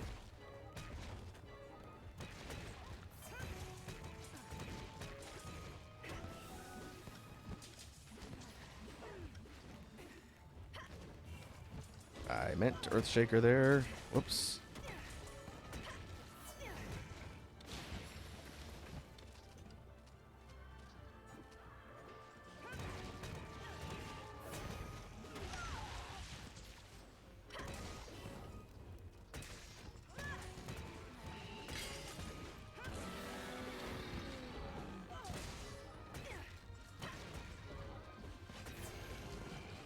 Just a bit more. Ah, I was hoping I could finish it before it changes zones.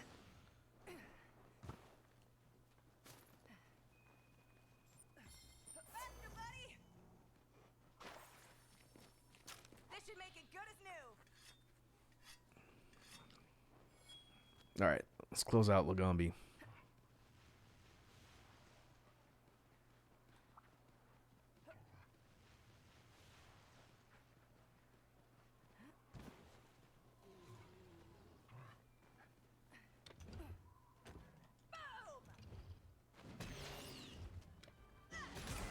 There we go. Quest complete. What have we here? Carve and then see if we can get some from the Anteca hanging out here.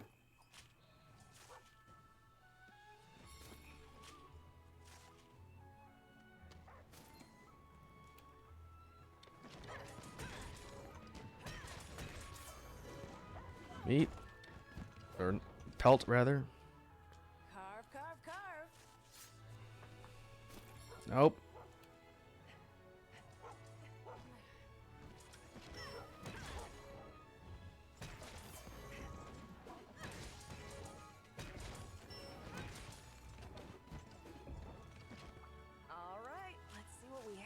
Belt.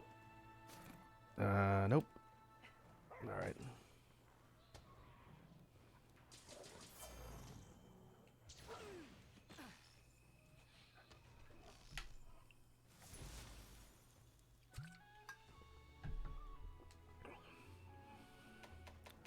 Ooh, 2 beast gems. That is really lucky. Even though we're not on the Arzuros line anymore. That will definitely come in handy later.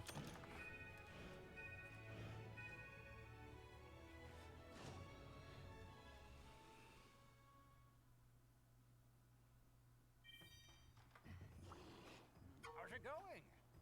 Ah, Juratotus. Oh, Juratotus is the urgent? That's right. Welcome to the hub. Piscine Wyvern.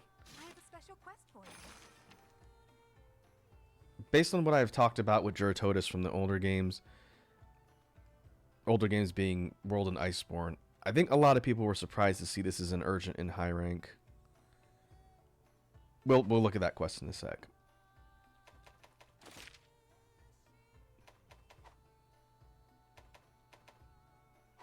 Come back anytime. working hard?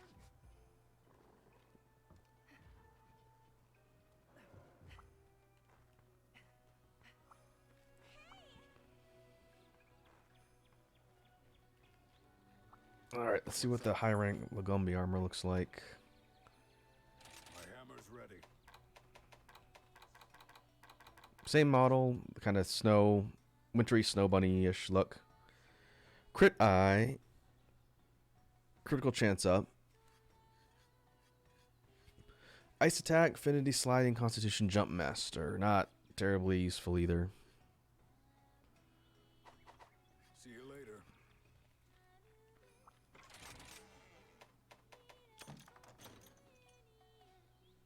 Juratotus, we will need cleanser.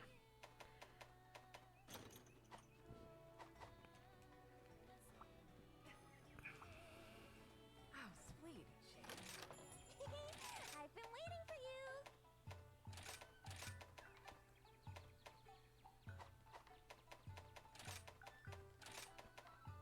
We'll go water res. Like Almadron, Juratotus is a water element monster.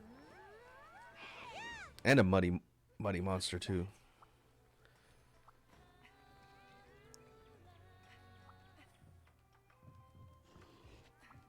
Special quest is coming for you. Good luck Alright. there. I'm going to go refill my water bottle before we get into this fight. 'Cause I actually do have some things to talk about when it comes to Juratotus.